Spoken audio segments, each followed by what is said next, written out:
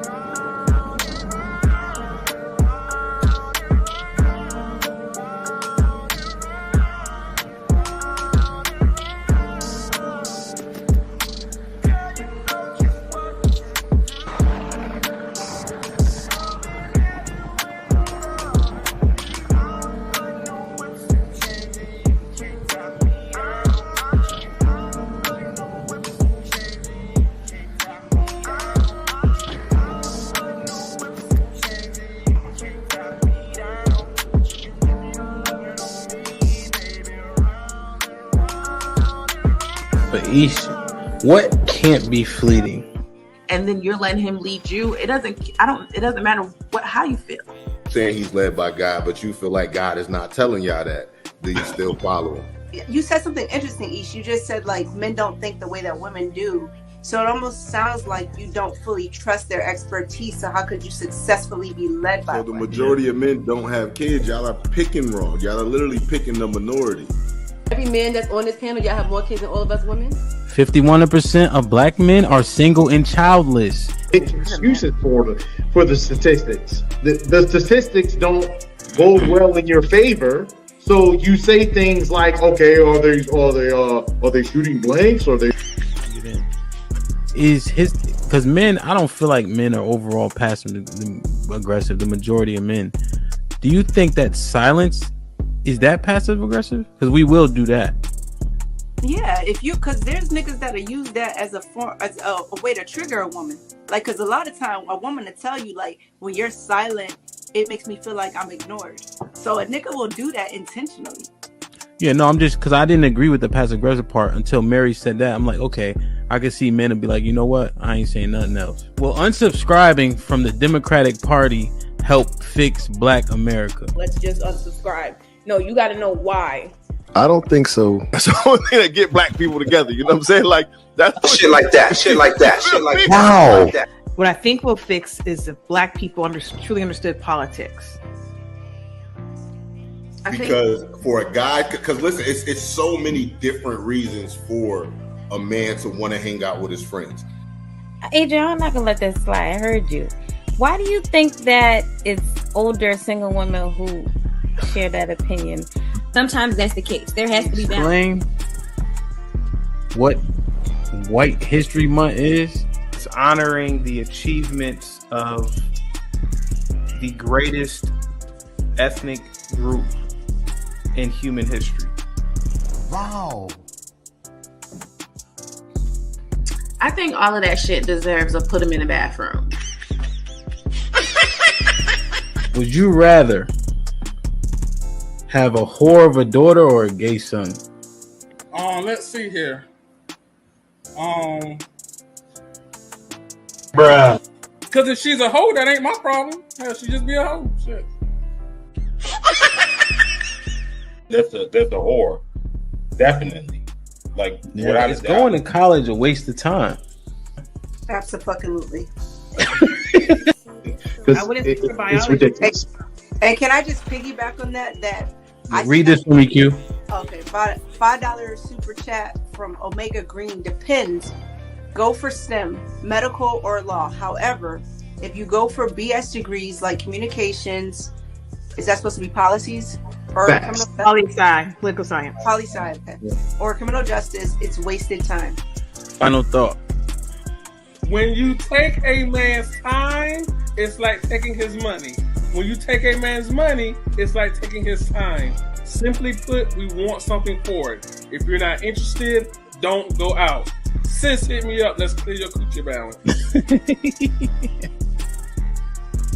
Do women, should they still be covered by men? Do women need to understand what it takes for men to feel like they should be covered by men? Yeah, absolutely. Like, women don't value men anymore, and it's evident. For women to admit that they're not equal to their men, women have to come to that conclusion that you are not equal to your man. Are you for spanking? Let's go around the room, yes or no. Q, you for spanking? Absolutely. Age. Okay, so big kids don't get spankings? You gotta fight them niggas. There's no difference between divorced women and single mothers. The man will, in both circumstances, suffer comparably with no benefit to himself. The benefits don't outweigh the cost. But it's still better to go with someone who hasn't gone through that. It's still better to not choose them. Have men been getting over on household duties all this time? Listen, but I don't touch a trash bag to save my life. So let me ask you, could you and your wife switch roles in what you do versus what for that person hold y'all back or let y'all go? Physically, can't nobody hold me back. Ain't no such thing as a fair fight. Direction, choose your own path. Don't just wear anything. Wear garments that mean something. We got hats. We got sweatshirts. We got jackets.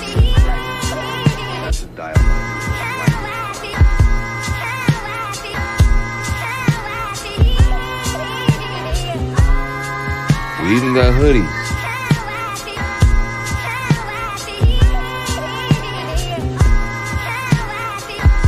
Let's not forget our classic tees. Direction, choose your own path.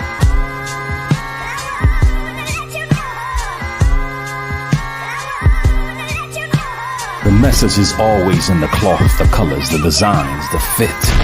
Basic. Pay attention. Stay alert. And remember, choose your own path.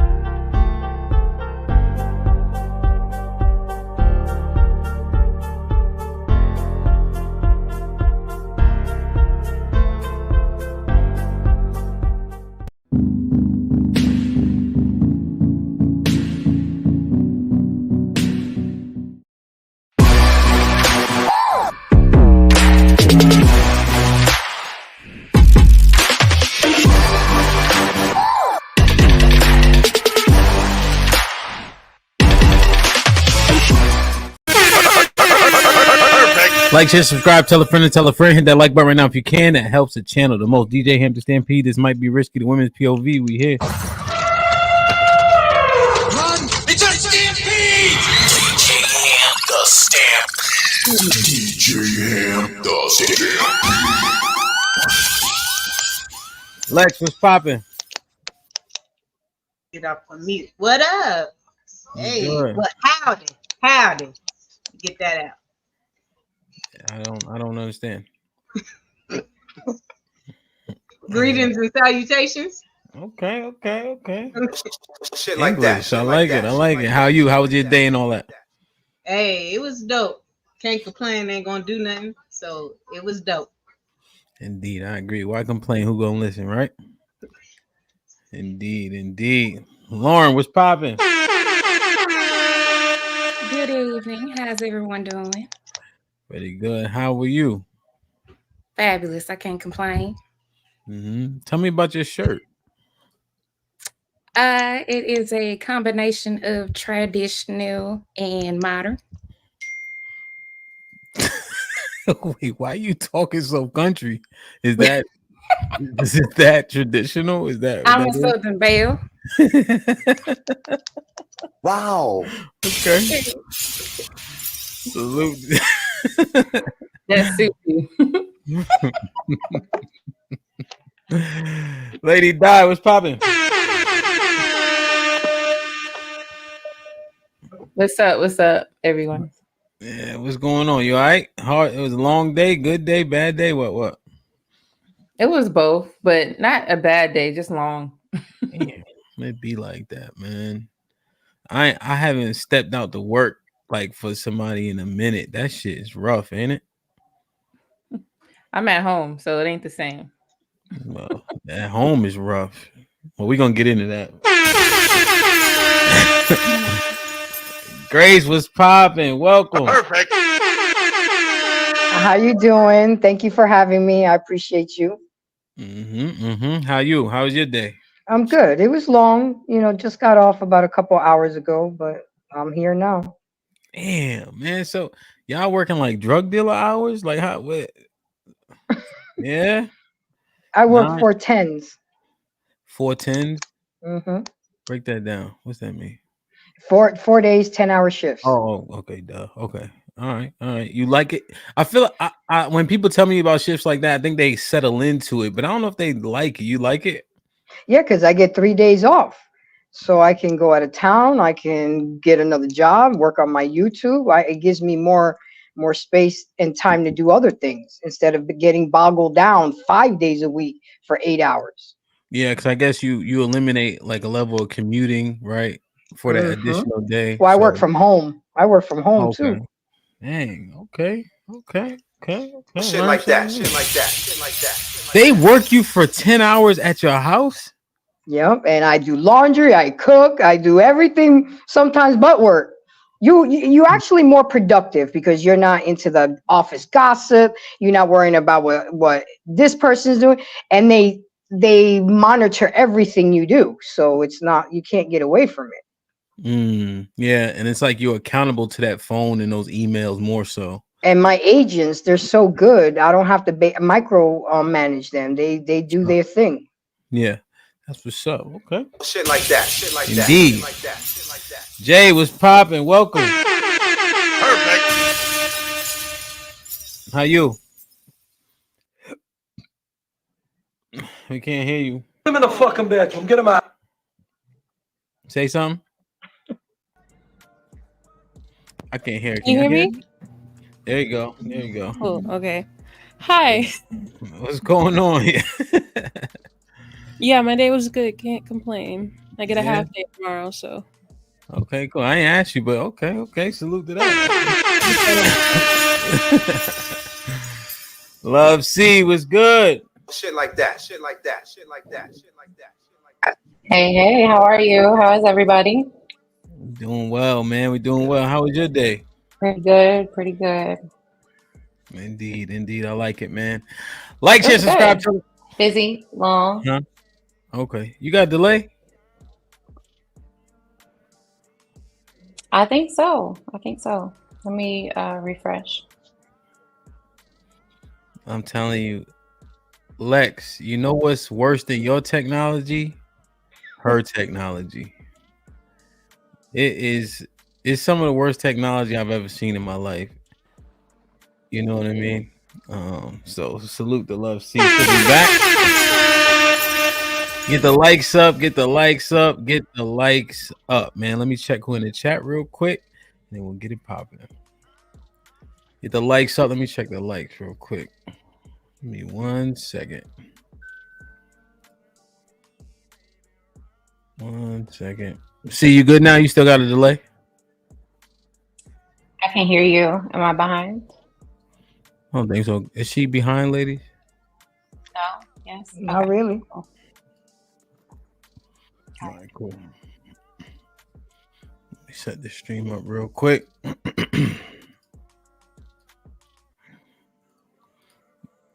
All right. Good. There we go. All right, so we have 163 people in the building and 70 likes. Not terrible, but it's, the disparity is certainly there. We'll go with it for now. Salute to all the members who became a member between yesterday and this afternoon show. Heather, Cartier, Struggle, Tim Smith, salute. August upgraded.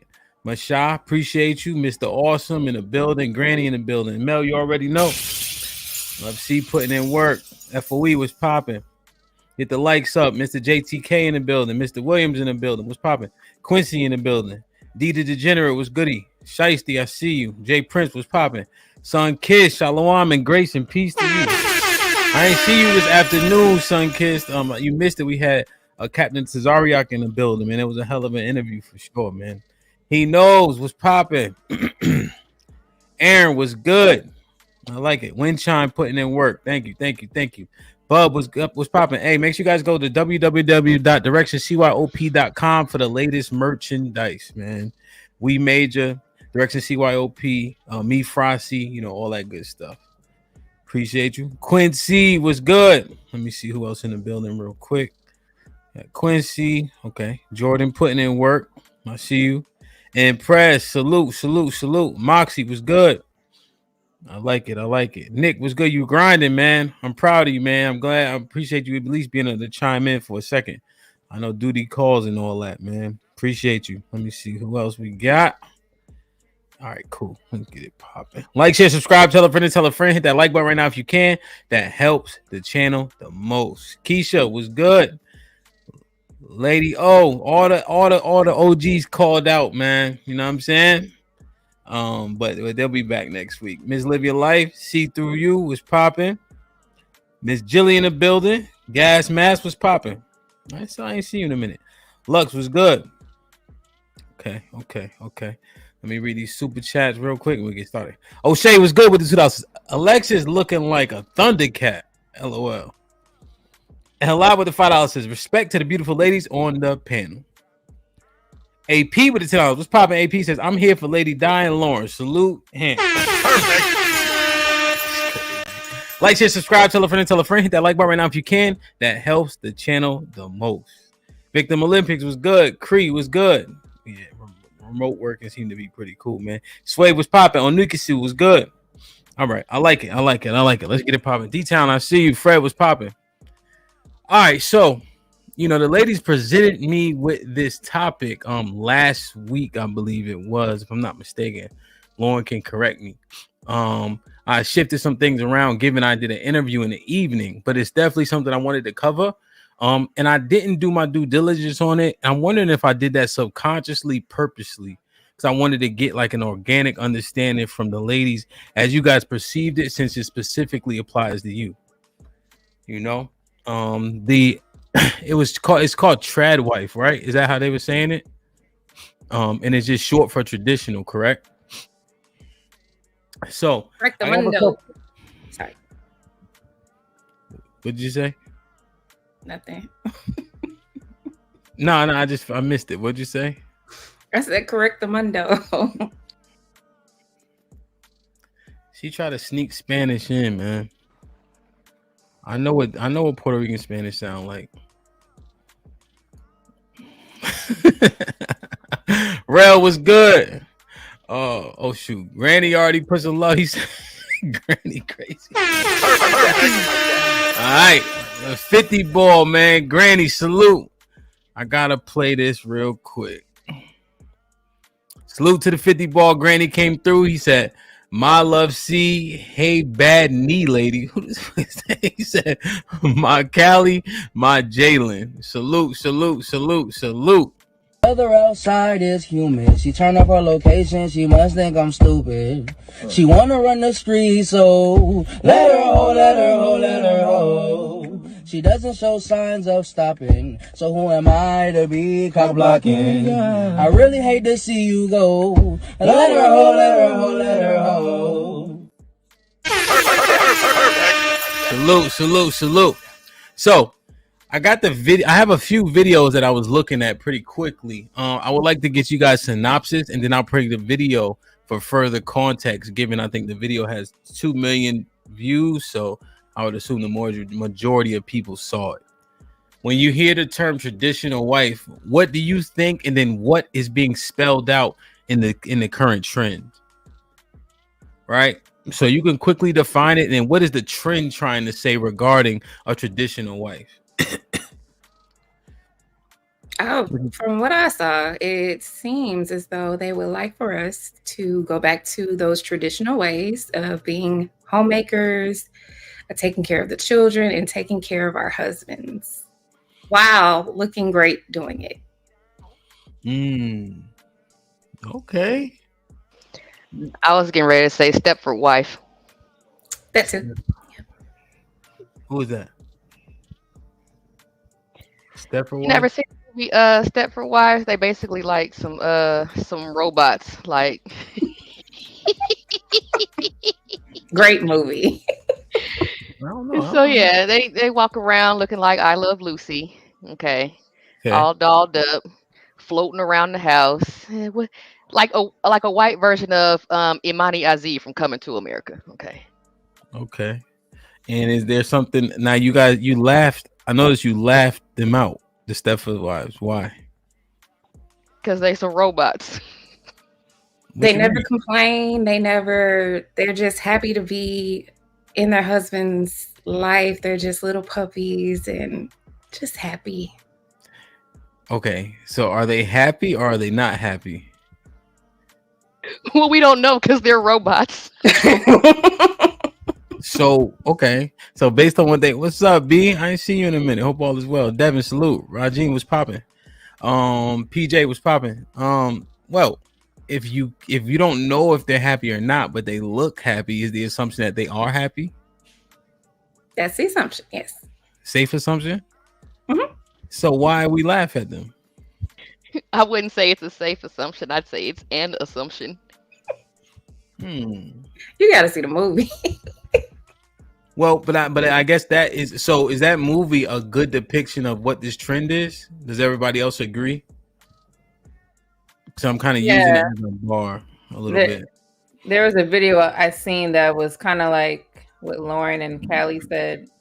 It's like they're robot-ish in the sense of they're just doing everything, I guess, that the man is saying, and just looking nice doing it. So it's like it seemed like they're not doing stuff for themselves. I think that's what it's about too. Like they look nice, so they put themselves together, which is doing something for themselves. But besides that, everything that they do is for the husband and the kids, but not her. So that will look robot-ish to somebody. Because if they don't understand what's going on, then they would say, "Oh, that's a robot," you know. Okay. Now, Daly was good. Chef was good. Robert was popping. Now, but do they work? No. Well, I guess that's the Your work is home. That's work. They work at home. They cook. They clean. They take care of the kids. They take care of the kids to practice. No, I understand that. I'm saying, do they work outside the house, like for someone else or a business or something like that? No. Okay. So, given that that's the trade, right? Isn't that the trade? Isn't that the fair trade? I mean, Some would say. Yeah. So if the man is working and they're paying the bills and everything that she needs, he needs, the kids need, and what is she supposed to do? So that's like a question. Are they just supposed to sit there and just chill, or are they supposed to have dinner ready and all these other things? What are they supposed to do? Nothing. So it's kind of like, it's common sense to me that they would be working in the house. So whatever that looks like for you and your husband is what it would look like. Everybody's house is different. There's some traditional wives, they plan vacations. So they go on vacations every other month. Lady Di, let me just say this real quick. You know I love you, right?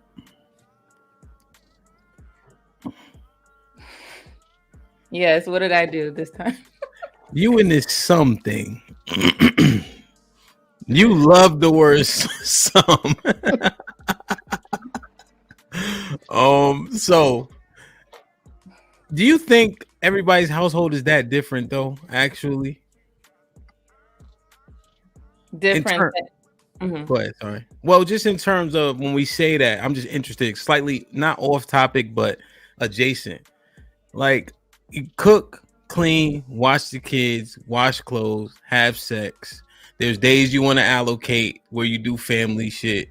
There's days that people generally may do something for their own, like up to and including like something like this as an example, you know. But is it really that much different? Because when you look at the divorces, right, just as I'm thinking through it, people are divorcing for a lot of the same reasons. You know what I'm saying? So people have similar issues. So is it really that nuanced? So that's a good point. What I'm saying is, like, let's say Lauren, married, kids, whatever, but they love to go party. And then you got somebody like Callie, right? She don't like to go party, but she gonna go on that vacation. And then you got somebody like Love C, she wanna do all. And then you got someone like me, I'm good, I'm chilling. That looks different. There's people that are rushing and they're chasing some type of high. And if the man can't provide, let's say, that party life, then that will be different for them. They're going to say, oh, I don't like this marriage. When it's not really the marriage, it's just, let's say, the person you married, he's just not into that. You should have married somebody that liked the party, because there are married couples that party. So that's why I say it's different for everybody. Now, everything you said, yes, you have to eat, you know, you got to do all that stuff. But the dynamic around it, like, that's what I was talking about. Yeah, there's certainly nuance, right? You want to get with somebody that matches your energy, right? And I think match it doesn't have to be exact, right? It could be the opposite, but the match it's cohesive, because what they like, you don't. You know what I mean? Like, so I understand. I just interested when people say it. I'm just like, well, damn, my friends complain about the same shit I complain about. You know what I'm saying? So, okay. Jay, how do you feel about the and I'm saying feel, right? How do you feel about the TRAD wife, the Stefford comparison, Callie and Lauren laughing at them, et cetera, et cetera? I think it's pretty accurate. At least if we're talking about the examples on social media. Realistically, I think traditional wives are a benefit to society. However, when we correlate that to what content creators are putting on social media, it's sort of like a romanticized version of what traditional wives actually do day to day. So I don't think that is an accurate depiction, and I think it's unhealthy to perpetuate that idea to young women that they could attain that when it's not realistic at all. Okay. Now, question, just in terms of devil's advocate, do you set the bar high, right? So you set the bar at perfect so people can be excellent, right? So like, for instance, when I train the kids like football, their steps have to be exact and it perfect in practice, right? If you misstep, you trip, I don't allow it in practice. But it's not gonna be perfect in the game. It's gonna be great in the game because they practiced it perfectly. You see what I'm saying? So you set the bar high, but your expectation is actually something that's more attainable. Does that make sense or no? That makes sense when you use a sports example, but when we're talking about real life relationships, I feel like there are so many different factors and variables that go into what a marriage is supposed to be that you really shouldn't be teaching women how to be perfect per se, but more so how to adapt to what their family needs them to be. Does that make sense? That makes sense. And I'm using football, which makes sense for everything in life. I just want to make sure, right? And I 100% agree. I guess I would, and this not put. I want to understand your full thought about it, right? So the pushback I would have is in the game you do have opposition, right? They're thinking just like you're thinking. They're running plays different, showing you different formations and lineups and sending different people at you, where you have to be adaptive and instinctual, but you always have your techniques that you apply that seemingly work the majority of the time. What you think? But what about those times where you fail? You lose. In a marriage? Yeah, so you may have days in terms of like you play by play. I may lose that game, like that rep, so to speak. You don't win every rep, which makes it worth doing. Because when we used to beat the Snoop Dogg shit out of teams, I'm like, Coach, can they end this game early? But when we had a level of opposition, you're more engaged. I like Lady Di said, women seem to get bored pretty easily. That's one of the sentiments. I just don't like the word failure. I feel like if you tell somebody that they failed, especially telling them they failed as a wife in a certain way, I feel like that's more demeaning rather than just giving them a corrective option on how to fix what they did wrong. Man, eliminate failure, Love C. That sounds dangerous to me. What you think, Love C? I know she got a delay. She'll answer in 36 seconds.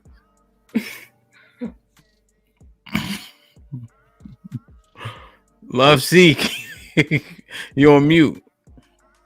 You're on mute.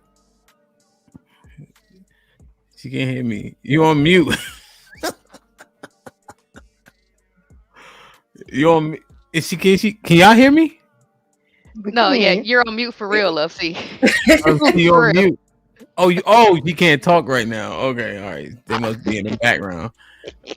All right, and I can't read lips, so that wasn't working. Oh my God, useless. Okay. I think what I understand what Jay's saying. However, I would argue, Grace, that is a slight issue in the earth right now, right? Is that the sensitivity level? I don't know if she's saying necessarily people are super duper sensitive, but the fact that we eliminate words that are direct, right, and provoke a negative feeling out of your lexicon can seem problematic. I think it's kind of sad that traditional ways have been dumbed down because it worked. The family unit worked. The gender roles were there for a reason, and families worked together better. But now with feminism and women working outside of the house, it changed the whole dynamics of the family and marriage. And it's just not working. Traditional ways is just not setting in well with modern day women. So, and I think it's sad because we need to have more family unit. We need to be more in a collective. And remember the old saying, "It takes a village." We don't have that. We're so individualized now. We're not in a collective mindset anymore. Okay. Now, when you get the inflation argument back, and it's very difficult to work on one salary argument back, what say you, since time has progressed to, where it's hard to afford everything for everyone on one person's salary? And I agree with that, because inflation, but it can still be possible. We can all be modern, but we can still stick to our traditional ways. It works. I mean, the man now helps out more in the household because the woman is outside working. But there are times where, I mean, the traditions are just like deleted. They're not there at all. And we just started a whole new way of life. And Alexa, be quiet. I just think that it's not clicking. It's not clicking. So, but if we have to make amendments and adjustments and adaptations, can we still qualify it as traditional?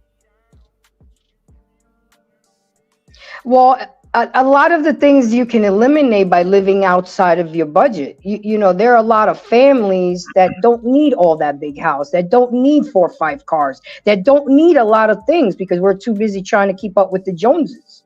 There were a lot of modest families back then, and they were able to survive on a 1-income family, but they weren't too busy trying to get what everybody's seeing on social media.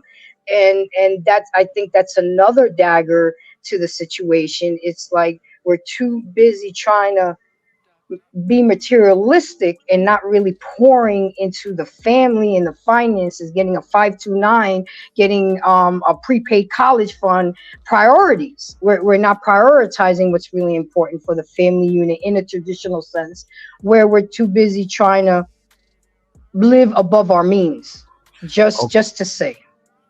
Okay, so they won't be able to sustain a particular lifestyle, but in order to get at the traditionalism, they have to go all the way back to what? Paycheck to paycheck? Would that be worth it? I'm asking, would that be worth it? No, that's a great question. But I mean, even back then, some women worked, but they didn't work full time. They probably worked part time. Or no, the paycheck to paycheck is not going to fly nowadays. You have to have 2 incomes just to be middle class. So that was forced. What was it, a majority or minority of women that worked back then? You think? It's speculative. It was the minority.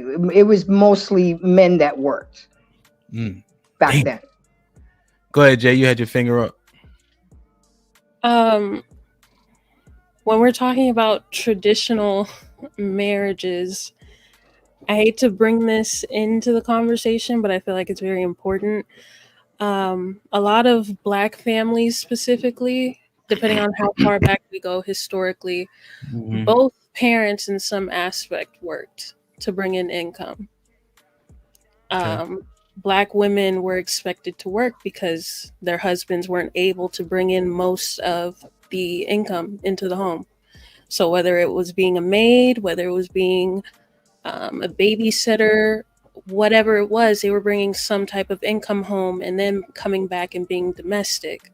So if we're talking about what the majority, white women were doing, they had the opportunity to live that traditional, quote unquote, stay at home mom type of lifestyle.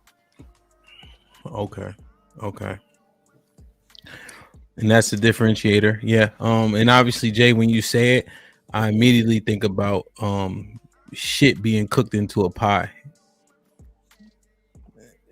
If you guys remember that movie. What are you talking about? Like the hell. Okay. I was like, oh wait.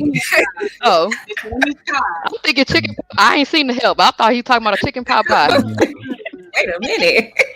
Callie, the fact that correlates to chicken pot pie with you is crazy. If we do a potluck, Callie, if we do a potluck, Callie, you bring the sodas, all right? You said you put the dinner in a pie. I thought chicken pot pie. I got your vegetables, your starches, and everything in I one. love see if we do a potluck, Callie bring the plates and the sodas, all right? I'll bring the dessert. But no, I was getting ready to say, like, my grandma was born in 34, and she ain't never been no stay at home nobody. You know what I'm saying? She worked, and she worked full time. So like I don't like all the way up to there. I don't know nothing about no lifestyle where the woman did not work outside the house and worked full time outside the house. Wasn't no part time, no nothing. I'll say like this, I didn't know that was tradition based on what I saw, because my grandma also worked and my granddaddy worked. They had, like, I would say, lower jobs, or I'm not sure, because my granddaddy didn't even graduate from high school. My grandma did. So yeah, they work jobs they had access to, right? Essentially. Yeah. So I think they just had to in order to cover all the kids that they had and everything. Okay, so if we adopt that premise, and I think Jay is right, essentially, like more right than wrong in terms of people not working. So does that still qualify as traditional? Like, do those women still come home and keep the house and etc. while having to go out and contribute financially?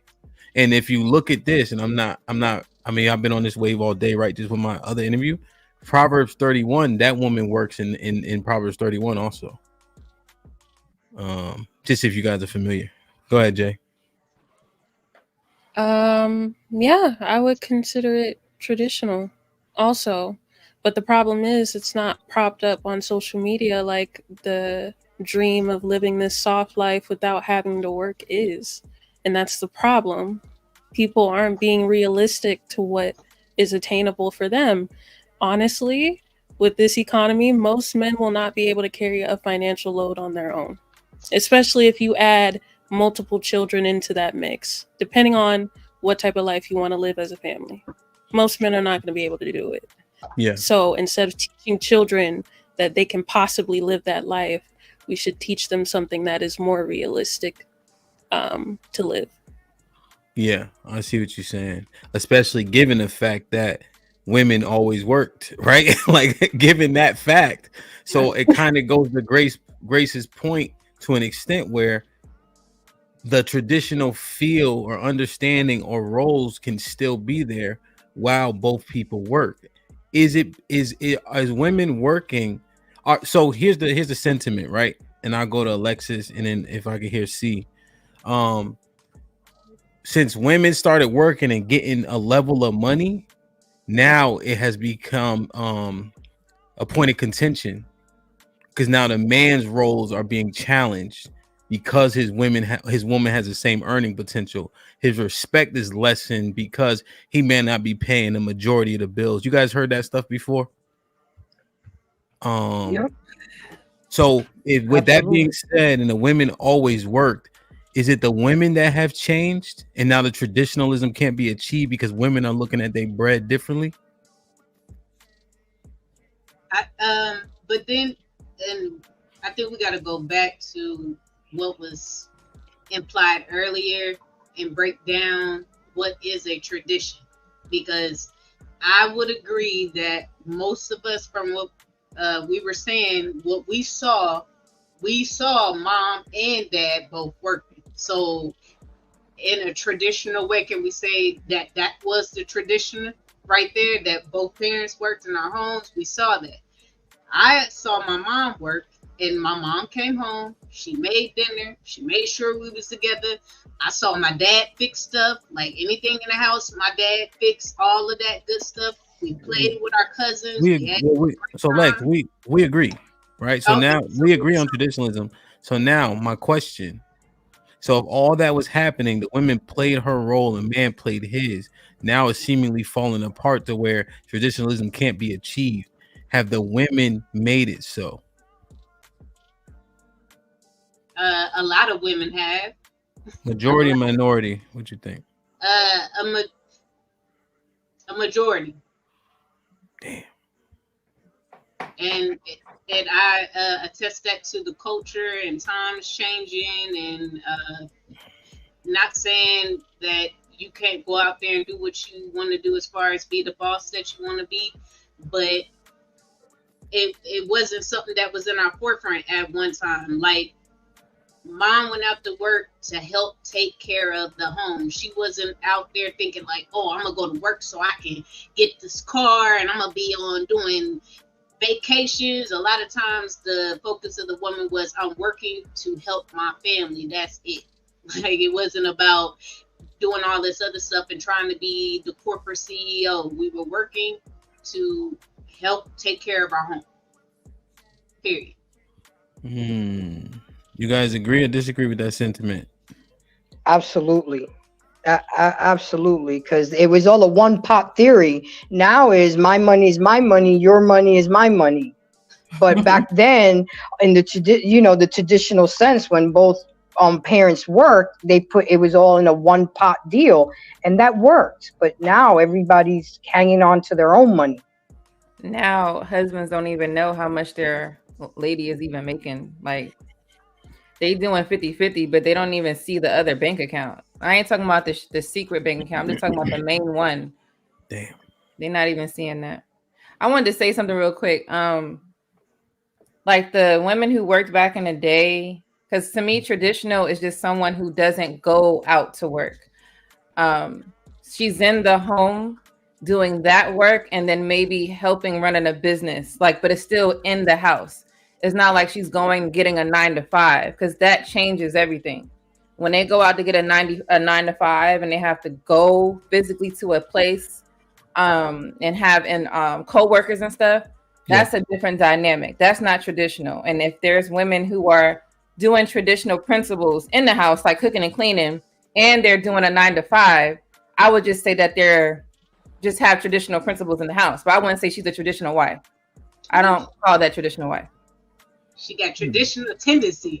Yeah, like she's doing her job, like, you know, taking care of the home in the house. But as soon as she leave that house to go to work, that's not a traditional wife to me. If you're running a business and you're at home, that's traditional wife. And back in the day, I believe they were working for a business, not for somebody. Well, I think the help is actual. Like, you know, there's a lot of women who work those type of jobs. 100%. Lady Di, I think I see what you're saying. I see it differently in terms of the work was to contribute, right? It was a job. I think the career path and aspects, right? The aspirations to do for oneself to progress in a career have changed the dynamic, right? Because I think you going to work, right? But the reasons, I think, will change the mindset, which would then lend itself to not be traditional. You know what I mean? That's what I'm thinking based on what you said.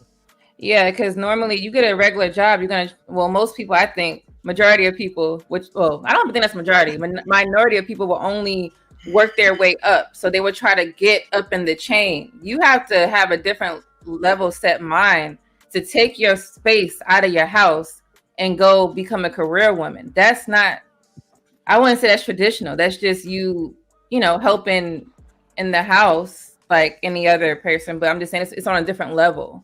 But when you work in the home and you're doing a business that you and your husband run, that mindset is still between you and your husband. So that's more traditional.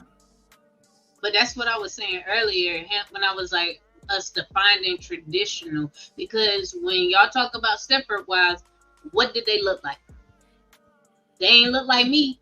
So in that class, that my homegirl, that was traditional to her and maybe what her family found. In my family, I saw mom do this, grandma do this, great grandma do this, great great grandma do this. So in a sense, that was our tradition. So that's what I'm saying. So are we going off the traditional, just off of the Stepford wives, or what we experience in our life? Because that's generation after generation. So I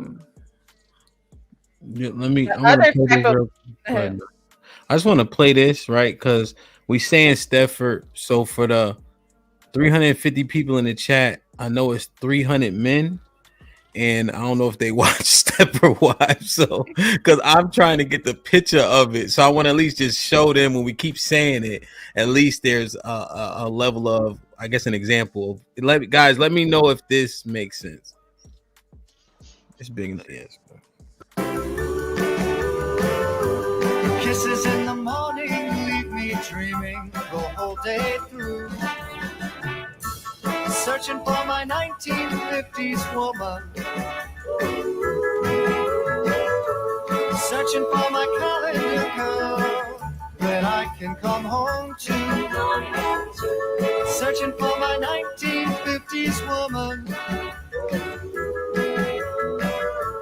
Kisses in the morning leave me dreaming the whole day through.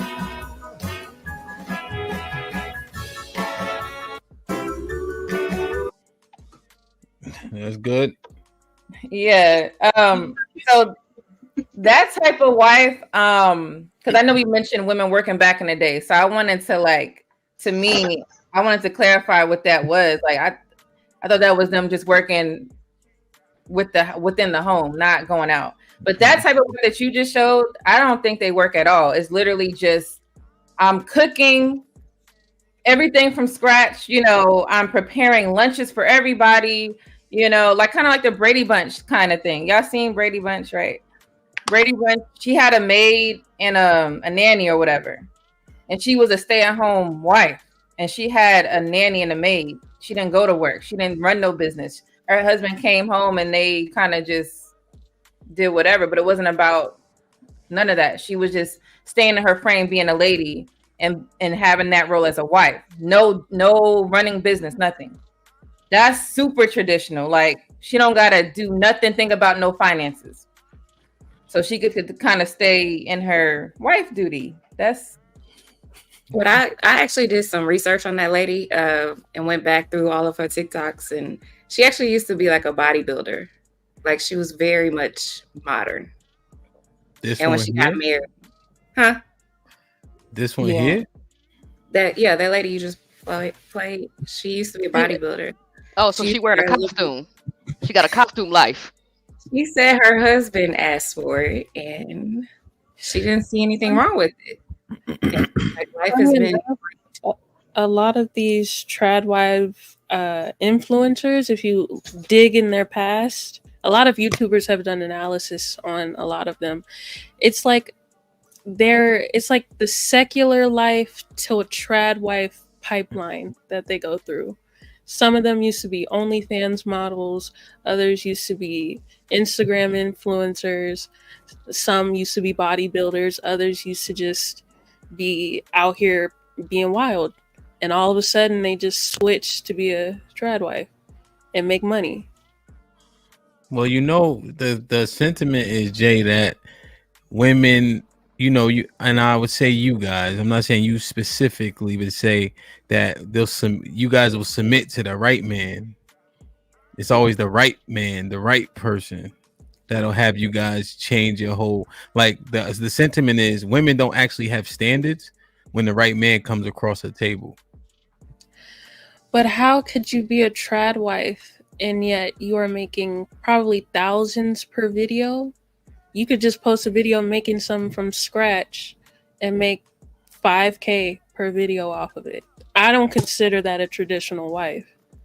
If we're going back to that video example. Traditional is tough to define. Alexis was right. Damn. Yeah, like you saying, so are you saying that traditional women can't make money? Like, what are we saying? It is 2024, so there's one lady, I forgot her name, but she posts herself just making stuff from scratch all the time. And because people like it, she makes money off of it. But how does that make her not traditional when she's literally in the house and she just got a camera in front of her face, being that it's 2024, Because of the pinpoints that they like to say what makes a trad wife. She's for her husband. She submits to her husband. She focuses on domestic duties. But yet you have time to be on social media making a profit off of your domestic duties. To me, that's not traditional. This is interesting as hell to me. Only If a way mark, that would work is if Can you guys hear me husband now? said it's okay. Yeah, we can hear you, Steve. Go Okay, ahead. so I'm glad I got my sound back. I wanted to start with one. I want to go back to one point. I often hear it said that Black women always worked, and that is not true. I'm gonna drop an article in the back. If you this was in multiple different newspapers, but the article that I have is from Greenville, South Carolina. It's in 1918, and the wives of the soldiers, Black soldiers, were given a stipend, and that stipend allowed them to live without having to work. And so the white women in the areas were upset because they didn't have maids, they didn't have enough cleaners. Now the Black women whose husbands did not go off to war didn't get this stipend, and so they went to work and they provided cleaning services, maid services, nursing services to white women. Well, the other white women wanted those services as well. And because the other Black women were saying, I don't need to work outside of my home because my husband's stipend allows me to be able to be home and care for my family, they refused to work for them. And when they refused, the white women went to the court, and the court ordered that any Negro woman who refused to take a job or wouldn't go work for someone, they would take the stipend that their husband was getting from them. So there was a very long period of time where Black women did not work outside of their home. Their husbands got money from being soldiers, and they were able to stay home. And so I'm not sure how many states this was prevalent in, but that was, for a span of time, that was something that they were able to do. But wouldn't that be like almost an extreme minority? Of men who were fighting in the war, Black men that were fighting, soldiers? Because you said 1918, so that's World War I. That's just where the article is from. I just wanted to give validity to the argument, but that was that wasn't just the only time. So that was for a span of time during times when wars were fought. So Yeah, and see that's interesting that the article, because that war was from 14 to 18. I just want to understand it. So, but that's military families that C is talking about.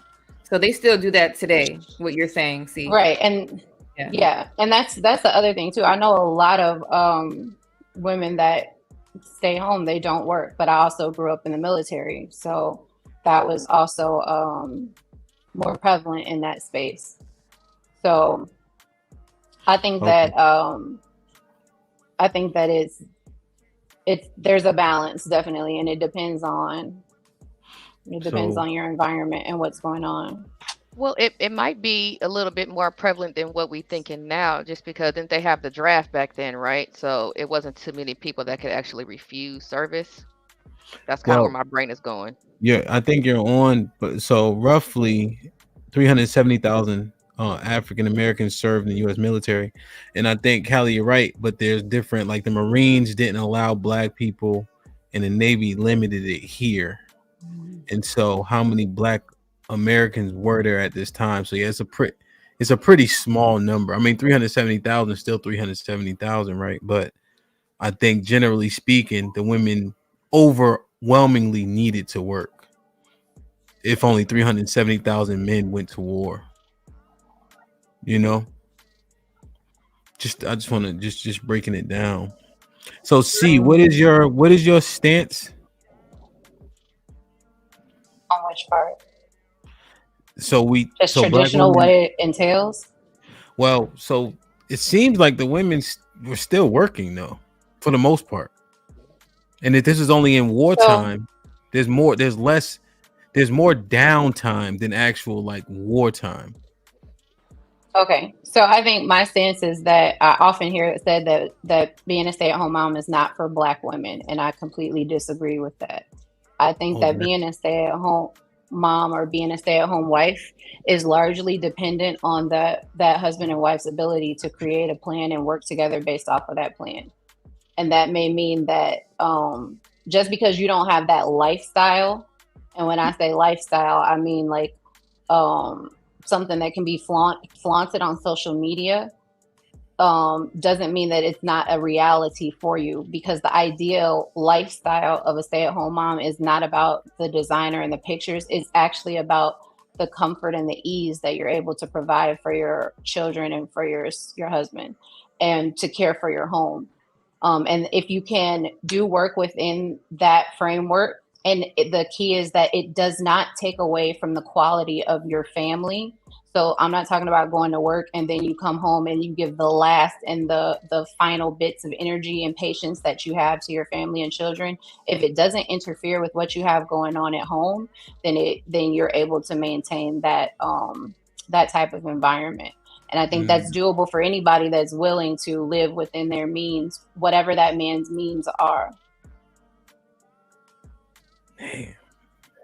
Can I say something real quick? I'm sorry. To Jay, no, when I'm thinking about what Jay said, it seemed like it's like once you step foot in social media, it's like you're taking your mind away from your husband. I think that's what she's saying. Like your whole life is based around your husband and your kids. So if you're doing anything outside of that, then that's not traditional. So I could understand that. Just wanted to say that. Let me read these real quick. Skinny Wags 84 with the $2. What's popping? Says bigs up to everyone on the panel. Salute, my brother. HQ was popping with the $10. He says salute. Andre was popping with the $2. Says Hamp, just let him talk. The hearts will show. D-Town with the $5 says DJ Hamp, check cash at much love, man. Read it for me, you know. All right, let me see D-Town. I gotta find a better way to do these damn Cash App shits. Hold on. I think I started actually. HQ with the $10 says, look at the beautiful sisters on the panel. Roses. Andre Dale with the $5 says, they want the man to be traditional, pay it all, but remain free to do as they want without question. Caesar's Pals with the $2 says, just saw the video of Bev dancing. Great job. Respect. Bobby Seal was popping with the $2 to EBD and Cali Bev for busting those dope moves. Andre Dale with the $5 says the premise behind the Stafford wives is Joanna, Matthew's wife, thought it was strange cut the other wives were so compliant, i.e. attack on traditional wives. Okay, that helps me understand it. D-Town, salute. He sent a 50 ball to the Cash App. He said, we getting money now. Much love. Salute, D-Town. I got to play this for him. And when I'm feeling broke, E and J by my side. Henny like $40. This shit like $25. Hey, man, we proud of you, man. I'll tell you what, though. You be on the damn panel more than you be delivering mail. I saw you at one stop for 17 minutes. Hey, man, salute, brother. I'm proud of you. Ezekiel Ben Israel, Shalomi, 5 gifted memberships. Whoever got it, please maintain it. Welcome to the family. As A with the $5 says, Jay makes sense. Great perspective! Exclamation point. Quote unquote, a traditional wife does what a family needs, end quote. A traditional wife sacrifices based on family needs. Black women always worked. As A with the $2 says, working and going for careers is 3 different things. 3 different things. Okay. HQ with the $10 says, who wants to live paycheck to paycheck? Question mark. The point of both people working is to afford extra. No one wants to be poor. Living frugal doesn't equal goodness. We all trying to live the best we can. James Moore tells it. What up, Hamp? What's popping? HQ with the $2 says, traditional wife is not the only marriage that works. HQ with the $2 says, soldiers' wives got money. Less than 1% fought in the war. As A with the $5 says, I always have said that even the black ones who have come on these panels is to make money and men chew it up. I don't understand that. What's it pertaining to? Like content creation? I think that's what she's saying. The traditional white women, yeah. What do you guys think about this? right? So it's not the only one that works, but when we look at marriage rates, you could make I think a competent argument that it kind of is the only one that works, considering marriage rates are down and divorce is at an all-time high. But why though? Because is it fear based, or is it based on you truly believe in what you're doing? What do you mean? Like with the traditional roles, if the woman is not working and she is supporting the family, I don't want to just say just, is it more of a, I have to, because what else am I going to do? Because say it one more time. Maybe I ain't listening. What you say? Say it again. Which part? You ain't hear nothing. I thought I was listening, but it's like I was looking at the screen, but I didn't quite hit. What you say? Say it again. Sorry. No, I knew I wasn't off. Fred said what? Fred.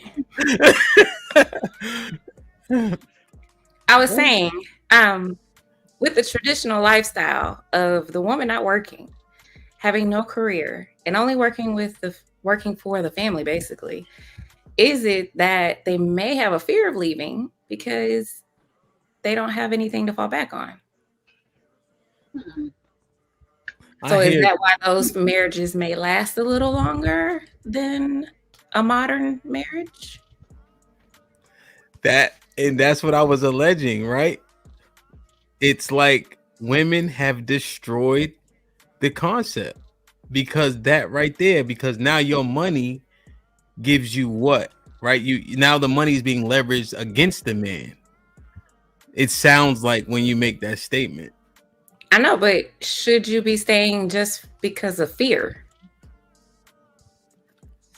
That's more so what I was talking about. You're saying are you speculating that they often stayed because they were fearful of leaving because they didn't have their own financial freedom or whatever the case is? Yes. Like if they were to leave, and let's say the husband is not in a situation where they would receive any alimony besides child support, I think that would be the most they might receive, depending on how many kids they have.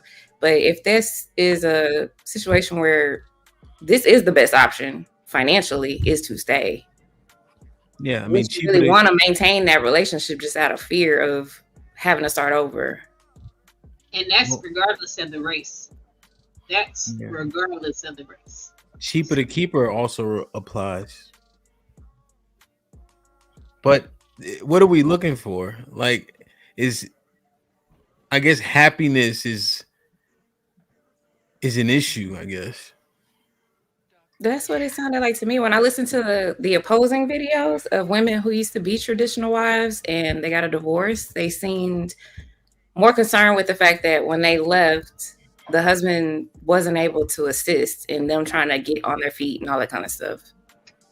And then they had to kind of learn. They had to start from the beginning, like customer service jobs and like internships and stuff just to get back on their feet. Man. Or just a domestic work type job. I've even seen that on the Nextdoor app. It's a lot of women and what was it, care.com, where nannies, like they'll come and watch your kids at your house.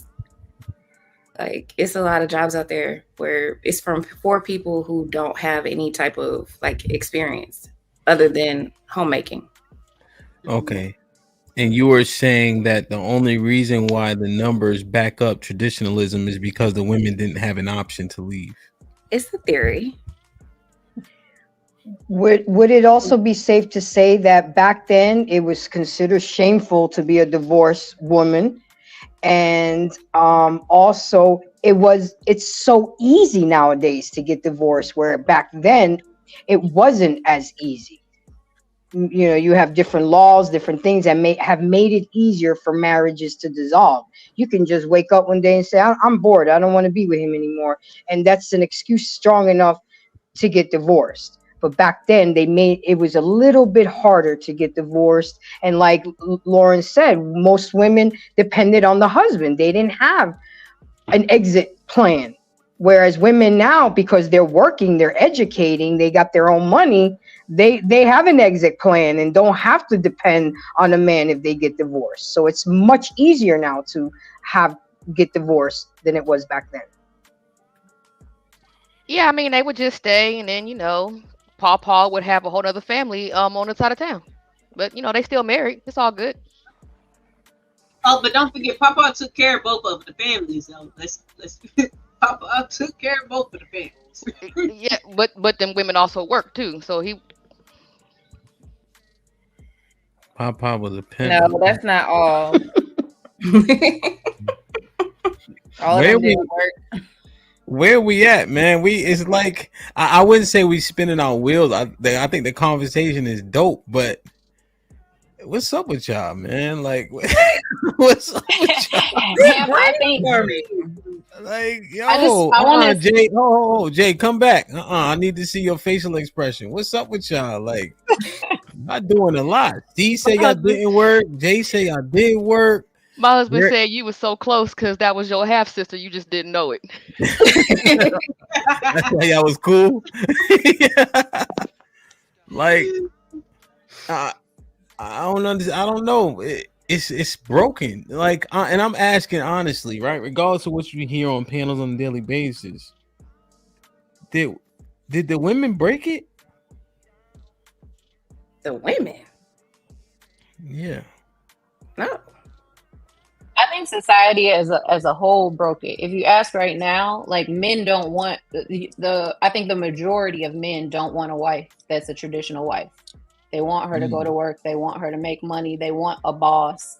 They want somebody who's going to match their, their ambition level. That's going to, you can see it, on panels and everywhere. And I think in the same token, women have changed their minds about what they want too, for some of the reasons that Lauren mentioned. But I think just in general, humans, the more that you give them, the more that you offer, the more that they'll want. But I think when it comes down to see, 1 second. You said men want a boss chick. Is that what you said? men, the majority of men want a woman. You can see it even in the comments. They want a woman that's going to go to work. They're like, it's not realistic for one person to make the salary. She needs to help too. You know, they don't want that. You hear it every day on these panels. They're like, what are you going to sit at home and be lazy? You don't need to be there. It's technology can do everything. They can wash the dishes. You got a motorized vacuum cleaner. There's no reason for a woman to be at home. So you hear that on a large grand scale. You know what it is? Just interject on that point and you can finish expounding. What actually is manifesting is this, right? When she's at home, right, and you're out working and she doesn't have to, you're still being implicated in, why don't you help with this? Why don't you help with that? Why don't you clean up, et cetera, et cetera? I think that is the part. So they like, man, you might as well take your $6 ass out there and work. If you don't have to work and you want me to contribute so much and help, I'm like, shit, you might as well go to work then. Go ahead. So that's the thing though. That's the thing. If you're gonna, and this is what I believe, if you're gonna be at home, be at home. If you're gonna, if you have the, and I consider it a luxury, if you have the luxury of being at home, then everything should be done. The food should be done, the clothes should be done, the house should be done, the reception of your husband should be well, the children should be well, everything should be taken care of. Your job, I was telling my husband today, like that person that's going out and that's making all the money, they're the person that makes the world go round when you talk about that family. Therefore, everyone else in the family who benefits from what it is that they do, their purpose is to make that life happy and easier for him. That's in essence what you should be doing. Now, you can have a hobby, you can have whatever it is, but if that's not in you to say, because of the life that you provide for me, the life that you provide for our children, I'm going to cater to you. That means if he's out working every day, you're going to receive him when he comes home in a happy way. You're going to make sure that his body is taken care of. You're going to make sure that mentally he's taken care of, emotionally he's taken care of. You're going to make sure that the house is in order the way that it should be. And if that's not something that you genuinely desire to do, and you don't have the attitude and the selfless mentality to do that, then you'll always look for an exit. Jesus Christ. That sounds good to me. I don't got nothing to say, see. I don't know what to say. Do we have a gender that we have to blame it on? Because I don't think it's either gender's fault, if I'm going to be honest. It's nobody's fault? I would say that most countries that have a Western society have these types of problems. On top of us being a first world country, and it's a democracy, we're allowed to build whatever type of family we want, be whatever type of person we want to be, pick the career that we want, have our own thought process. Countries that don't have that type of setup, they're more so on the traditional end of things, if you look at it. Understood. But Jay, right? Just in terms of those countries, what's the dynamic though? Do women have more or less what we would deem rights? Less. That's why I say I wouldn't blame it on either gender. Well, think about this. Take this walk with me. Okay. When the women get the rights, what happens? As opposed to when they don't have what we perceive as rights, what happens? Well, when you give anybody more opportunities, what happens? Their eyes and perspective opens to different paths that they never thought of before. Well, Jay, over here. You asked me a question that answers your own question. Based on what we can compare, traditional countries, right? What we perceive as rights, right? What happens with the marriage contracts, social constructs, etc. And then when the women were given more rights, what happens to the marriage contracts and the social constructs? What do you when you assess it, what does your assessment say?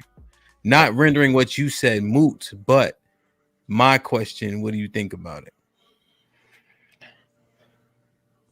The women push to live or have the opportunity to live a more secular life when I assess it. Secular sound, is that good or bad? Sounds bad a little bit. I don't see it as bad. I don't either. Okay. What do you mean by secular? Then let me clarify. What do you mean by secular? Like against God? Yeah, because a lot sounds bad a little bit.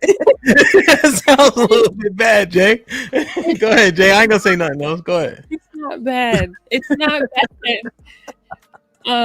I guess if I were to change it, modern, if that's a better term to use. No, I think the term that popped in your head was the one that you wanted to use, which is good, right? And I think when we say against God, then your man's 2K jumped out there, right? And then once we defined it, she bit her top lip, like, oh shit, I jumped too fast. It rolls off the tongue too. Modern. So right, like, so if we define it as such, which is fine because we having a conversation. Like, what do we deduce from that information as we just assessed it? Who's actually causing the issue? Uh-oh. They. Jay, let me I'll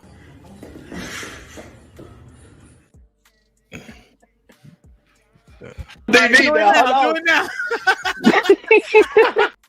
Go ahead, Jay. I ain't saying nothing.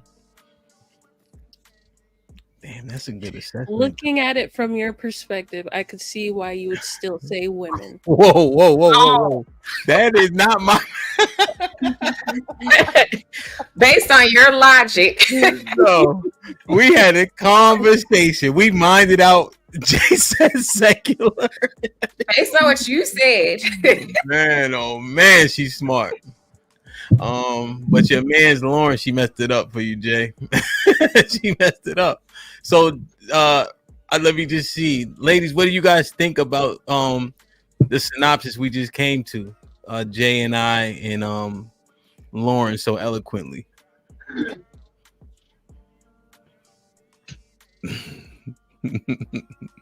Oh, now y'all can't talk. Okay, Come on, Texas. I'm thinking.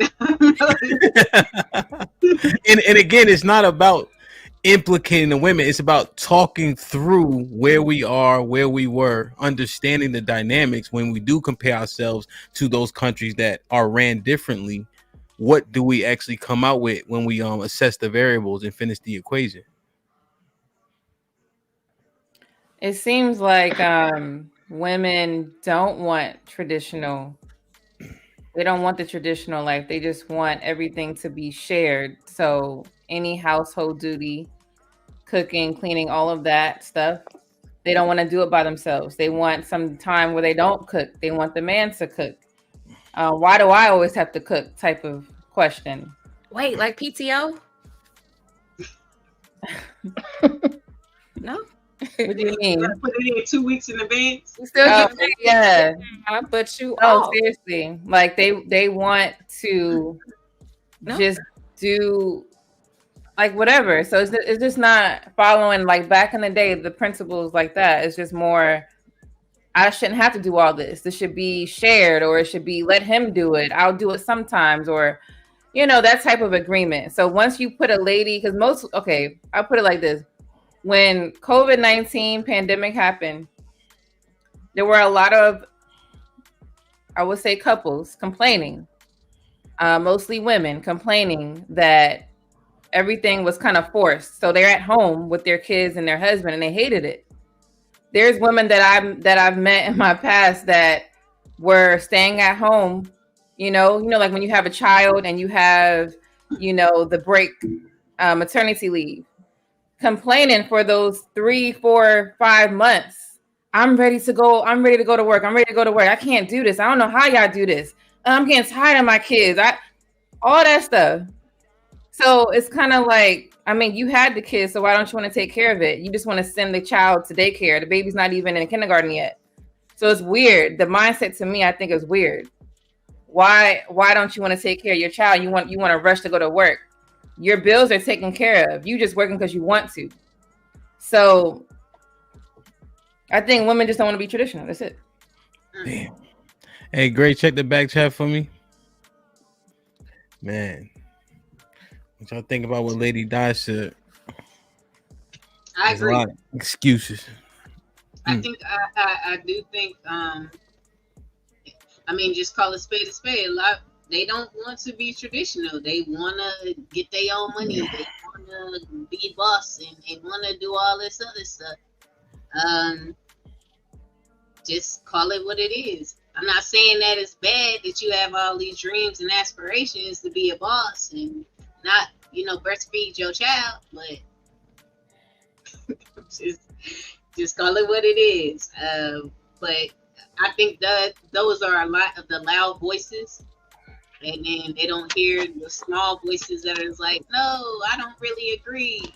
I don't mind taking care of my family and all this other stuff. But a lot of stuff has came in and made this type of movement to where women think that's what it is. Like, they're trying to compete. Like, when we was talking about earlier, they were scared of leaving because they didn't have no resources. So now it puts you in the mind frame that, okay, I'm in this relationship and I have to compete in a way to make sure that I'm good at the end. If something doesn't work out, I need to make sure that I'm good in the end. So, based off of what Alexa said, it seems like women don't understand when they become a mother, your whole life changes. So I use an example. I wanted to be an FBI agent, right? I can see that.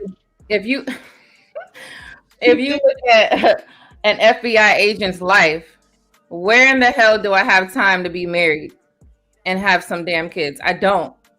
So should I continue to be an FBI agent, find me a husband, and have all these kids when I'm not going to be able to really fulfill that life? Or should I, okay, I'm not going to be an FBI agent because my goal is to have children, right?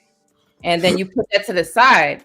Women blame their kids because they can't have their dreams. They'll even blame their husband because they can't have their dreams. When at the end of the day, you had a choice. You don't have to have kids. You don't have to have a husband. You could go be an FBI agent. So I think some career choices that women are choosing is like, dang, I can't live my dream because, and it's like, but you had the right. You didn't have to have none of that. So I think they'll blame everything but themselves. So that's just my take. Oh, and have any of y'all seen Mona Lisa Smile? Okay. Julia, is it with Julia the Roberts? What is it? Yes. The fake Jews? No, Right. it's with Julia Roberts. She's a professor, a college professor at an all-girls school. What am I thinking about? I don't know. You're thinking about Schindler's List. It's okay. All right, go ahead, Lex. My bad. But man, because what Di just said is, and I saw that movie scene when she's going to the girl who was really smart. She was so smart, and she was trying to push her to do all this stuff, and she was like, she got married and she wanted, to be a wife and take care of the kids. And Julia Roberts goes to her and she has to tell her, she was like, yo, like, this is what I want to do. Like, I know I'm smart. I know I can do all this stuff, but this is what I want to do. I want to take care of my kids and be a wife and all this other stuff. And that's how I feel like with the movement, like almost like they're pressuring women to feel like, oh, well, if you don't want that and you're smart, then something's wrong with you. Nah, it's really not. It's really not. And I think that's going back to what I said earlier, a lot of pressure on women to be something that maybe they don't even really want to be. Maybe they're thinking that's what they want just because that pressure of people trying to tell me, you're so smart, you should go do this and do that. Okay, I'm gonna be smart at home and teach my kids how to build this box sport. We're gonna have a great time. Yeah, I kind of feel like that door swings both ways. Because now if I want to go to work and I'm not built for no homeschooling, now I'm a fucked up mama. Like, wait, yeah, what? That door swings both ways. Wait, you what? just don't want to take care of your kids because you want to go to work.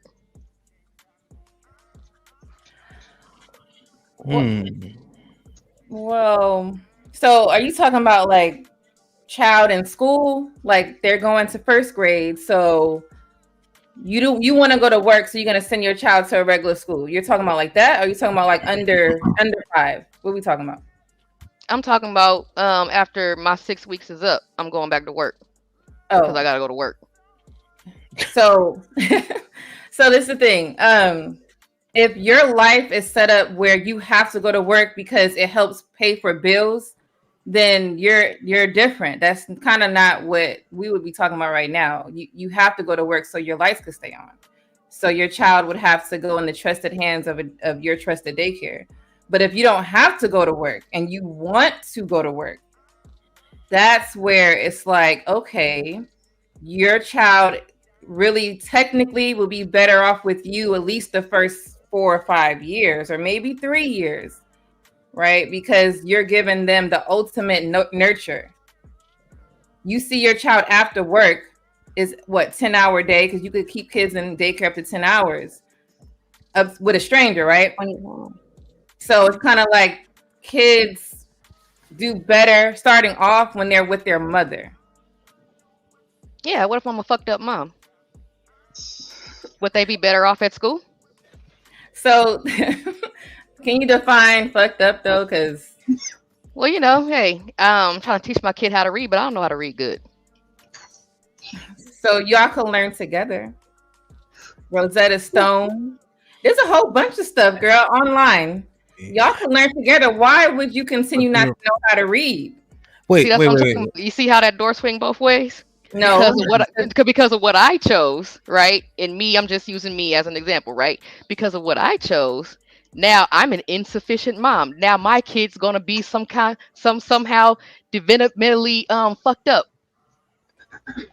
We can't stop like certain things. So every parent has something fucked up about them. Let's be real. Now, what you talking about is like they're like a ratchet ass hood rat, or like that? Okay, just a regular person that just has some fucked up psychological ways. Yes. No, she's just a regular dummy. She's just stupid. She's just illiterate. Okay. Yeah. Okay, so illiterate. Okay, but y'all could learn. So why should the mother still be illiterate then? Why can't she learn to read to teach her child how to read? Like, I feel like those are still choices. That's not an excuse. You just put in these limits that could be solved. Some people Okay, can't look, teach, I used to go to night school. Okay, so you know, you when you go to night school, you go to night school with the adults, right? This basically your peers, maybe one or two younger students in there, right? You know what it's like when they try to read out loud. I know what you say. Okay, I know what you Just say. saying. Okay, but that's mine. So I'm gonna use what him. My majority and minority. That's minority. That's not majority of women. That's just dumb out here. Let's be real. Do you think majority of women can teach though? They could learn. Yes. They can learn how to teach. So when you're teaching your child, you can trial and error. It's not perfect. You're not teaching somebody else's child. So I believe we put too many restrictions on us. Like it has to be this way. Oh, I'm have to be perfect. No, you're gonna learn as you teach. Okay, this method didn't work. Let me try another method. There's like 50 methods out there, and then you have to learn how your child learns. Sometimes when you send your kids to school, those teachers are not teaching your kid properly. Sometimes they are getting left behind. No child left back. That shit is happening. You know what I'm saying? Especially when they get older, they don't care. So I have middle school children. I'm aware of I'm aware. Yeah. So it's kind of like, So I think that. Oh, go ahead, lady. It's kind of like just try it. Like I'm saying this because I've done this already. So I was staying at home. I was a traditional wife for 8 years straight, no breaks. Now I work at home, so I still kind of have some of the things I can do like I was doing before, which I love. I was like, listen, if I'm going to work, I ain't leaving this house, right? Because then I'm gonna be on the other side. I'm like, I don't know if I could do all that. But like I had to learn. I had 3 kids back to back, 2 years apart, and I learned every child different. So listen, you just figure it out, and you have people you can ask to. You know, there's people you could ask teachers. I remember I used to, be friends with some of the teachers when they were going to school, like later on. And they were like, oh yeah, we're teaching our classes. I used to homeschool as well. We're teaching our classes. I'm glad you're bringing this back. Like they took out phonics out of elementary school in some states. You don't teach phonics no more. And I'm teaching my kids phonics. Because how the hell you gonna learn how to read this word? You just gonna look at it and memorize it? No, you gotta pronounce. Yeah, they use sight words. Yeah, there's sight words. Like just memorize. And no, that's not, honestly, that's failure. So it's just you learn. Listen, I was the only child, so I didn't know all these things, like meaning like how it could be. So it's different for me. I had to figure it out. Yeah, no, I feel you, but I'm just saying the automatic assumption that that's what I'm saying. That door swings both ways. Was my whole point. It does, but at what rate though? At what rate does it swing, right? Because I understand the rebut. However, is it a viable rebuttal? Like, is it the minority? Do you think that the majority of women are bad moms? Do you think the majority of women can't teach? If so, the majority of our women are teachers, and that's a huge issue if that's the case. So where do you actually stand on those things, Callie? Well, I would say that I just say that the pendulum has swung in the opposite direction because that was the thing. You were shamed if you were not a stay-at-home wife or a stay-at-home mother or homeschooling your children. The pendulum started swinging in the more liberal direction when it came to like around the late 80s, 90s or whatever, and we're on that upward swing right now, and now it's swinging back. Swinging in back the other direction. But what do you think, Callie? Are the majority of moms bad? No, I would say that the majority of mothers are not teachers of school curriculum.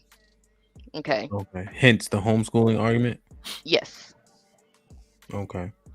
So, but in those first years, though, you're not teaching. Even up until then, you're not teaching curriculum to the children. When you're at home, those first few years, you're teaching just fundamentals. So you're teaching, gross motor skills. You're teaching them how to play. You're teaching them potty training them. You're teaching them manners. You're creating a structure for them. So there's a time you wake up. There's a time that you eat. There's a time you take a nap. It's not really curriculum that you're teaching them. And I think that the majority of what mothers teach in those early years is there's just it's very intuitive, right? It's not something that's so in depth that you have to have a certification to do it. But I think that a lot of that is, you're teaching hygiene, you're teaching what you're mostly teaching what your family structure is like. That's what you're teaching in the beginning to children. And that's something that I think the majority of mothers are capable of. Now, when it comes to them, getting older and those sorts of things before they're in school age, I'm of the belief now that you have to have the heart to want to do that. And I think Hamp, you said something earlier about there being failure, and there are days of failure when you're at home with the children. There are days when you're overwhelmed. There are days when you're tired. There are days when things don't go according to plan. But I think that if that's if the goal, it has to be a goal for you. And if the goal is, I'm tending to my family, my priority is my husband and my children, my priority is my home, then you fail that day, you figure out what you need to do, you create that structure for yourself, and then you start over the next day. And it's actually, there's actually a lot that goes into it. I think we can minimize what is done because we're so used to outsourcing those tasks to other people. But just me personally, I take pride in caring for my family. I take great pride in it. And I've had people tell me things like, Callie, how you said the pendulum swings the other way. I've had people tell me, like, I always saw you as more enterprising than just being home. But to me, there's nothing more enterprising than knowing that I'm developing children that'll go out into the world, and because of what I've taught them, because of what I've instilled in them, they'll go out and they'll be the kind of people that you don't have to be mad at when you go to work. They're not the coworker that you want to kill. They're not the child that's getting, and I'm not saying that can't happen if you go to work, but I'm saying that was something that I wanted to do. So if you don't have the heart to do that, or if that's not what you want to do, then, by all means, go to work. But I don't think that the shame should live on either side. I think that if wherever your heart is, that's where your work should be. Because if your heart's not there, you won't be successful. You'll be stressed out. You'll be upset. And that's whether you're going to work or whether you're staying home. And I think that's what happened with a lot of the COVID moms too. They were working full time all the way up that point, and then, whoop, oh, you're a homeschooler now. That's where a lot of that. I think that's where a lot of frustration came from. You know what's ill? What C just said. See, you ever heard the heart is deceitful above all things and desperately wicked? Who can know it? Who can know it? Mm-hmm. So I get alarmed by people following their heart and manifest destiny and shit like that. I ain't never seen nothing. I think about it and then money just appear in my hand. I never seen that. No, I'm not talking about manifesting anything. No, I know. I'm adding. It's definitely hyperbole, but I just think about that part, where your heart leads you. Oftentimes, there's a lot of shit you want to do, but there's things that you have to do that needs to be done for the better of everyone else. And then this part, do you guys think? I want to ask Jay, and then you guys can jump in, Grace, right? Women who sacrifice careers, salute to Ask A with the $5. Women who sacrifice for careers/children still have time to educate themselves and increase their education finances after children are older.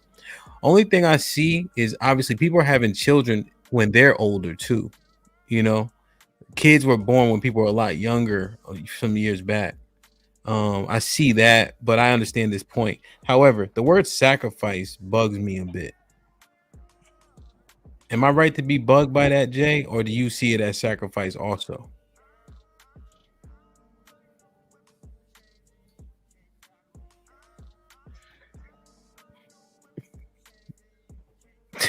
You know, it's a broadcast. I would say yes. I see it as sacrifice if the woman was used to living a certain lifestyle before she met her husband and built a family with him. I would consider that her giving up her career in order to better her family. But I don't see it as a bad thing because it's bettering the family. Yeah, and that's what I mean by the word sacrifice. Is that actually the right word, right? You see what I'm saying? You see, and maybe I'm looking into sacrifice too much. That's why you let me know if I'm bugging. But you see, it like it's almost like when you said don't use fail.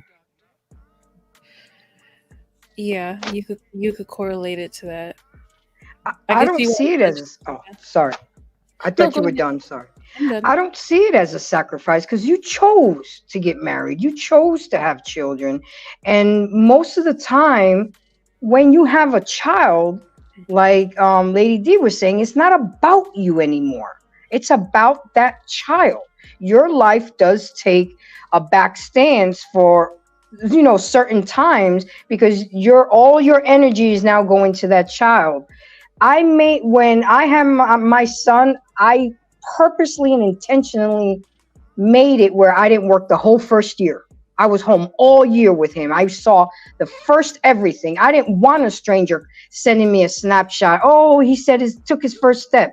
Oh, he did this. He did that. But you best believe after he was a year and 2 weeks old, I went back to work.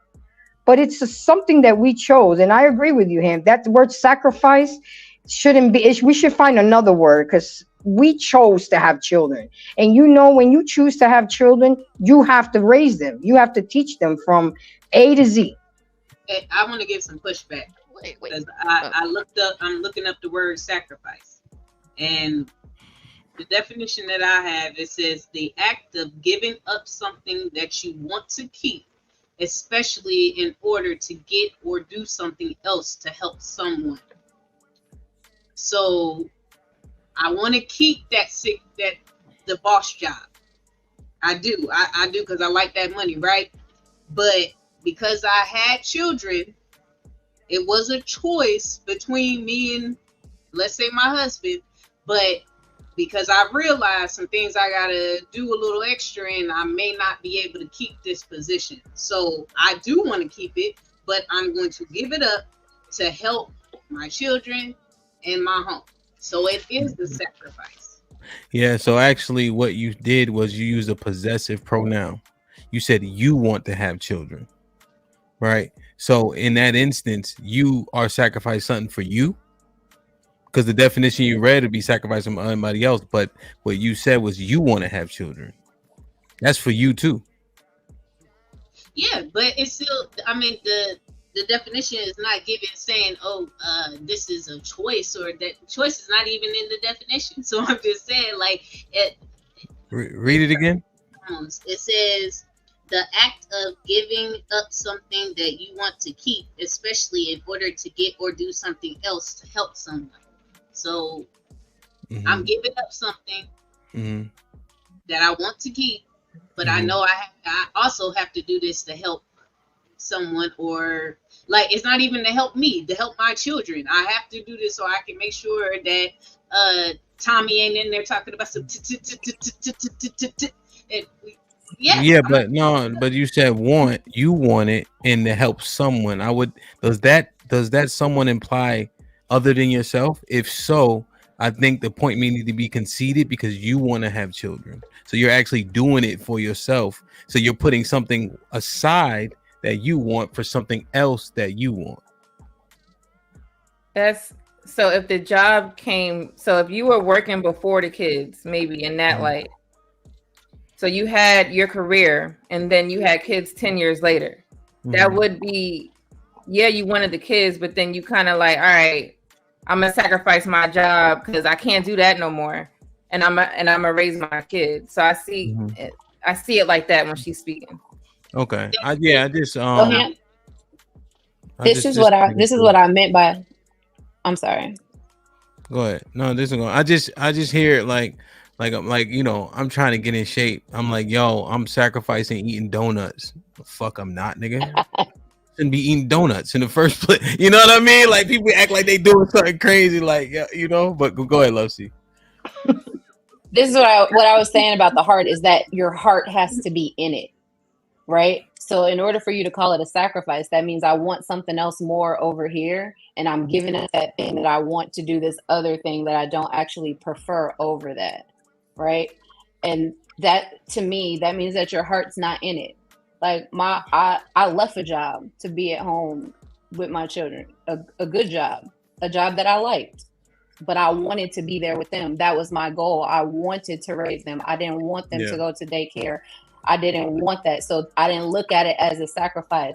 It's not a sacrifice to me. Our days now, in reality, our day is hard. Yes. Like I had 3 children under the age of 3.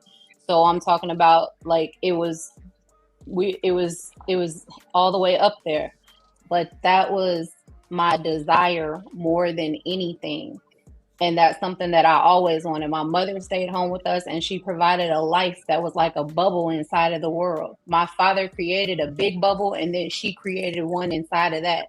And the security that we had, the stability that we had, the foundation that was laid for us, it was like nothing I'd ever experienced when I went into the real world. So I desired that for my children more than anything else that I've ever desired, even a job, even money. Now, when I've been home, I've been able to accomplish a lot professionally. I've been able to develop myself. I've been able to, there's not a thing like hobby wise or anything like that that I haven't been able to do. But when I look back on it, I invested and I benefited, and it was a luxury for me to be able to do what I do. And I think that's why I said your heart has to legitimately be in it, or you will look at it as a regretful thing or something that I had to take this trade off, and I think that makes the difference. But I don't think sacrifices, what you said, Lovesy, I'm glad you shared that. It's amazing. But I don't think sacrifice is a bad thing. It seemed like we're using it as, okay, I sacrificed my career. That's so bad. It's only bad if you really wanted that job and you hate being at home and you looking at your kids, damn, I should have been working.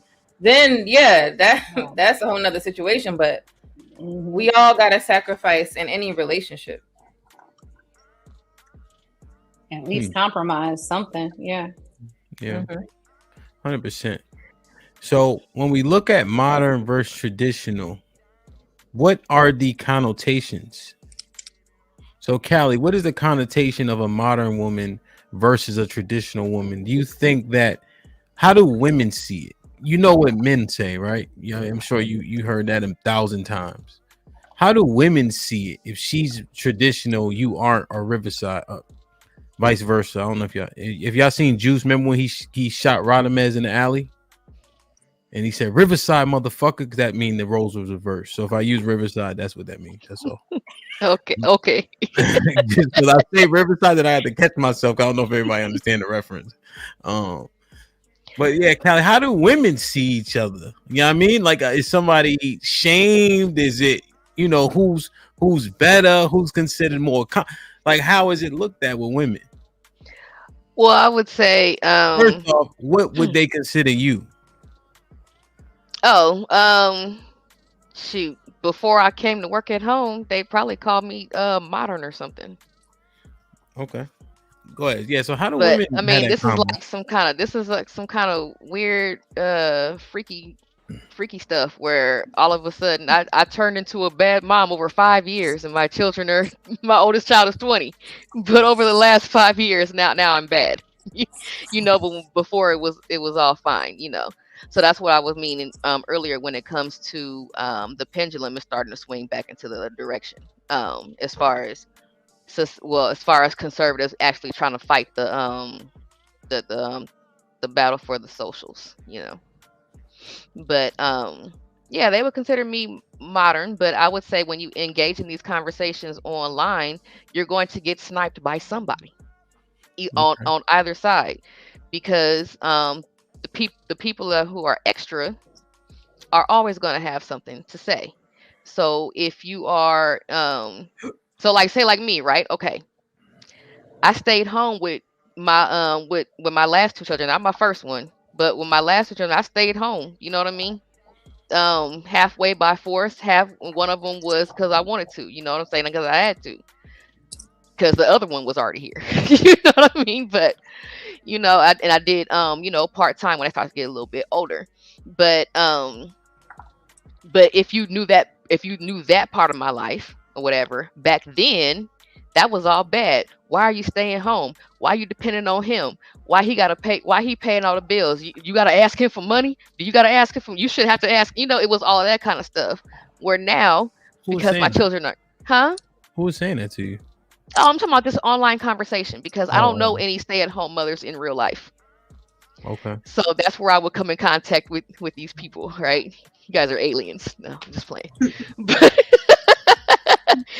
But whatchamacallit? So now that my kids are older, this part of my life, hey, my kids go to public school. No, not only do they go to school and I also work, but now they go to public school and you work.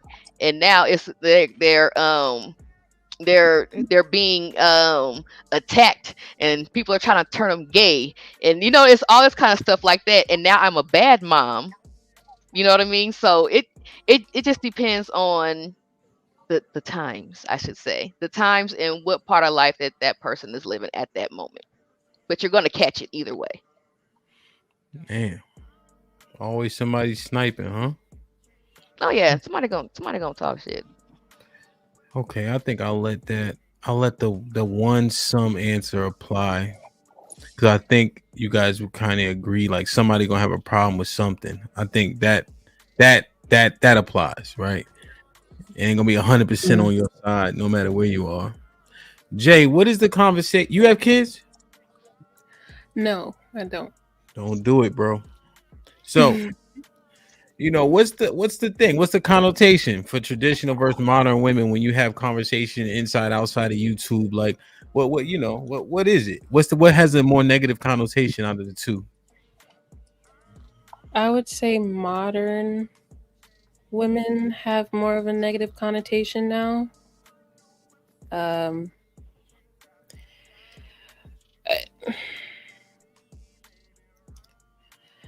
I guess you could say that modern women are seen as more selfish compared to more of the traditional women, I guess. And the fact that modern women don't want to maybe have a traditional marriage, like have children, even have a husband. They'd rather pursue their careers compared to traditional women. So I see most people seeing that as a negative connotation. Damn. Okay. What do you see it as? Me? No, Jay. Oh, okay. I see it as women taking advantage of their right to choose. Okay, I see that too. What is the connotation you put on either? I would say that modern women have in my eyes, have a more of a positive connotation compared to traditionalism. Okay, so modern has more of a positive connotation? In my head, yes. Okay, why?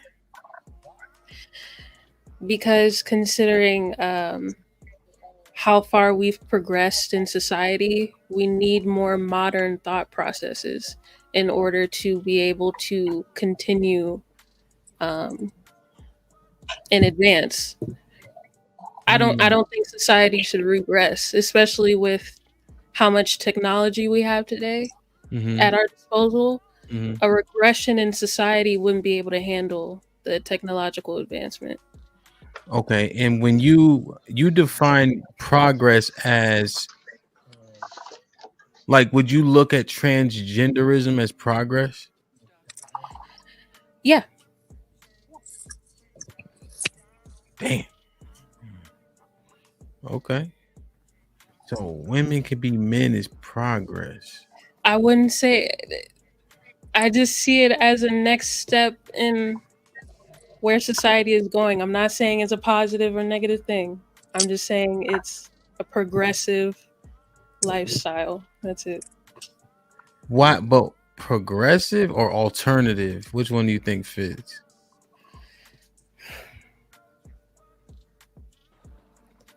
Alternative. Yeah, because a nigga cutting his balls off, I don't see much progress in that. You know what I mean? Like, it just where does he go from there? Like, okay, interesting. Have you ever Right. heard the social cycle theory? Have you heard of that? I don't think so. Say it to me, I might know it. So, to put it in like layman's terms, the social cycle theory basically believes that society doesn't have unique or new events that happen. Each like century timeline, events tend to repeat themselves. Oh, nothing new under the sun. I know that. Nothing new under the sun. So Yeah. right now we're in a technological Sorry, I thought about advancement period. So transgenderism would fall under that progression. That's why I say it's more of a progressive thing. I see what you did there. Yeah. Jeez, you're smart. That I see what you did there. Oh man, okay. I understand that. That's a to sneak it in there, that's a good process. I see what you did. Yeah, cause that's some new shit for sure. Okay. All right. Cause in Rome, even then, I don't remember them having that homosexuality running rampant in Rome, and in Greece. Under paganism, it was. They weren't as Oh, damn. They were messing with same sexes. They were cross dressers. Yeah, that was part of that time. I'm talking about the level, like putting breasts on your chest, stuff like that. But I guess you didn't have the medical equipment to kind of do that. I assume. Yeah, breasts on your chest is crazy. They didn't have breast implants. Damn. It's progressive at all. Grace, what say you, man? What do you think? Which one has a negative connotation in your estimation? I think traditional has a negative connotation because you're seen as a pick-me, you seem as a slave, you're not supposed to submit, you know, and now the modern woman is a boss chick. She can do what she want, when she want, how she want it. Her man's not going to tell her what to do, where to go, what to wear. So I think it seems more negative, and a lot of women have gone so far from that, and I really think it's because we don't implement God enough into our lives, into our marriages, in our relationships. And I mean, I'm a Christian and I follow the Bible, and I'm a traditional but with a modern twist because I work, and you know, teamwork makes the dream work. It has to be both people working in the household to make it work. But traditional nowadays, when I speak to a lot of modern women, they look at it as a bad thing. They don't want to be under the thumb screw of a man. They don't want to depend to a man. They want to be able to move without depending on a man, but still want them to pay all their bills, still want them to take care of them and take care of their nails and everything, but want to make their own money. And that's why I think the traditional seems to be more of a negative.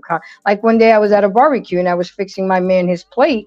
The women, hey, why are you making his plate? He can make his own plate. I'm like, this is what I do. This is what I'm supposed to do. It sound like yeah, this is how I said when I was 20. but that's what I saw growing up. I mean, they had me practice by serving my brother, and then when I was old enough to present it to my father in a fit way, then I was serving my father, and that's just how I grew up. And I get teased because of that. He could get up and get his own plate. You know, I'm like, okay, whatever. Yeah, you know? I mean, I look. Damn. My dad was an authoritarian in the house, right? Mm-hmm. My mama ain't never fixed his plate. I ain't never seen that shit before in my life. So you know what I'm saying. But what took me to go ahead and recognize that was my husband's mom back when we were dating. You know what I'm saying?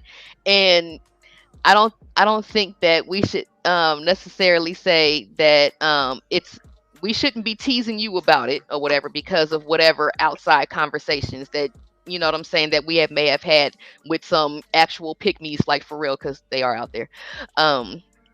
with some real pick me's or whatever, right? Whatever negative concept they would have had, they brought that to you, and that perceived what they necessarily think, that service to your husband actually is. They're thinking more into it based off of what some other dummy said online, or some other dummy said to them at the salon or whatever, But at the same token, if that is what if that's how majority of us are growing up, the husband ain't necessarily seen that either. Facts, because I get that. I get that from guys I date. I've never had that done before. Nobody's ever done that for me. You're absolutely right. So it goes both ways. The little girl never saw it being done for her man, and then the man has never seen a little girl do it. So you're absolutely right. But at least you were open to learn and change your ways. A lot of women don't want to change their ways and wonder why they're still single and can't find a husband, because a lot of men do want their plate being served, it's just a little token to tell the man we appreciate you. He get the big piece of chicken. Thank you for bringing the groceries home. I cooked. It's just a small token to show the man how you appreciate him. That's all it is. But people make it more than what it is. I've never really seen women not do it. Like, I've seen the majority of women make the plate, to be 100% honest.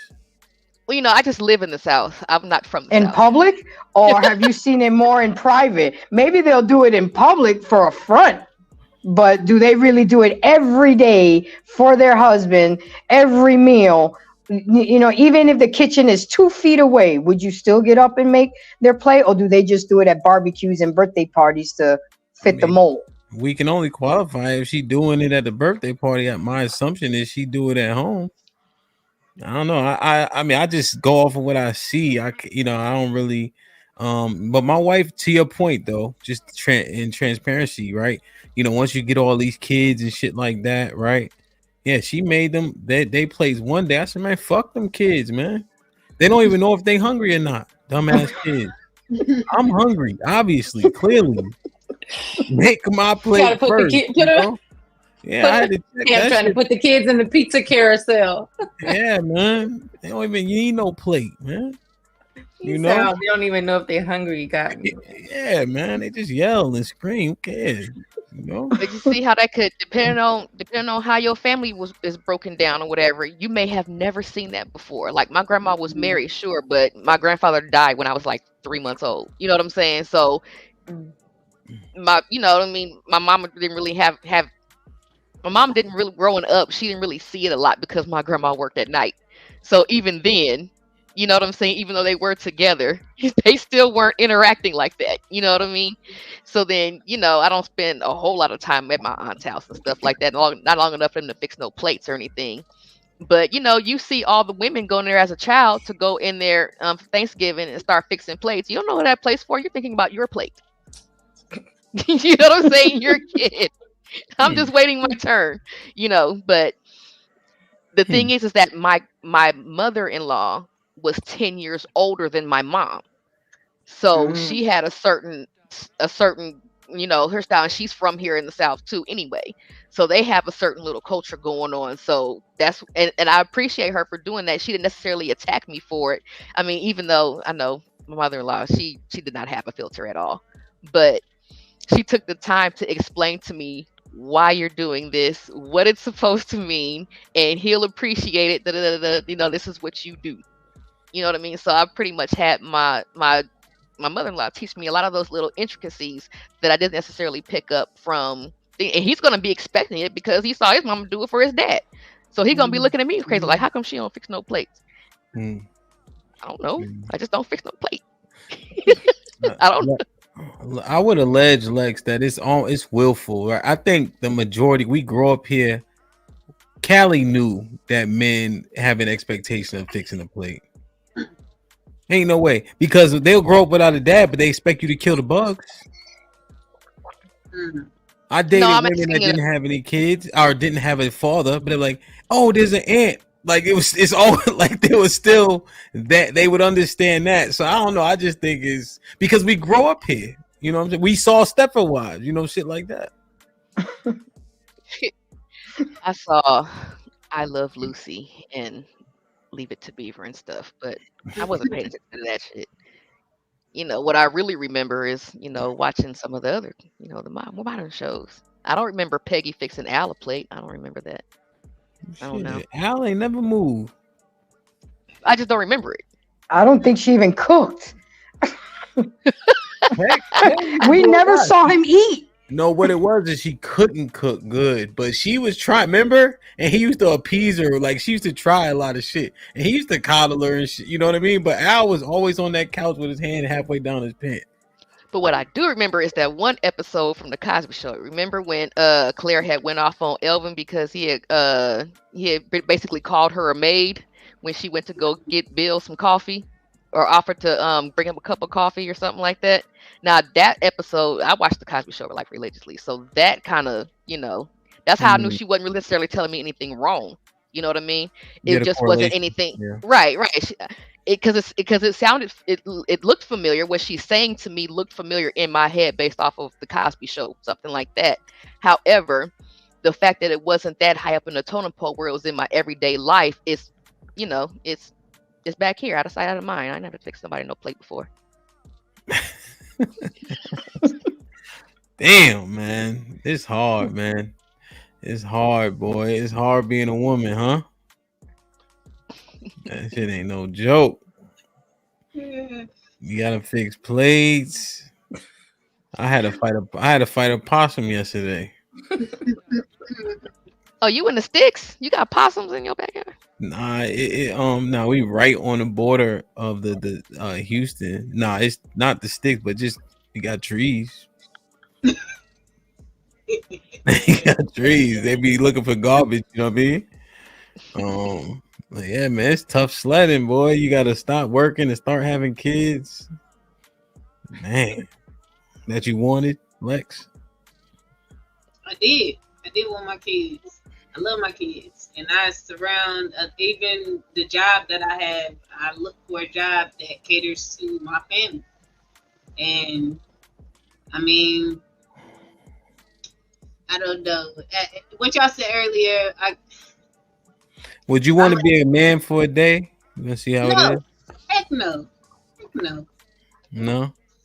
No. You don't want to try it? No. Why? I don't at all. I feel the same. I definitely wouldn't want to be a girl, man. That shit it looks like it sucks. Can I be honest with y'all? Like my wife be trying to open shit, she can't open it. I'm like, man, this must be terrible. Like you actually scared of bugs and shit. It's a weird thing to me. They all jumping. I'm just like, it's just like, how is it? Like, is it good? You think? That's not all girls, man. Nah, especially if you living in the country.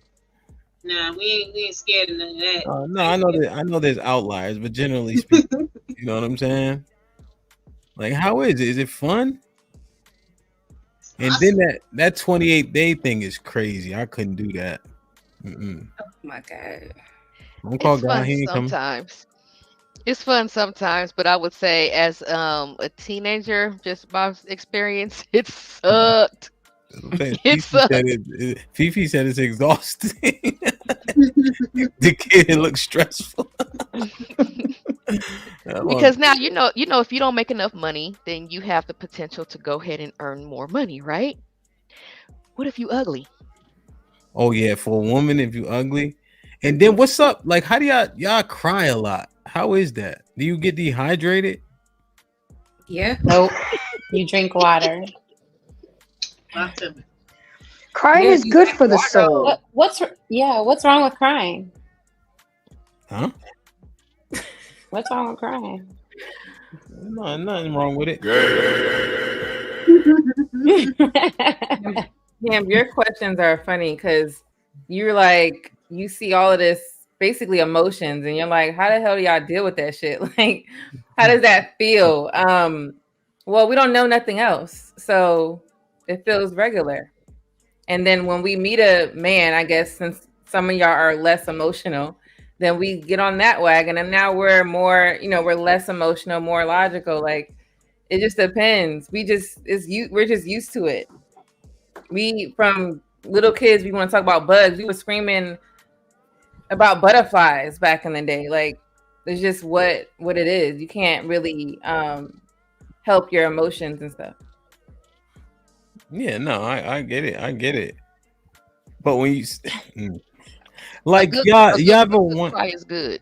A good cry is good. If you can release all of that stuff, get all of that stuff off you. It's like the snake shedding its skin, and once it's off, you just forget. You take your hot shower, you cry, and you keep it moving like it never happened. You know? I'm not crying in the shower. I'm crying so you can see me cry. I'm crying. I'm pouting. I'm doing. Hey, I'm all of that. Oh no, I cry. Like I feel like that's part of being a woman, and I think that the more that we all stick to what it is that we're supposed to be doing, it makes life better. So that's just. I think that I think it's good to have like to be logical in the times when it's needed. But I think especially within a relationship, when you're with your man, I think that that should all be stripped down bare. And so everything that's emotional, everything that's soft, everything that's kind, everything that's nurturing should be on the height. It should be that way. We don't because they're not like that. So that's the balance. But we don't see y'all cry. You guys but it depends cry. it depends on your relationship though too. You guys cry as a weapon. Stop. No, but that's what I'm saying. I mean, that's why I cry in the dark. Exactly, because if I cry in front of you're trying to manipulate me into rubbing your back or something. It's like, nah. I heard this song. I was thinking about my granddaddy, and I started crying. I'll go in another room. It's fine. I know what the hardest part is when you're trying not to cry. That pisses me off even more. Y'all terrible at that though. No, I be trying so hard not to cry. Why y'all keep dragging crying to being sad? There's tears of joy. If the Chiefs win a third time, I'm crying. I'm telling y'all. Nah, those are less likely though. And the Chiefs, I hate the Chiefs. I don't cry from sadness as much. When I'm pissed off and I can't do anything, like physically, get can't mad. about it. Oh yeah, I'm a mad crier. I'm a mad crier and I'm a sad crier. Certain songs bring back certain memories or whatever like that. Like, oh, this reminds me of this person who I can't pick up the phone and call. You know what I'm saying? That kind of stuff. It's just So I'll go cry in the dark. Because if it's a defense mechanism. Because if it ain't got nothing to do with him and he can't fix it, then I'm like, yeah, you don't need that. I'm gonna go cry in the dark. This shit. Stop the cap. But hey, if you guys cry differently. Yeah, you don't want to scare him because he's like, oh, well, are you okay? And I'm like, I mean, I'm fine. I'll be fine in like 10 minutes. So I don't even want to get him worked up like that. I'll go cry in the dark. So none of y'all ain't got that good feeling and that was just so awesome and you made it drop some tears. I ain't never had that. Yeah. I've No, again, it's just not crying but being sad. Right, but that's what I said. It's not often it doesn't have to be manipulation, but I think like being able to bring the emotion, to bring that to the family, I think that's a beautiful thing. You know what I mean? It has to be, that brings the spontaneity, that brings the liveliness, that creates a momentum in the home when you have emotions there. A man's going to keep it structured and disciplined and in order. And then the woman's going to bring all the other stuff to it. The fun, the liveliness. Don't play the sound bite. But yeah, I think it's definitely a balance, It's definitely a balance. It's okay, Hemp. You can cry in the back. Crazy. Men cry. They just cry in different ways. They turn to the bottle. They turn to a woman. They cry in different. They suffer in silence, but they cry. They just cry in various ways, different ways. Can you see the tears? Can we see the tears when y'all men cry? Yeah. Yeah, after the hangover in the morning. Those are your tears. The hangover in the morning when you wake up to that ugly chick that she looks so hot. You know, those are your tears right there. She was fine when I was cross-eyed. When you get a DUI and got pulled over because you was drinking all night, there go your tears.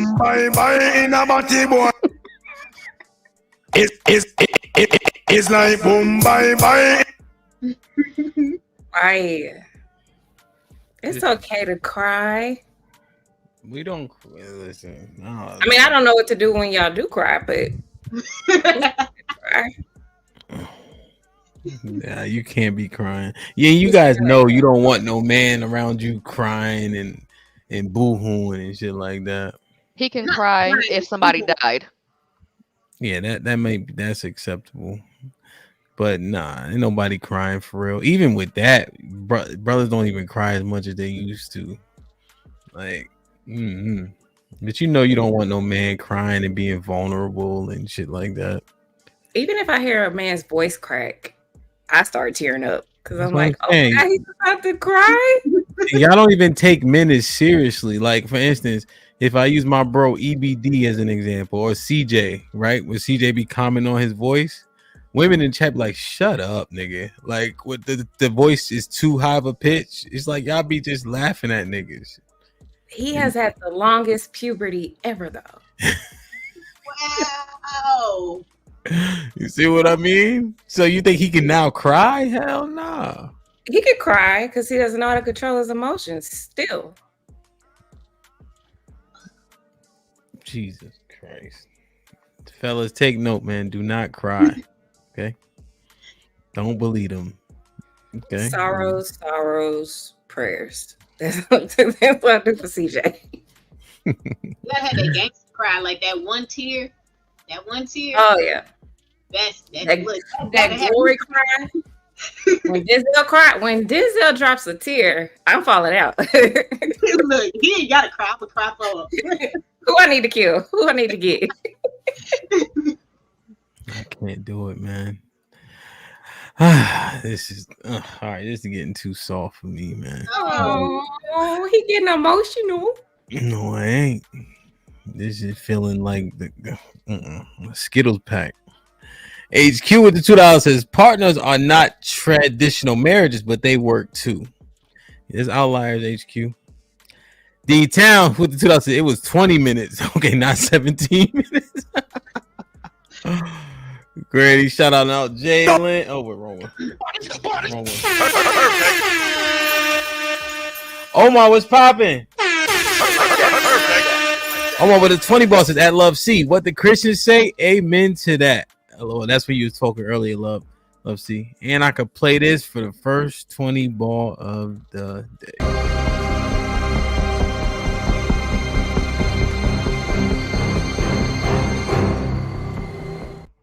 Didn't fit. As Ava the $5 says, I was saying the women who come on the panel after being bodybuilders are what Jay said, ellipsis, once living their best lives and then doing a switch to traditional.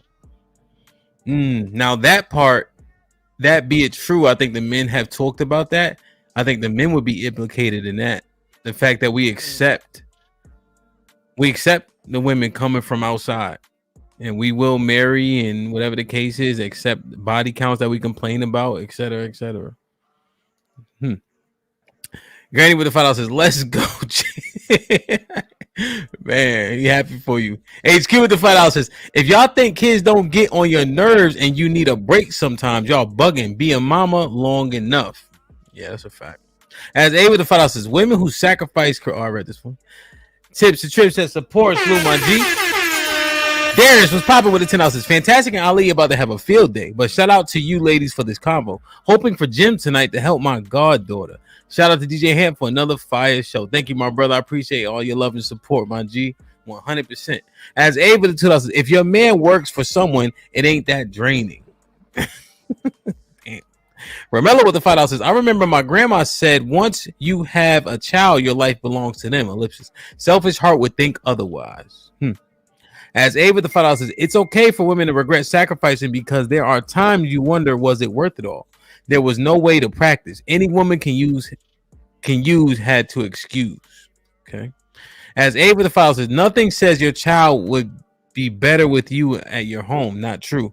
White women stayed home with their kids, and the results are horrible as far as their behaviors. Can't compare black and white discipline.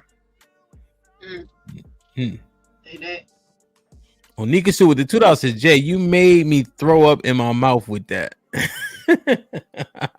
HQ with the $2 says, I had to do the same thing, Grace. As Ava the $5 says, present your body as a living sacrifice for God, right? Sacrifice is not a bad thing, yet it's a sacrifice. Most women have children to please the husband. As Ava the $2 says, feeling don't matter, doing it matters. I don't know, man. I do not know. Like, share, subscribe, tell a friend, hit that like button right now if you can. That helps the channel the most. Yeah, I'm tired too. I'm gonna drop the link for just a second. And if they don't come up, we can get out of here. But I think salute y'all. Interesting dynamics, man. Interesting dynamics. There's definitely a lot of nuance. Generally speaking, I think there's always a sum in every conversation. That's why I like to eliminate it so we can be more pointed in what it is that we're discussing. Damn. Let me ask y'all this. I just dropped the link. If you could absolutely pick, be safe, easy money, would you pick traditional or modern? Like, if you could have the things that you think it is, right? That way we don't have to silo it to what I believe traditional or modern to be, or someone else. What you see traditional and modern as, right? What you see it as, which one would you pick?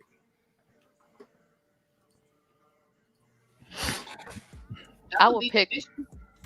Go ahead. I would be traditional. I ain't got no problem with because all the things.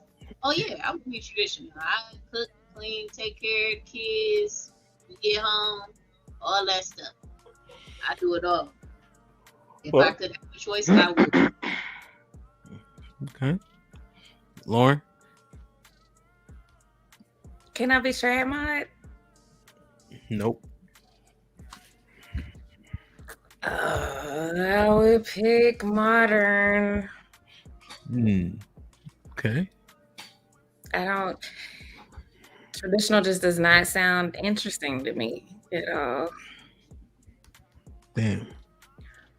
Lovely been working on me though. We working on it, but I just don't see it. I don't see it. Still modern. Okay. C, what say you? I take traditional. Mm-hmm. Come on over, cross on over, Lauren. Come on over.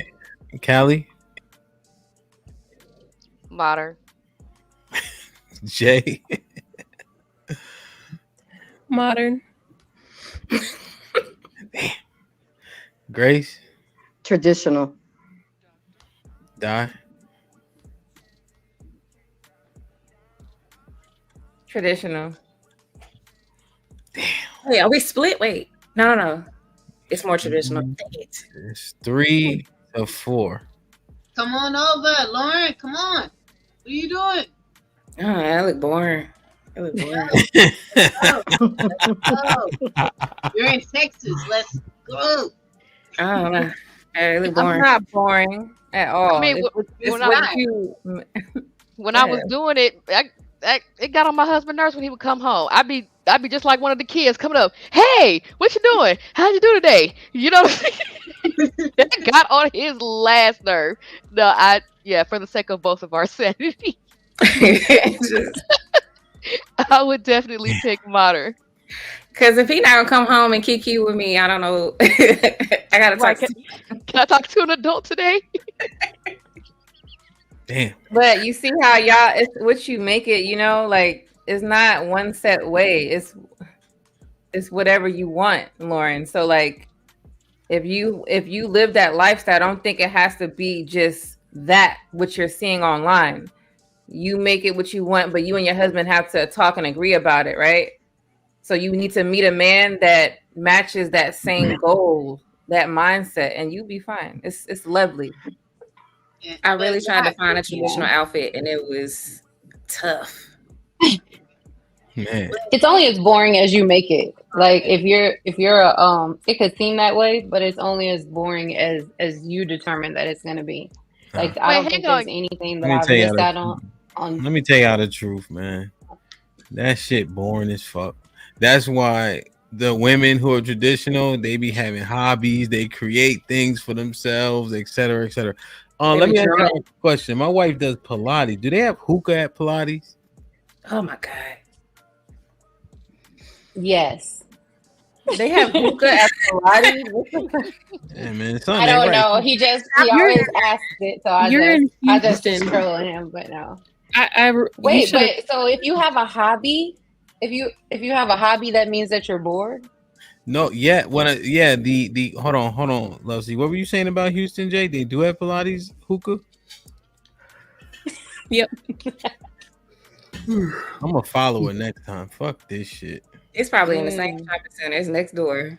Pilates at 7 a.m., 8 p.m. I'm like, hold on, goddamn it.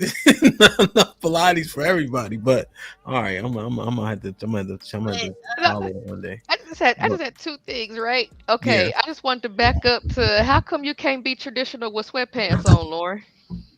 I was trying to follow that girl that we was watching the video. Mm. Oh, and those like dresses, and I was like, I can't find one I like. That's why I hate that they're the ones that's trying to push this, because it's unrealistic. Give me a video where you got some flour on your nose or something like that, or you got a little paw print from a kid on your shoulder because they done stuck their hand in the flour and they touching all on you. Show that. Show you cleaning off the some little sticky stuff, some little motley they had on their hand, and they done stuck their hand on the wall like that. You trying to wipe it off. Show that traditional. You know what I'm saying? Show it all. Show the good stuff. Show the little kid stuff. You know what I mean? But don't sit here and tell me that you got dressed to the nines to make some homemade cough drops for your children because they wasn't feeling good this morning. Yeah, some of those social media influencers are extreme though. They're made to be that way. Is it minority or majority? See,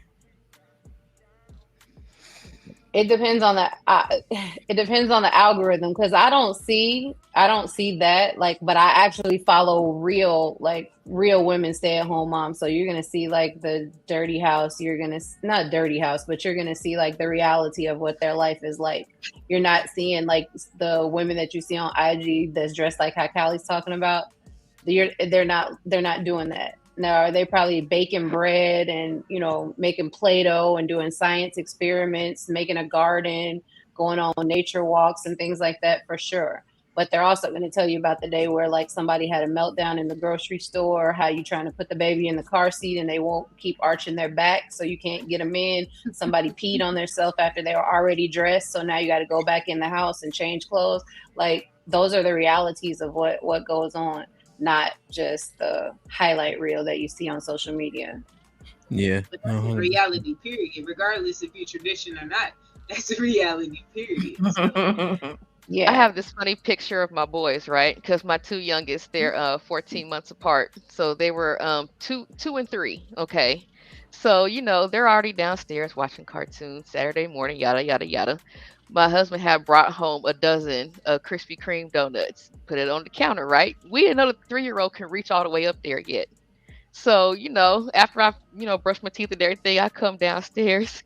And these two little jokers, somebody, he got a donut for himself, and I'm glad he shared because he got a donut for his brother as well.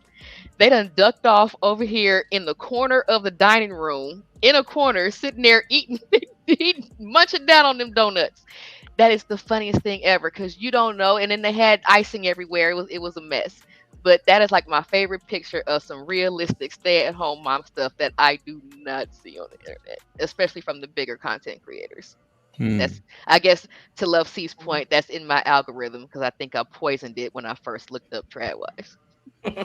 TRAD. That'll do it. You just have to love being a homemaker. Like, you have to love nurturing your kids and teaching them You have to love making dinner. You have to. No one like washing clothes. Nobody like washing dishes. I'll be real with you. That's not something that you love. Might be a little bit people doing that, but you don't like that shit. Like you want to, do other things. But as far as like the cooking and the teaching and being home with your husband and stuff, you have to want that. If you don't want that, somebody said it, then don't do it because you're gonna be terrible at it. Yeah. So, And I respect the women that can say that they don't want it. I mean, to be honest, because if that ain't what you want, I don't want you to have it and make a baby and then, something happened and you done went crazy. I'd rather you just go ahead and make that decision. I respect it. I might not agree, but I respect it. So, and knowing is half the battle. Yeah. Yeah, just try it. Try it. You can do like me, try it. And, I changed my mind early enough that it was early enough where I had an opportunity to change my mind. I don't want to do this anymore. I don't. You don't want to do what? Exactly. Oh, be a stay-at-home mom. Yeah. Oh, okay. Yeah, I tried it. It's not on the cards. Scam was popping, man. What's going on? Goody. I'm calling dust as usual. Mm-hmm. The word tradition is almost as bad as the word standard. They just throw anything and say it was the tradition. This is how it was, and really, it's just another thing where they can just pick and choose and say, "Well, the things that they like, they say they're traditional," and then something else is what these modern women are doing. And if you go back in time, because supposedly we lived in this time where all these 100-pound submissive, whatever women existed, and it got us to what it is today, which shows you how that tradition really worked out. It was a lie. The griftosphere, they'll say anything. You got, and I'm not saying anybody here or anybody today, but I've seen where the women's come with Harriet Tubman rags on their head, talking about traditional beauty standards, more masculine than men, traditional baby mamas, traditional divorcees. What in hell is the standard for traditional, and when did it happen? They'll say anything. But I mean, I get it. It's another for the women to beat up on other women because they hate each other too. The men's to grow up and say, well, you're not traditional, to beat up on the women's and just add on to the dust-a-thon. But even the definitions tonight, what in hell is traditional? Yeah, I got them owning businesses. Now they saving monies and traditional college funds. What is tradition? When were these people living like this? I'm old. I'm 43. My parents are still alive. They born in 56 and 58. So that'd be what? 68 and 65? Almost 66. They ain't never seen it. 12 on my dad's side. 11 of them are still alive. Never seen none of this. Where was this? Then I know they're gonna say, oh, in them other countries. Of course, where they karate chopping their women in the gums and they got black eyes covered up with they'll say anything. Let's just be real. It's just another thing to throw out there, just like feminine, masculine. They pick the things they want, throw it into the definition and say that's what it is. If you say something you don't like, that ain't traditional. Get them. That's what I see. But am I wrong? Yes. Yes. What did I miss? What you're saying is like majority of people that you did not see, right? That means it just never existed. It's just probably not a lot. So I've seen it. Okay. I've seen women in the projects being submissive and being traditional. So it really depends on how they grew up. Projects. I'm serious. Tradition in the projects. What I'm saying is That's exactly what we're doing. No, listen, it's okay. Maybe I shouldn't have said projects, but I'm telling you what reality. I'm telling you, this is actually what I've seen. It depends on how you grew up and your culture too. Like I've seen a lot of women. It's not I wouldn't say it's like a majority though, but I've seen a lot of different women just be submissive to their man and be traditional, and they didn't work the 9 to 5s, and they were able to do it because that man had a lot of money to provide. Like it depends on the man too. The men have to. They don't have to have that much, but they have to have enough to pay the bills. Oh That's it. It's not even that serious. I think Grace was talking about it. People living above their means. So if you are a man that live above their means and you think you're about to have a traditional wife, you might as well throw that out the door. It ain't gonna happen. Lady die. So the man make a lot of money over here. Then it's another one living in the projects. Doesn't that contradict? No. That's so me you gotta telling make a you lot of that money, then you go to the projects. That's me telling you that you don't have to have money to have a traditional wife. It's not about money all the time. Okay, you don't have to have lavish things Hold on, for a lady to respect her man. Put him in the fucking bed. Married men in the projects. Wait a minute. Whoa, my money here. Get the fuck out of here. Get him the fuck out of here. Put him in the bed.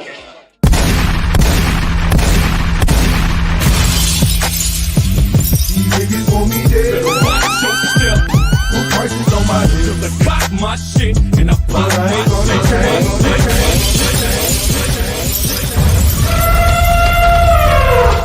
They sick of scam shit already. Wait, let me finish, Scam. Hold on, let me finish. One minute Listen. they threw the fathers out the home of the projects. Now you got traditional husbands in the projects. Right now, hold on. Scam got a little bit of safety. Scam got $40 worth of credit. So Yes, you're right. They didn't raise my blood pressure. This is bad.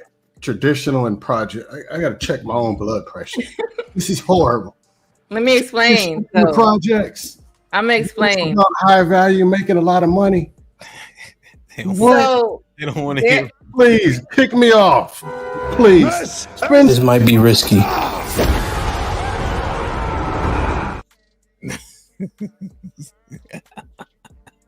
Darius said, "Get up out of here." I think they get frustrated because Scam will be like, "What is this?" But then it's that. But then it's this, and then it's that. Like, I understand what he's saying, but Oh Lord! Lord! No. Let's go, Lux. She a penny short. Why Lux? Nah, so he was down. So Darius had timed out for 60 minutes. So now he got another. He got another $40 worth of credit again. Hamp, are you listening to this? Yeah, go ahead, bro. Did you hear what was said? Making the way when They say this stuff with straight faces. Well, let me explain then. How about for a second? I'm trolling. I can't even say stuff is bad. All right, hold on. All right, let Lady Di go. Oh, man. All right, look. There's levels, right? There's levels to everything in life, okay? Just because a man can provide because he has a lot of, money to do that, where the lady doesn't have to work. That's what people see, right? You're like, oh, you have to have this lifestyle to be able to do that. But there are men who don't have that much money that live in these places, and yes, married, that can still have a respectable wife. Being submissive and traditional has nothing to do with dollar signs. That's just the comfort part. Okay.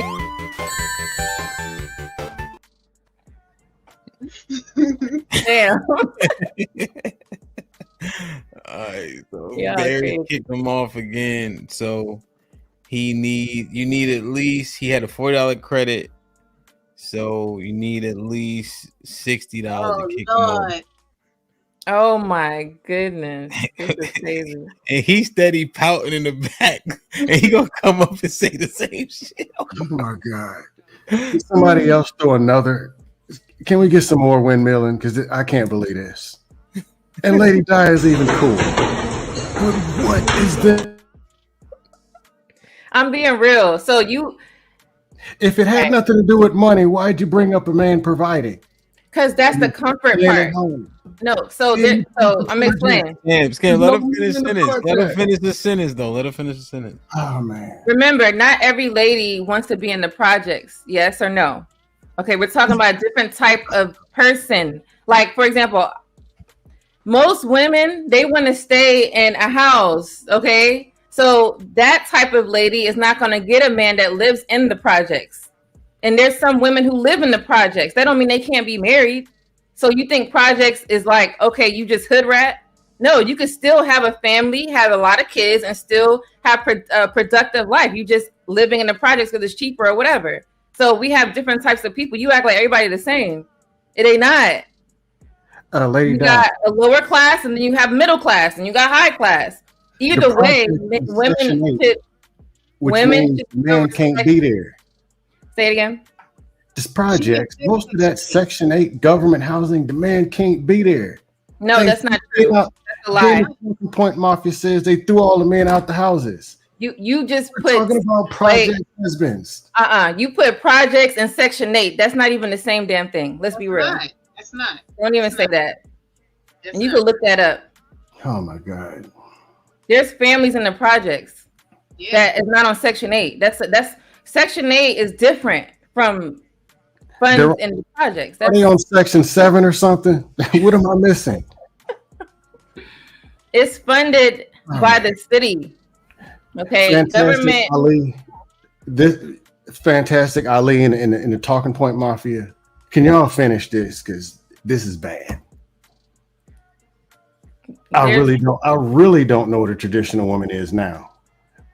Sign me up for modern.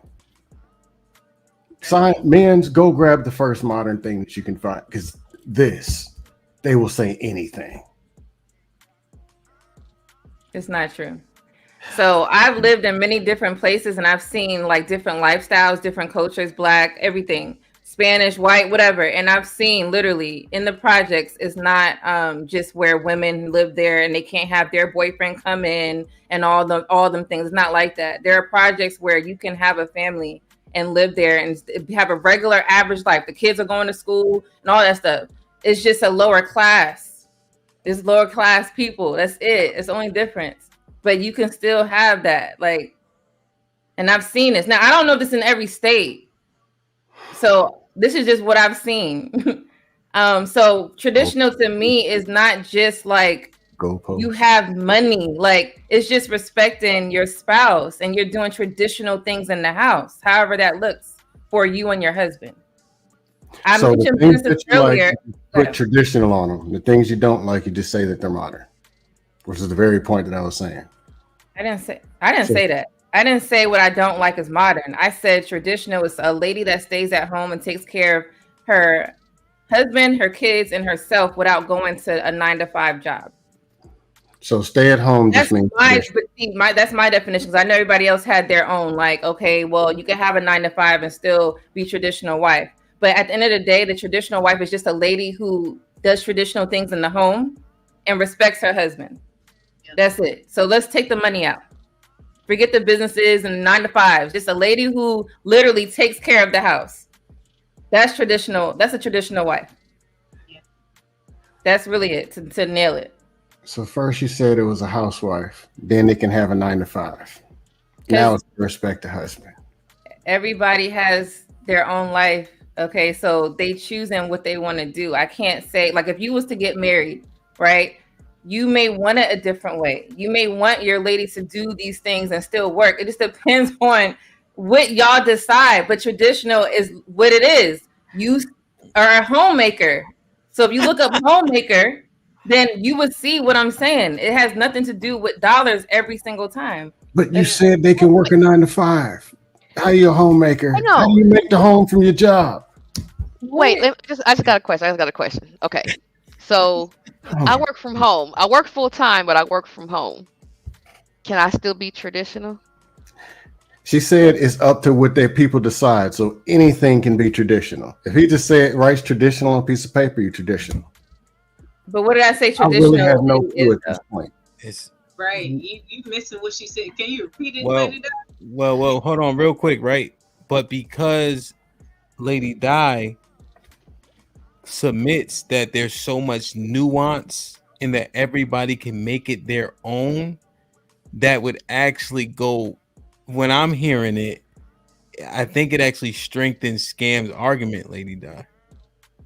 Because if you can nuance it out to where she can work, she can not work, she can do X, Y, and Z, what is traditionalism when all the nuances can count as traditional? Yeah, so she can be a traditional baby mama, a traditional Wigosaurus, traditional, but have a Wiglomic temple right there for the nation of Wigglom right there in the living room.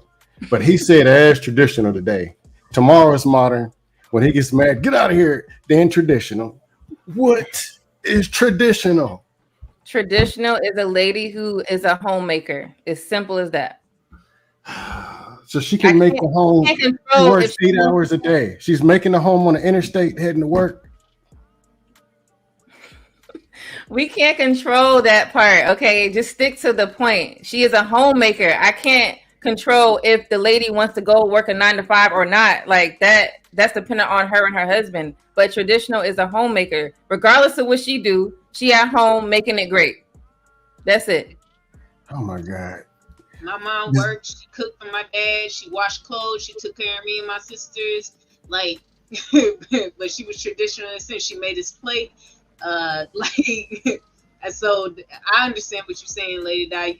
Two things can be true at once. She gave her definition of what tradition is, and based off of that, I understand it, and I can see how she could put as far as, oh, if that man, if he's working a job and his job allows him to be able to afford this apartment in the projects, but he's able to afford that to where she can stay at home and she's taking care of the home, that is tradition.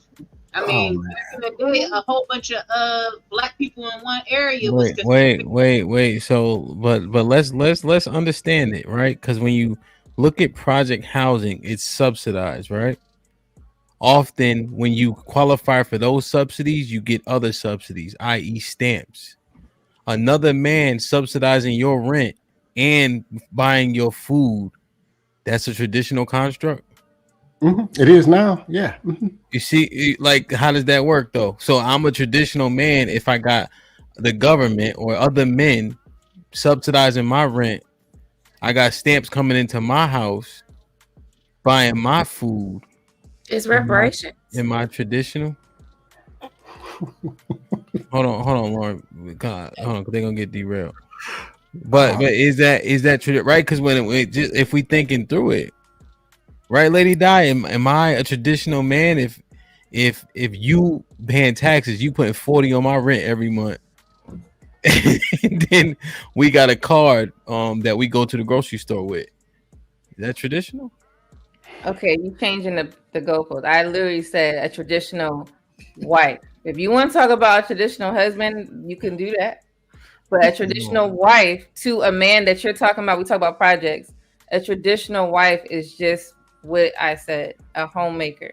So if that man is getting money from the government to pay his house, then that's how he provides for his family. If that's getting food stamps for the time period, maybe 2 years, however, people are not on food stamps the rest of their life, but if that's how it's providing for the family and she is okay with that, and she is a homemaker with that benefit, I guess, if you want to say, then that is still homemaker. It doesn't, because remember, we in America, we got all these different damn choices and rights. So that's why I say I can't say it has to be like this, because it's impossible. No one's gonna just live like how I live, or live like how Alexis lives, or live like how Callie lives. It depends on the dynamic of the relationship. Like I don't know how else to say that. Why didn't laugh when you say my name? No, I'm just playing. Because interestingly, when the projects were introduced to the conversation, is it moving the goalpost considering the entire construct, or is it considering the entire construct when we use the word traditional? So we're just using the word traditional, because I was just saying traditional wife, but if you're just using the word traditional, yeah, then okay, yeah, you know what? I was looking at the entire thing, the entire dynamic, because she can be traditional, but he can't. Is that a thing? I mean, listen, this shit is crazy. I think we shouldn't be saying traditional lifestyle if it's not all the way traditional. You know what I'm saying? Where she's where she's not working at all and he's the sole provider and everything like that, right? You can have a traditional mindset and still adopt some of those things. You know, it's kind of like a blending of the two, where you do still work or whatever like that, but you still have that traditional mindset where you're going to go ahead and fix your do the plate. You are going to do the majority of the cooking and the cleaning and all that kind of stuff like that, and pick up his socks off the floor, even though he knows you hate it. You know what I'm saying? So you can, it can be all of that all into one, and you would still have that traditional mindset, but you won't be there living a traditional lifestyle. Yeah. Go ahead, Jay. Other pushback also. Hold on. Let Jay go, and then you could push on this game. Okay. So to the Section 8 example, if your family for generations has used Section 8 as a way to finance their home, that's traditional. It's customary for your family to provide via Section 8 and different supplemental assistance. So that is considered traditional. Jay, you can't even keep a straight face, can you? No, because this is You can't even do it. Like you scam. I know you're trolling. The thing is, he's listening to the convo. The word, because there is in Texas, if y'all married, y'all can get low income housing, but both of y'all incomes have to be on that. So if y'all income base say that y'all can stay in this low income housing, then, and even then, if she doesn't work, they're going to base it all off the husband. So if he's making enough to pay that and she's at home taking care of the kids, it's low income housing. How about that? Is that better than? No, it's not, because here's how that actually works. Low income means that somebody's paying what you can't pay, right? So what happens is you'll pay the portion that they qualify you for, but the landlord still has a requirement based on what the property's rent is worth, and then myself or whomever pays the taxes for that area or whatever government allocates it is going to pay the rest. So the landlords don't lose out. They're not like, oh, okay, you got subsidy, I'm only going to charge $800. They still charge the $1,200, just that somebody else is paying for it. Okay, but she's still traditional at the house while he's working to pay his part. That the other man is, he's still doing that, and she's at home taking care of the kids. Think about this now. You got another nigga paying your bills in your house. That's traditional? Is that what we saying? I want to understand. It is tonight. No. Traditional tonight. So for what Lady Di said, we're going off of that term as traditional woman, as far as being a homemaker, at home taking care of kids. I know, Lex, but you mentioned the man. So now we talking about the traditional construct. Okay, cool. So if that's the case, so can that man, that if I'm paying taxes in the area that's subsidizing your rent, do I get to come sleep on the couch once a week? Wait, hold on. So I'm sorry, you better not throw a single solitary cookout. I'm coming. I'm already paid. I've already contributed. Like that can't be tradition. It's hard to fathom it. That's all, But like, with your parents. If you stand with your parents, can you still be traditional? Yes, what I think now. That y'all keep y'all are putting in this world we live in today, right? Y'all putting the man has to be traditional and the lady has to be traditional.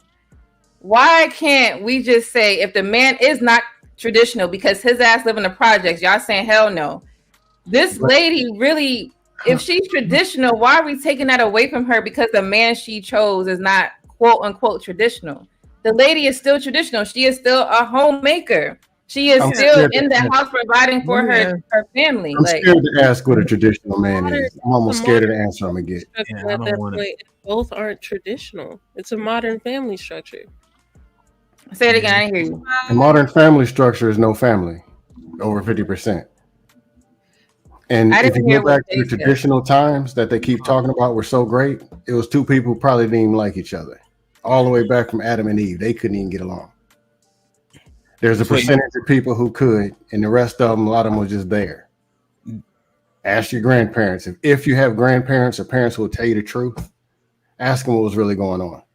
And that's the very thing that got us here. Hold on, Scam, because Jay was saying something, but her mic was kind of low. I want you to finish that point. Yeah, it's just that they talking loud. That's all. Oh, yeah. I I was just acknowledging that, yeah, we shouldn't take away the fact that the woman has a traditional mindset, but if both the husband and wife don't have a traditional mindset, then that's a modern family structure. I don't know what a traditional mindset is. So I want to speak to it, but I don't know what it is. Can we define it, Hamp, for the They conversation? tried. Jay, they tried. They did. That's the thing. Lex said, let's rewind it to see. I thought we were on a consensus page, and it turns out we ain't. Lady Di done threw me for a loop. TRAD mod. So okay, y'all. Okay, I saw someone in the chat mention strippers. No, Caprice, Lady Di is not trolling. I think she might be though. Lady Strippers are submissive. But go ahead. Go ahead, Lady Di. You talk uninterrupted. All right. I'm gonna use what I've seen in the chat just now. We're gonna talk about strippers. A stripper is not traditional. You want answers. I want the truth. Okay, a stripper is not traditional at all. And I'm about to ask a question. Mm-hmm. Not traditional at all, which her job is not. But if she came home, okay, and she came home and she gave her man a plate, she taught her kids how to read, she cooked an extravagant 5-star meal, she washed clothes, all that, and she gave her man sex. Okay. Now, is she not traditional because of her job, or is she just not traditional because what? That's a question. What makes her not traditional? Being a stripper, first off, she's working a job outside of the home. If we're gonna go, she could be a cam girl. Oh my goodness! But she took care of home. I'm trying to get y'all to understand what I'm saying. She took care of home, so she has the now freedom what? to work a promiscuous job, because it's kind of like she cooks, she cleans. No. Oh my goodness! Section 8. That's more modern than No, Lady Di, this might be the most legendary windmill we ever had on the show. No, I'm all right. I got you now. All right, so she's not traditional. Oh my goodness! Oh my they got wrinkles in my. I'm gonna have to iron my forehead. You see these wrinkles?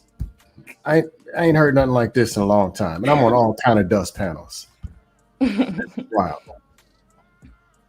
August, make it make sense. Tell him something, August. Hey, let's real quick. Let's get Japrice in, because she's a stay-at-home wife. She cooks cookies from scratch and shit like that. So maybe we get her 2 cents. August, what's popping? Hi everyone. Hi Ham. I kind of obviously came in late, but I was agreeing with what Lady Di was saying, because on the example that she gave, that the family lived also, I got braces off. You guys notice? Did you notice? Yeah, man. You're a grown up now. I know. Okay, so I guess for me and what I was taught is, okay, so the wife takes care of the home. She does the behind the scenes work, and the husband is working regardless if they are in the projects or if their rent is $1,200 or $1,700. He's paying it. He's the provider. She's doing the in-home work, and they are not going to stay there forever. He has potential to move forward, and she is helping him move forward by being the homemaker, by taking care of things inside of the home, because that also helps. And he doesn't have to worry about things inside the home because she's taking care of that. It's also cheaper, so they're also saving money. It doesn't necessarily have to, like, who said that the person has to have, like, the man has to be rich in order for the wife to be a stay-at-home, to be traditional. With that being said, I think that if the husband is rich and she's staying home, she's not.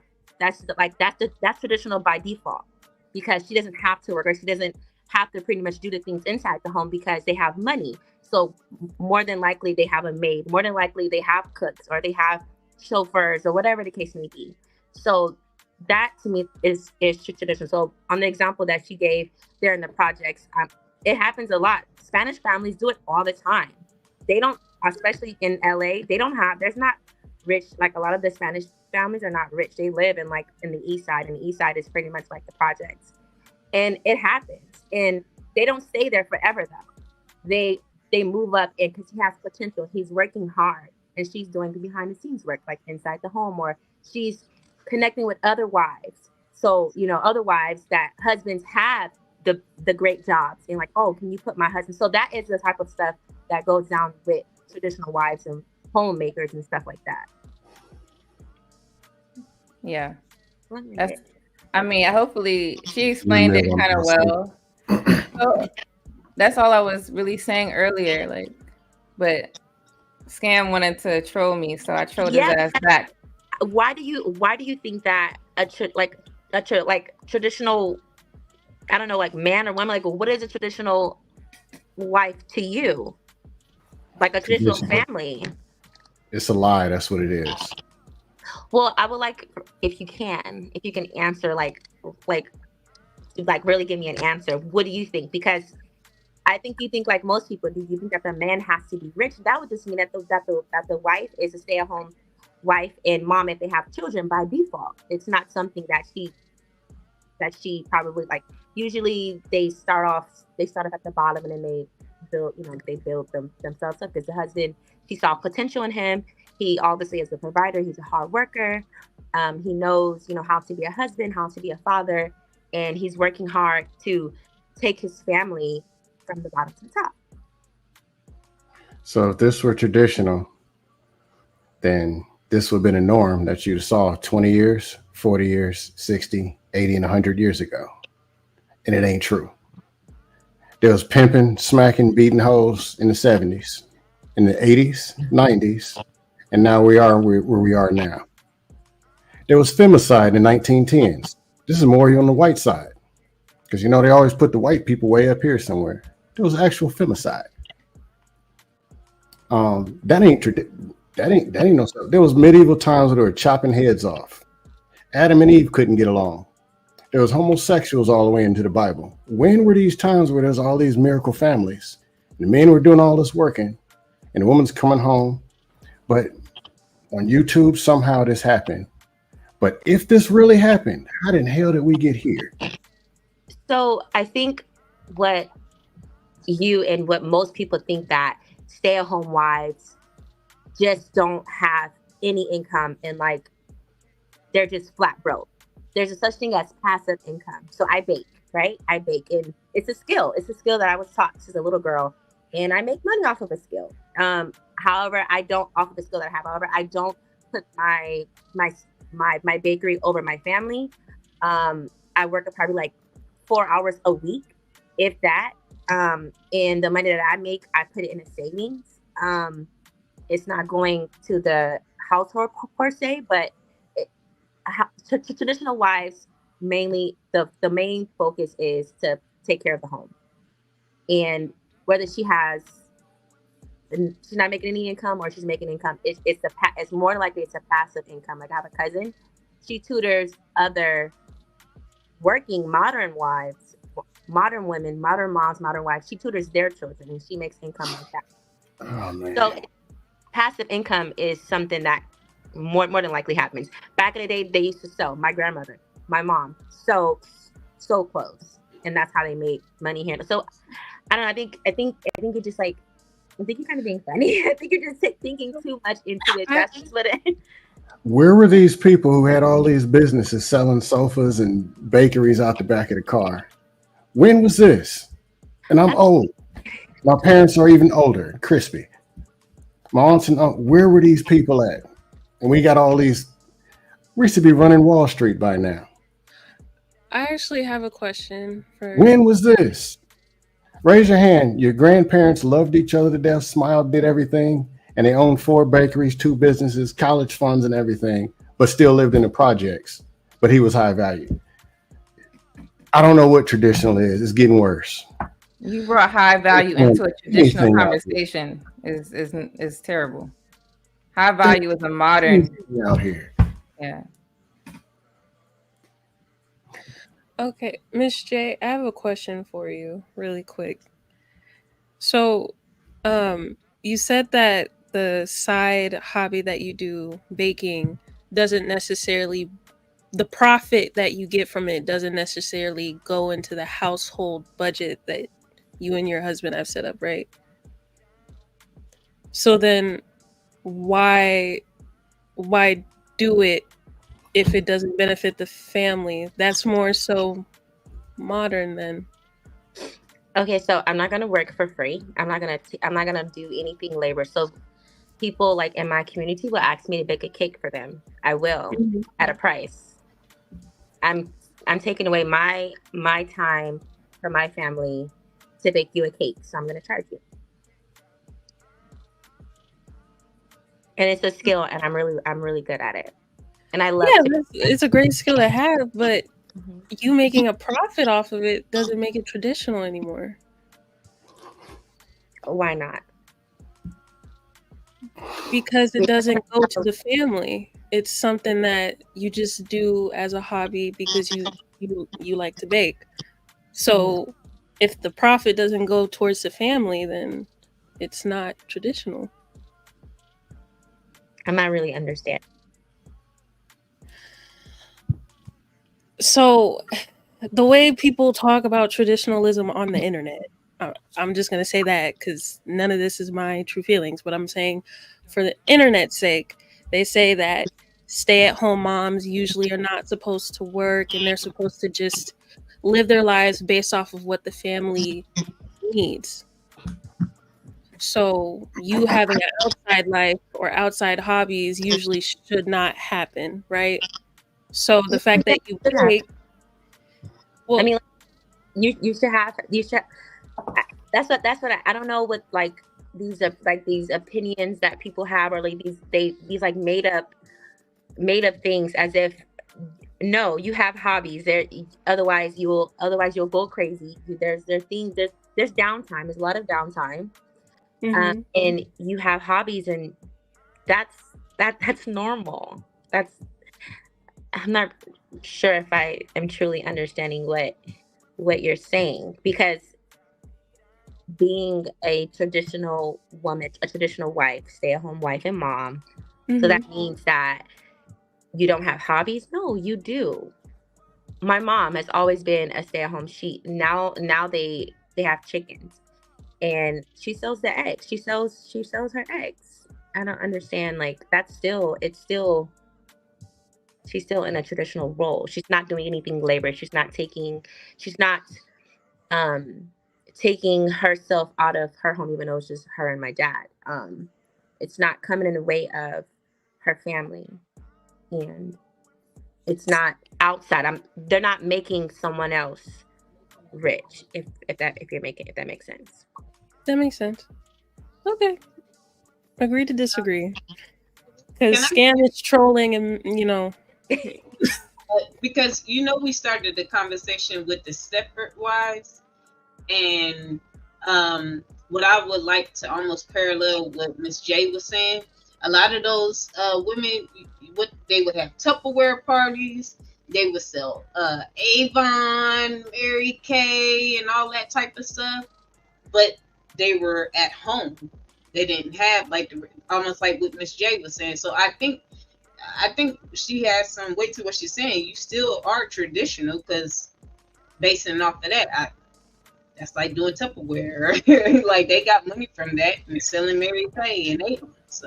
So would the 80s be considered more of a traditional time?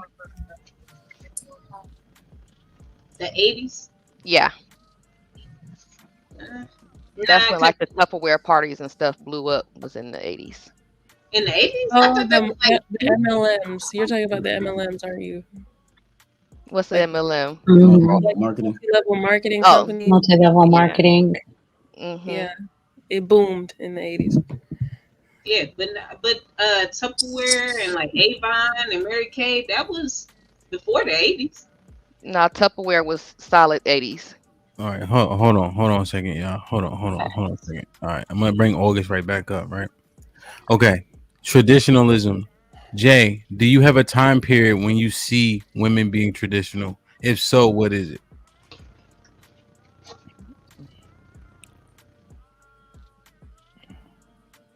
'50s.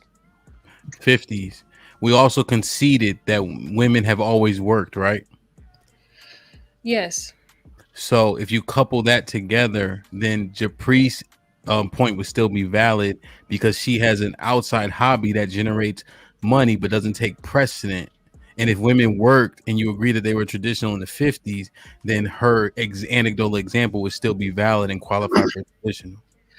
It's not valid in my opinion because it would be valid if the profits were to benefit the family, but she said it wasn't. So in my mind, that means that it's not traditional. Okay. Because the complaint about modern women is that we make money for ourselves. We make money to fuel our hobbies. So if that's the complaint, then that falls under modern women. You're saying there's no need for that money, right? It's not being it's not applied to the family. While the women that worked previously, they needed to work in support of the family. Exactly. Okay. I was gonna say something else. Okay. Hold on, Scam. Hold on, Scam. Go ahead. Please hold on. Oh, nobody want to hear you talk about Tupperware, old ass. I grew up on it. Okay. All right, so I understand that. Okay, that makes sense. Japrice, now your income isn't passive because you have to do it. What would be more passive if like you had a rental property, in which case it generates funds without you having to put your hands on it. So like you making cookies is the same thing as me DJing. It's lucrative, but it's technically not passive because you have to be involved to do it. What do you think about that synopsis that you do that for essentially your own benefit and that money? Somebody mute. Check. What do you think about Jay's synopsis that because you do it for simply your own benefit and happiness and it doesn't necessarily contribute to the family, does that take away from your traditionalism? So when I say that the money goes into savings, I don't have like a personal savings. It's a savings for it's one big bucket. So it goes into savings and it sits there and it grows and grows and grows. And if God forbid maybe one day we need it, then it's there to be used. But yeah, I essentially just make money off of a skill that I. Okay. And then does your husband champion it and say, okay, awesome, this savings is a good contribution to the savings? It wasn't a decision that he had. This kind of just started. Oh shit. What of the savings? No, yeah, so he hasn't mentioned anything about it. He's like, oh, okay. He's a man of very small words. So okay. He's not even involved in it. No. So you just started baking, marketing it, and then just went and did it?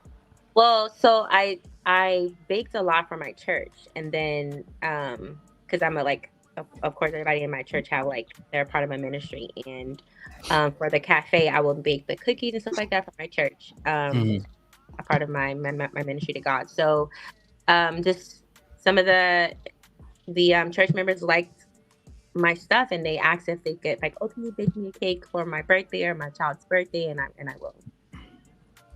Okay. Damn, I don't know. Damn, is Scam fucking right? No. Hal, can you define, based off what you heard, can you define traditional? No. Anywhere close? Can you give? Are you hearing what I'm hearing, bro? Yeah, that's why I'm asking for clarification. And Scam, you know what it is? They just smart enough for what everybody's saying, it makes sense. Like, I wish they were a little less smart, but when I start to pull stuff apart, I'm like, okay, I see why you can say that, but it's some bullshit going on, Scam. I think I agree. I actually like these people. Me too. Can I ask a question? Yeah. Traditional. I'm sorry. Go ahead. Can you be traditional and ratchet? Tonight on this panel, yep, absolutely. No, Tonight, you can't. Tonight you can, yeah.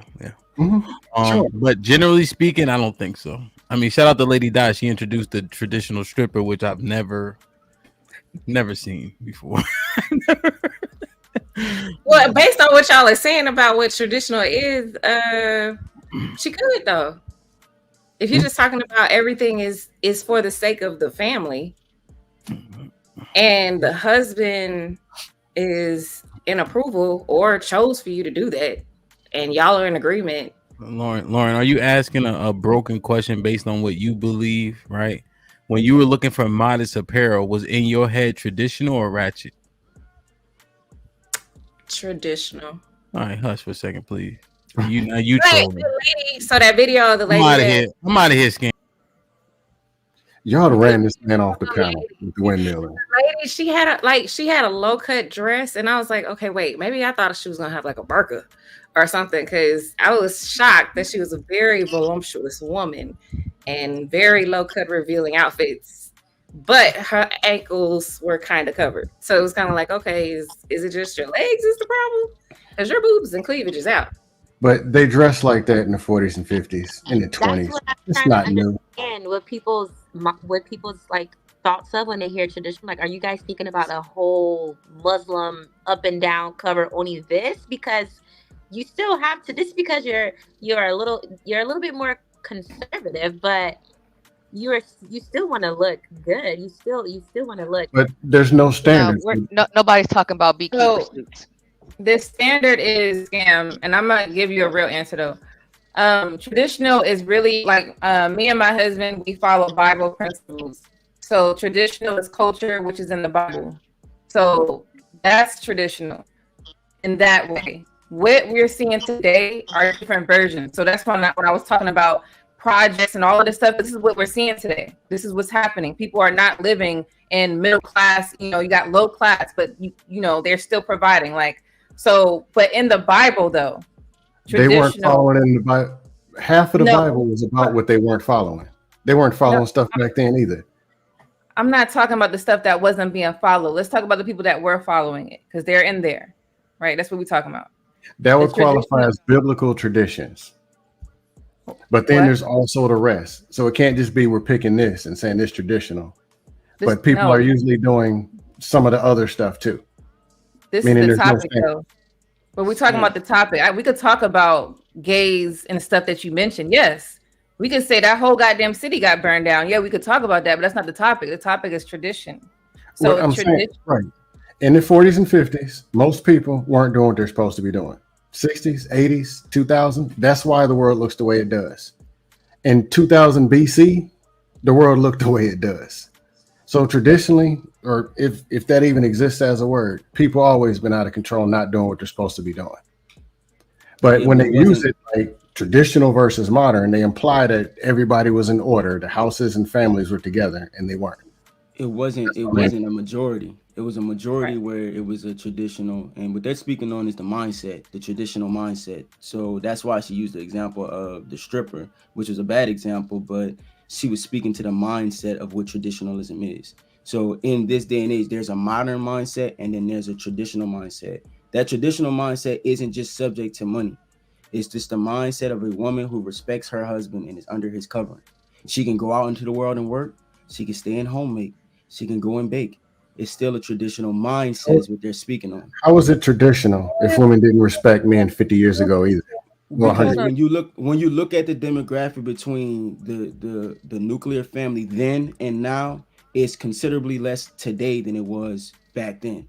There was an idea of a nuclear family with a traditional mindset on men and women working together as husband and wife in a home, creating a family. That's how it used to work. Okay, if those families were still working together, how did they end up looking like this? That means there are there are factors that, and that's a whole different conversation. There are factors that were in play that caused the nuclear family to get destroyed.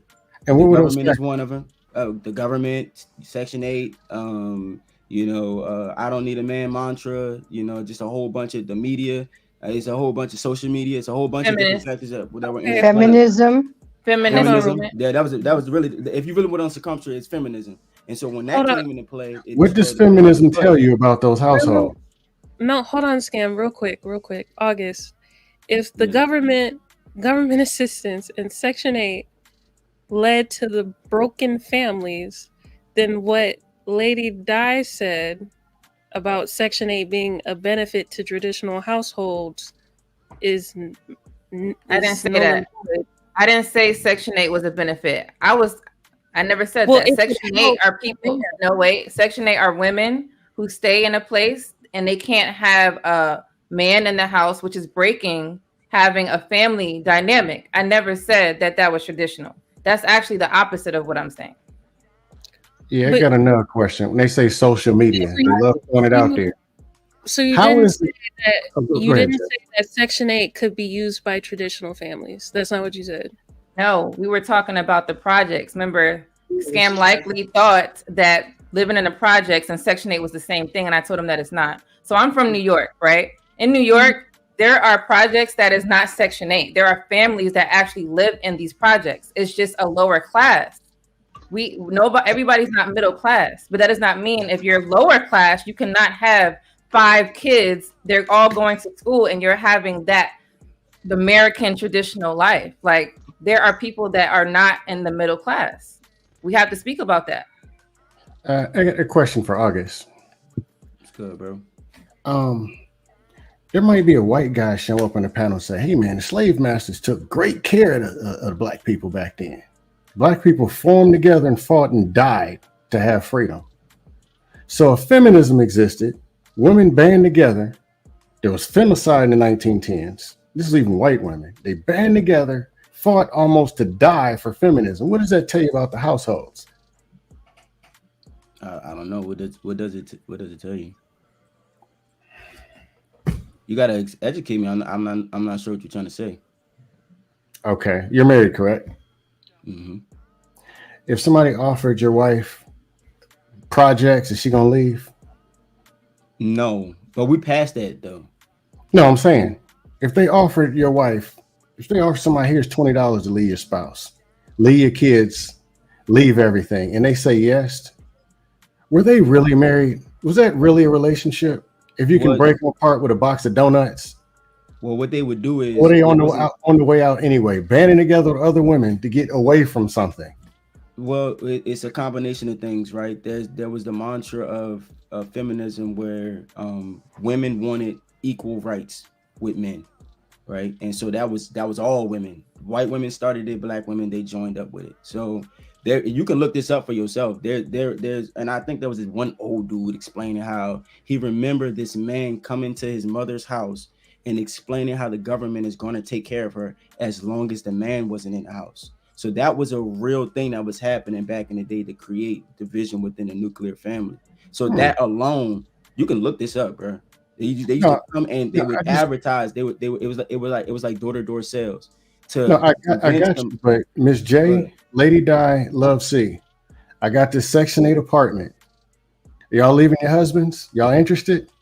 That was, you have to understand that wasn't the mindset then. Now in hindsight, it's 2020.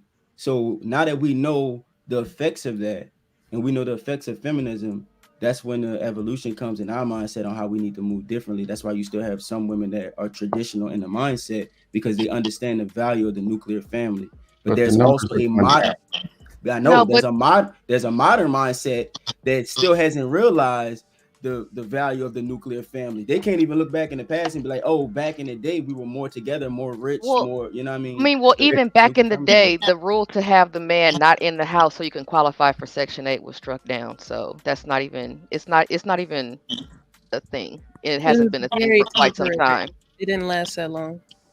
Yeah, but I mean, it did the damage that it needed to do. You know what I mean? It divided. How can you quantify that? where if you look at the marriage rates today compared to back in the day, where do you think the disparagement came in? There's a myriad of factors you can deduce as to why marriages aren't working today, but you're choosing to say that it's due to the government and things of that nature. So I'm asking, how can you quantify that? The government factors. It's not my mic. It's somebody else. Oh, okay. Yeah, the government is just one of the factors. You feel me? So you're saying that women will leave their husbands for government cheese? Well, it wasn't. Sometimes they weren't even married yet. Sometimes you'll just have. That's kind of the point. Yeah. But I mean, the idea is that if the man can't be in the house, then there's no need for the man. So what would be the point of getting married? What would be the point of creating a nuclear family if the government is backing me? And so if I would have to give up this government check and this government assistance and trusting your ability as a man to provide for us, when I could just be in control myself and just do everything myself. That's where the dynamic broke at between a man and a woman in a nuclear family. August, but we got married people who aren't living in houses right now. In the past. Hold on, a couple things, right? If the qualification for the man not being in the house, if it's proven that was not qualification, like I think like you answering as though it's still a qualification, like where are you at with it? So they said that wasn't actually a real qualification for Section 8. So if that wasn't actually a real qualification, what's your answer based on that new information? Well, I don't know if what I've seen is that it was a qualification. I've seen older gentlemen explain them remembering a man or a woman coming to the house talking to their mother about the qualifications for Section 8 and explaining that a man could not be there. It's just for the woman and the child. Okay, and I know that I've lived under Section 8 under my mother, and we weren't allowed to have a man in the house. You know, so this is just were you not allowed to have another man in the house, or was it that you couldn't have another income earner in the house in order to be able to qualify for the benefit? I was told a man. I was told we weren't allowed to have a man in the house. Well, that's against the law. They can't discriminate against your family. They couldn't say man in the law, right? That wouldn't make a lot of sense. It's illegal. Now, here's one question that was actually interesting. When I know you're not at that point now, but when you know, as people are coming up together, right? When you and your wife, when y'all first got together, as you were developing, would she had left you for an opportunity like this? I don't think so. That's just me personally. I don't think so, but that's just my wife. You know what I mean? We're not speaking, you know, because that's anecdotal. No, 100%. But as we think about it, are there a lot of men that are going to say, yes, my wife would leave? Or when you hear YouTube superheroes, don't we all have the best wives in the world? Well, right now we're talking about today with the hindsight of how much discord it caused in the past. So I don't think that women today are going to make the same exact mistake before. I don't think Section 8 is that valuable. I think it's been stigmatized in our culture. You know, overall, we're talking about Section 8 when it was being first introduced. No one knew about it. This is a new phenomenon. That's the mindset that we're talking about here. Now, my wife today grew up on Section 8 and she understands how Section 8 works, and she may not be interested in it today, knowing how it was in the past. So, I mean, that's, you know, it's a little different. Okay. I got one more last question. Okay. Somebody said social media is what changed and destroying the families. I said that. Why is it I always hear that talking point from married people or content creators, meaning they're on social media talking about us destroying the family? How that makes sense? Explain what you asking. How does what make sense? The social media is so poisonous and destroying the families. How are you going to be on YouTube and have a show? That means you're on social media. Come on now. But they could be using it in a positive connotation versus just really. I mean, some people are out here trying to make a difference and trying to help people heal and grow and become better versions of themselves. It's what you make of it, Scam. Hey, let me tell y'all something. Y'all So we see killing me. Y'all killing me with this sum shit. Okay, a sum is not a real answer on this. Might be risky, right? So when we're asking a question, some would be like what you want to hear is minority or majority. So what Scam is asking is, if we're saying it's so bad, and are the majority using it for the bad, and if so, why would you participate?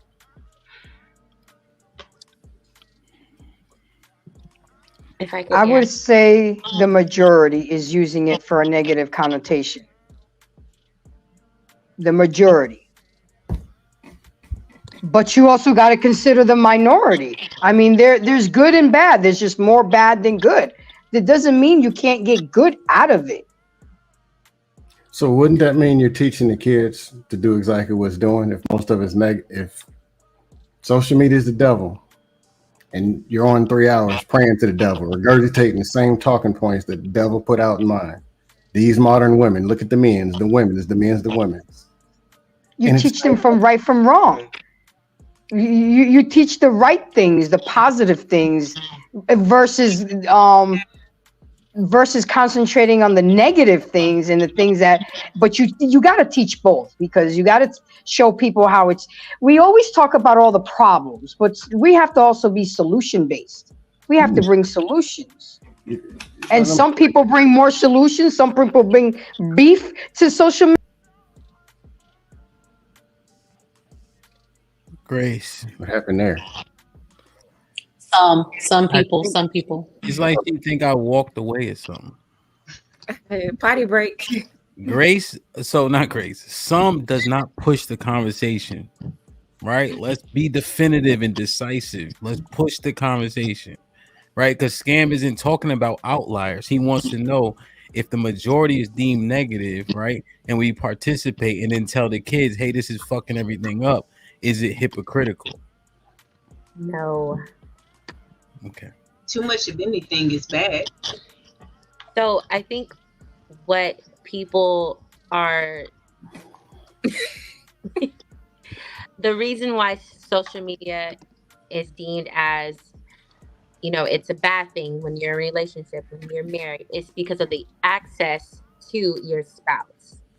So if you you're freshly married, or maybe you are engaged or something, it's the comparison to one another's relationship. It's the access that a man can just hit up your woman, or a woman could just hit up your man in the DM. And if you are weak and you are having a bad day or a bad argument with your spouse, they may give in to temptation when it comes to the access to your spouse. Like all you gotta do is it takes about 2 seconds to send a DM to your woman or to your man. So I think that's why it's deemed as it's not really good for society now. Does that make sense? That can happen on the street. Yeah and no. I would say now, because men aren't really approaching, I think, women nowadays, as if like because of social media, all you have to do, you can just you can date on social. It's a dating app now. So yeah and no, because I mean, are you out in the streets that much that I think it's just more. I believe it's more accessible when you're on social media versus out in the street. Grace, it's your go. Social media has a very negative connotation. Yes, people are out here. The majority is, I since I have to make a choice, I would say that social media is mostly, the majority is negative. It has ruined relationships. People don't have are socially awkward, don't know how to talk to people anymore, because they rather be on social media, be keyboard warriors, be on a screen versus in interface conversation. So I think it has digressed society versus digress, but it has his good points too. I mean, everything has its good and bad points, but the majority, I would have to settle that it has its negative. Scam, do you think social media is bad? 75% or more. How can I say it? The pushback is this: parents, content creators, social media ruined the world. It's ruining everybody. But you ain't answer the question, Scam. Regurgitating the same talking points from social media, and they're doing the same thing. Are cigarettes bad? Yes. Am I gonna be up here lighting a cigarette, talking about, man, them cigarettes gonna kill these kids? And that crack, and I got an 8-ball in my hand. Them donuts. No, I'm gonna be at the gym saying, hey man, donuts are bad. I'm going to the gym. Social media, there's bad and there's good. Depends what you come to get from it and what you're participating in, but what you're claiming. But when you say, oh, social media killing the kids, it's killing them all. And then you're on there doing the very thing. What do you think the kid's gonna do? So if you think that 75% of social media is bad, why are you on here? Because I know how to get the other 25%. Okay, but you troll most of the time. So what are people going to learn from that? My third sense. Well, good question. What can I learn from trolling? Trolling increases emotional intelligence, active listening, communication. I got a 13-year-old nephew who's in the second best acting school for a 6-month summer camp. I can help work with him on some things. His father does voice acting, just got a position. I can work with him on some. I can go on and on. My channel that I barely ever promote because we don't do this men's, women's garbage. I'd rather have 2 people over there and actually have a real conversation. Meaning there's a whole other side of this. And you know how easy it is when you listen to 8 and 10 slobbermouth doofuses talking about dumb shit. Scam, why do you really need to have a good conversation? I don't. That's distasteful. Well, what I'm saying is that's distasteful, right? So we had actually been conversing about something that people are trying to understand, right? Because you don't agree that the premise should be discussed doesn't make it an unreal conversation. People have admitted that we are trying to understand traditionalism and we've been mining it out. You brought some great points, but you can't discount the conversation being had. Okay. There's, like I said, there's a 75 and there's a 25. Overall, as a whole, I see a lot of people getting worse. The people who were fat in 2021 when I came in, they're still fat or even fatter now. The angry are angrier. The ugly are ugly. I might be getting uglier. I don't know. After tonight's conversation, more wrinkles in my forehead. But overall, I got something. Yeah, because oh my God, some of this. Go ahead. Sorry. I was gonna say, wouldn't the goal, because say if we go ahead and use the 75% number, right? 75% outside is kind of terrible too. So wouldn't it, instead of tossing the whole thing in the trash can, wouldn't you try to teach your child discernment as you would teach them in the real world? That would mean that what's being done is representing the 25%. But I'm just saying that most of the 75% who keep coming up repeating social media killing the kids, they're using the same talking points that are killing themselves and the damn kids. So, okay. I just want to ask a question. So if, let's say on social media, they portray toxic relationships and, some women like that, some men like that toxic stuff. And, they're portraying all of this money and you got to get this and promoting the sexy reds.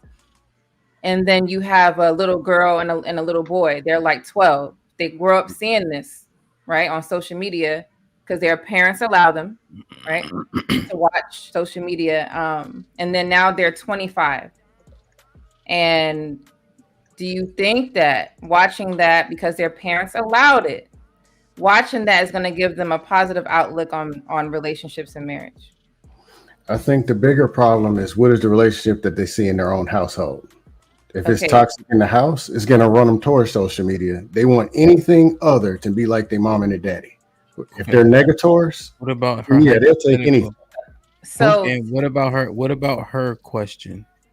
Yeah. I actually missed a part of what you said. Just being honest. We can't see that. That's the thing that when we say we can't have a real conversation, you add into the realness or lack thereof. Actually, what I was saying was real. I just missed the part of what she said. My apologies. All right, I'll say it again. Right. Yeah, I'll say it again. So I didn't say that the parents were bad. I just said that they allowed their child to be on social media. Okay. This is just what American people are doing today. They're giving iPads and cell phones. So just that point alone, they're allowing their kids to watch social media, but on social media, they're seeing toxic relationships, but then they break up, get back together, break up, get back together, right? And they keep seeing this dynamic. When they're 25 years old, they grew up watching it for about 10 years, right? Because that's on social media. When they're 25 years old, do you think that it's going to be an influence? I'm saying, is it going to be an influence in their life to not want to be in a relationship? Do you think it's going to be negative for them? Like it's bad for them to watch this and it's an influence. The bad stuff is an influence. I can't give you an entire yes or no because that's only one part. If they look up to what they see, then yeah, they're going to be influenced by it. If they don't, and that's a lot of outside factors, including their own personality and their own beliefs. But can it? Yes. Negativity is negativity. Okay. It's probably going to have some form of a negative effect unless redirected, guided, some form of that. If they can't critically think and they're a follower, off to the nation of Wigwam they go. If they can think and they got a good model at home, they're going to look at it and be like, man, I don't want nothing to do with this. Okay, so just a majority though, because there are some families who are a great role model in the home, and some of those kids do lack and they fall in between the lines. But if you are hearing people saying that kids are gonna die or whatever, that same thing you keep saying, they're gonna blame social media because even if they say, hey, my son, my daughter cannot watch this, I'm not giving them a phone, but then the kids are going to school. Their parents are working, so they can't stay at home. That's not like a common thing. Everybody's homeschooling. That's not it. It might be in the future, but right now it's not it. But they go to school and they're going to see it at school. Okay. So it could still be negative though. At the end of the day, that's all. I think that's the point. Some people just make it dramatic, and they're just, some of these people don't have these lives. They just talking. But for the people that's actually living the life and they're on here talking about real stuff, I think you probably need to these are people who are just talking. These are people who living it, and then change what you're watching. Okay, I can express it in a different way. I'll just mention some of what doom and gloom can do. Kid grows up, you can't have a cell phone, sex is bad, everything is the devil. They get caged in, they get colonized. If it was my brother, his personality, it would kill his confidence. Because when he sees something that's out the norm, and he don't know nothing to do with it, it's just going to affect his confidence. He don't know how to fit in with it. You told me the world was like this, now it looks like this, I don't know what to do. My sister's personality, she'd be a rebel. Oh, you're going to keep cage me in like an animal? I can't wait till I turn 18. I'm going to do everything that you said I don't want to do. My personality, I just go crazy and be sneaky and just do everything anyway, some kind of way, and not get caught. And the person who's telling me all this stuff, I ain't gonna listen to nothing they got to say. Because they could have told me and showed me something, but I know they didn't, which means they didn't have the answers anyway. So that's probably gonna have a form of a negative effect, but it depends on the personality and how it's taken and what goes into the person's mind. But we're talking about overall. You overall, negative usually brings a negative effect. Yeah, you said it was 75%. This is trumped by a positive, huh? You said it was 75% negative social media, right? You agree with that? Yeah, and look at the world. Oh yeah, okay. But so your response to it being 75% negative is to pretty much run away from it. Why are you still on social media if it's 75% negative? That was your response to it. Okay. I'm not asking you that. I'm not asking you that. I'm saying I'm just kind of qualifying some of the statements that you were making, right? So what we're saying is, well, what I'm saying is social media is here to stay. So because of how it's being introduced, and this is our first time in human history that humans have been disconnected in forever. You know what I mean? So it's a new phenomenon for us. So it takes some time for us to adjust to social media. Some of the things that people do on social media is it's now starting to get called out because there's conversation about how fake social media is. So you're going to start to see that change. Yeah. But the idea isn't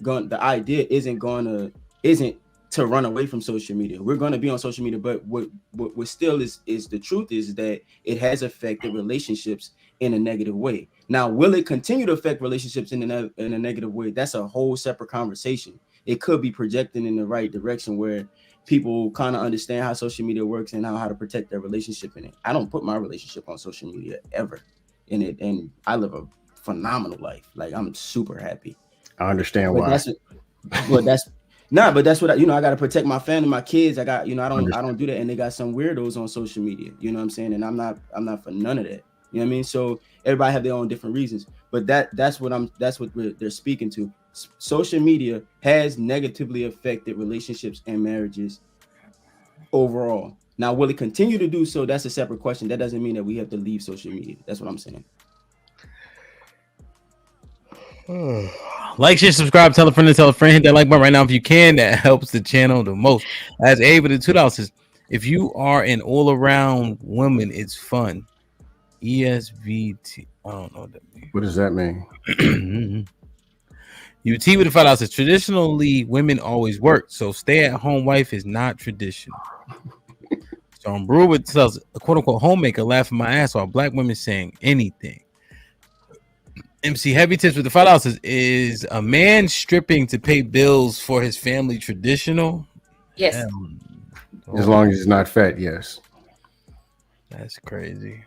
Sean Brewer with the $2 says, let black women talk and you will see how crazy they sound.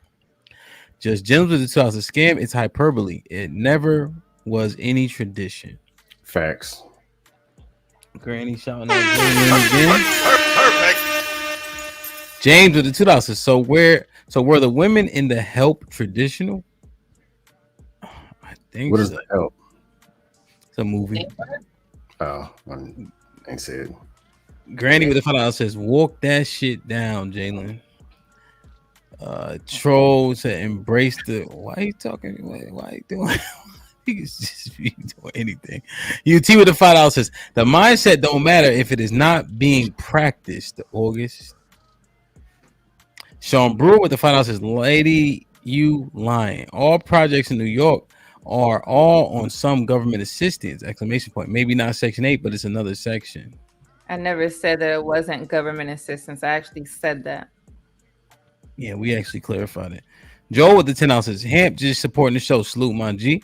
I haven't seen an ounce of what happened today. Also, shout out to Lauren and her mind games, Callie and them dance moves, and Alexis because she thought I was a troll. LOL. Really?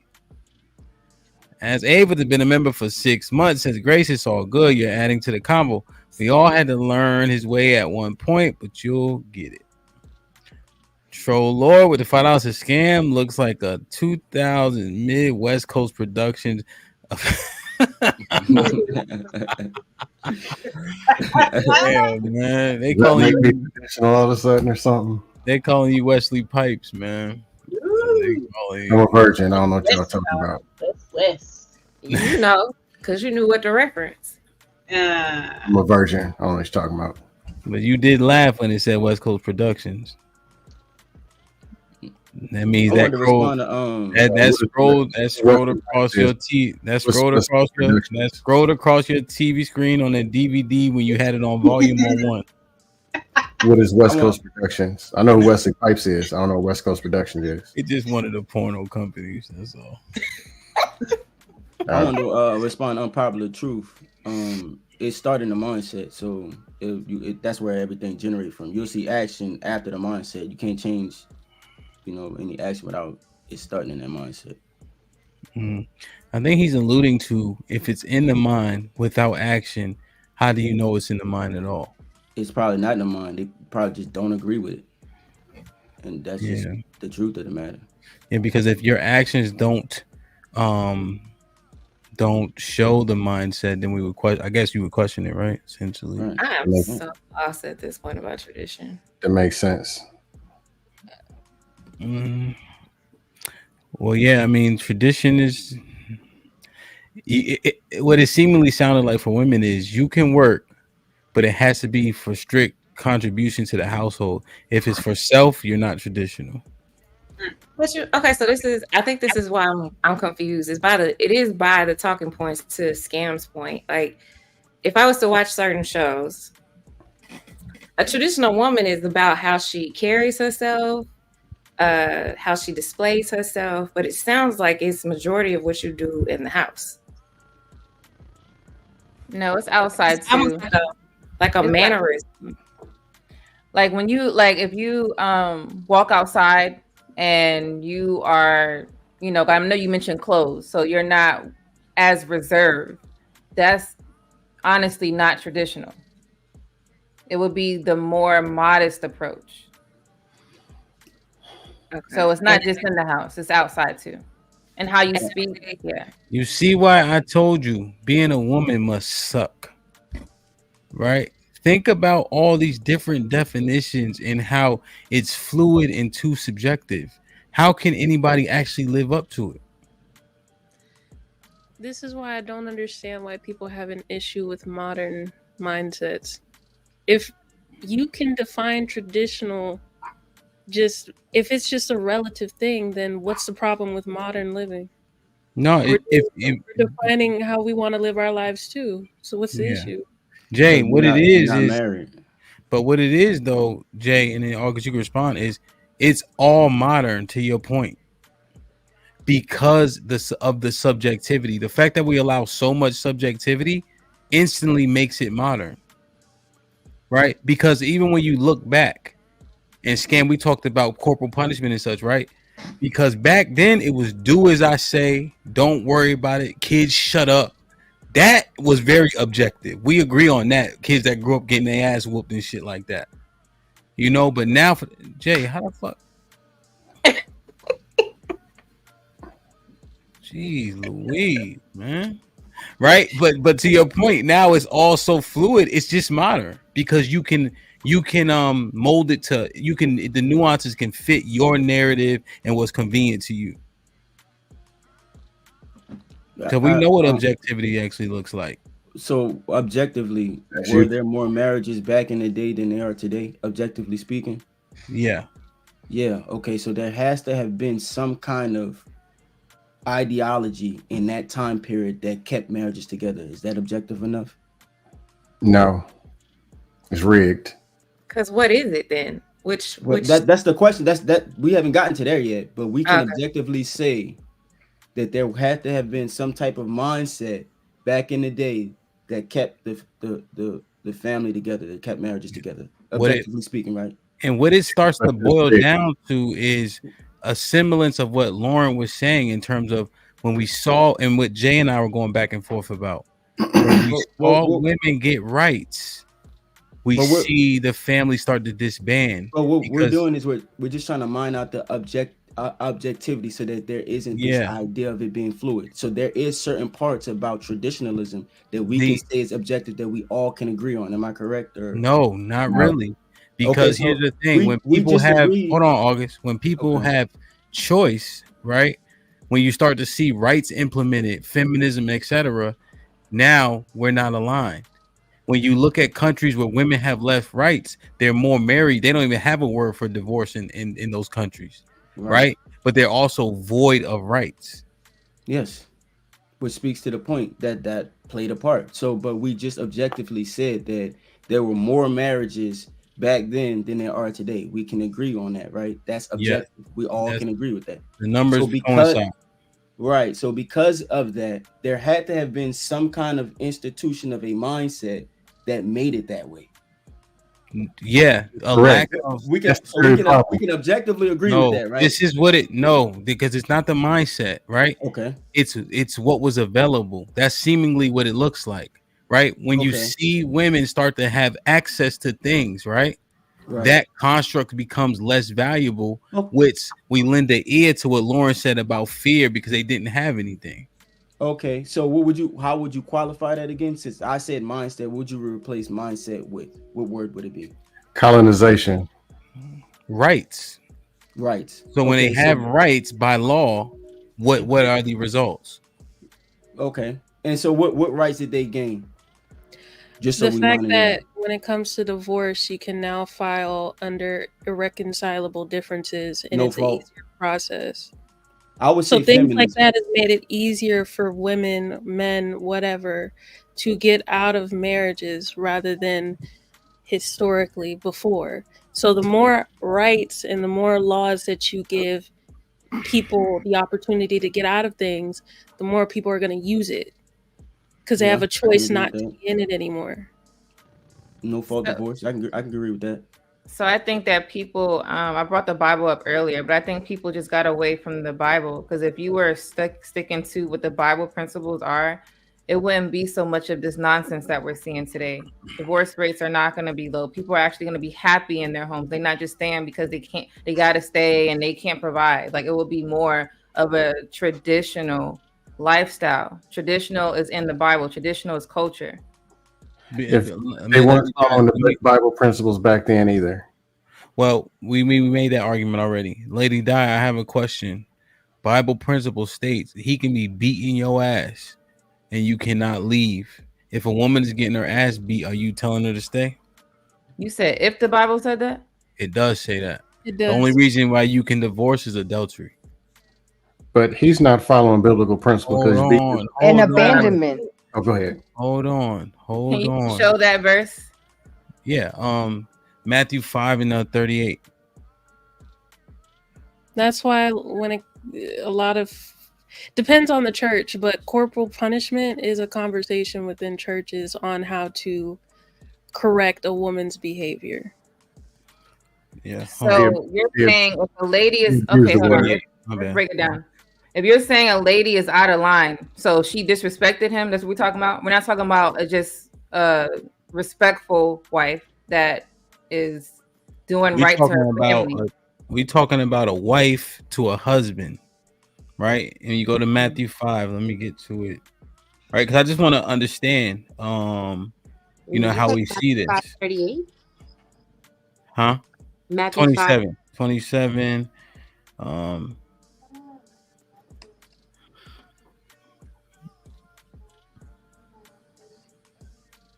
Yeah, I'm bugging, right?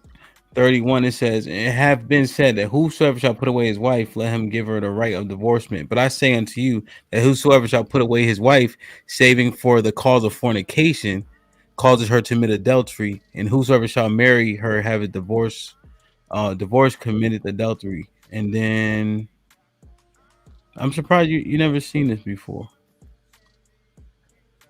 Not what you just said, no.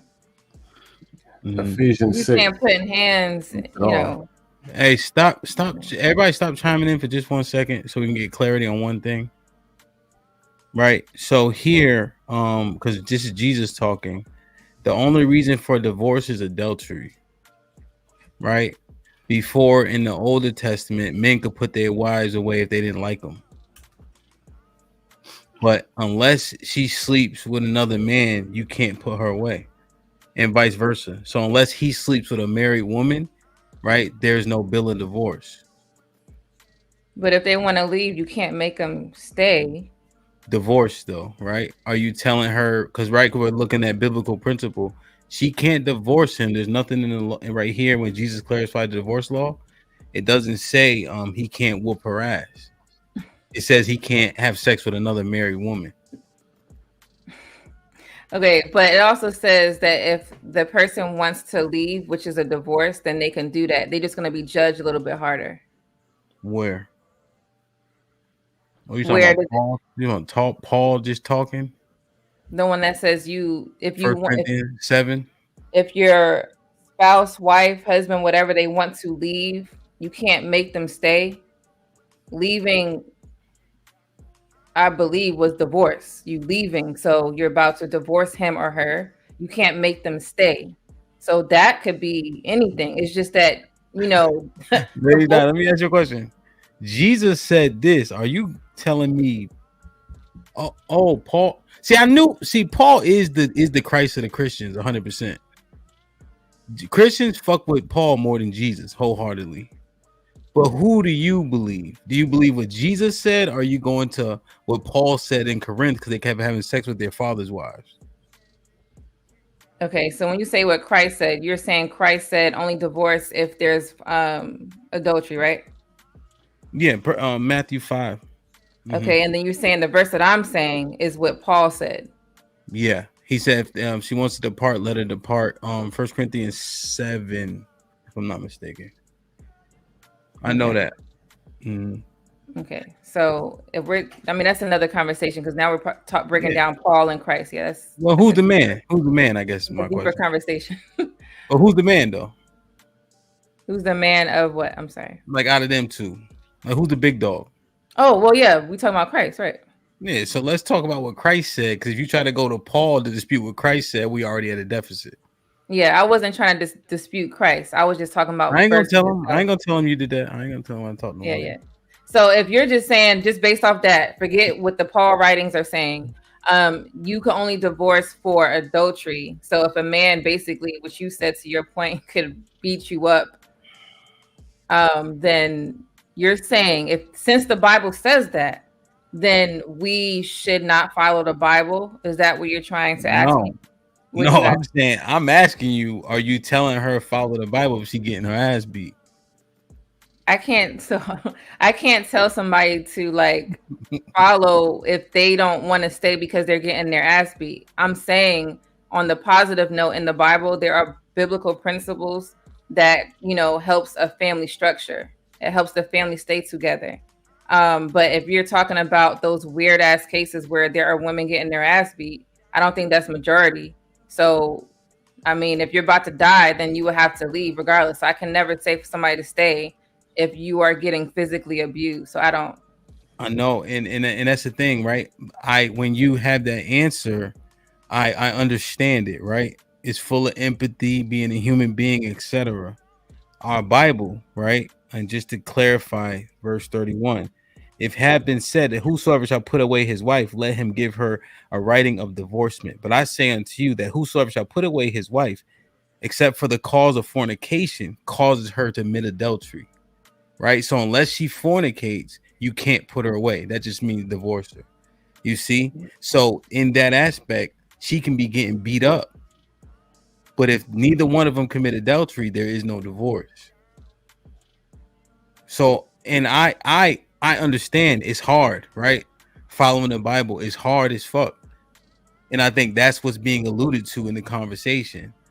Like until it's time to follow the shit, then you know what I mean? Mike Tyson said everybody got a plan till they get hit. You know what I mean? Like that's just the overarching point, It's interesting though. Damn. I had a question, but after I think Jay first. Okay. Miss J. Yeah, so I did read the scripture that you gave, but also with the husband beating the wife, and it's not out of correction, and you said beating the dog crap out of them, that would mean that he doesn't love his wife, because the man's supposed to love his wife as Christ loved the church. So that's not anything discipline, and that's also not love. So that would mean that you can't beat your wife, beat the dog crap out of your wife, and I think it's a mid. I don't think that's right. I know what you think. I'm just telling you what Jesus said.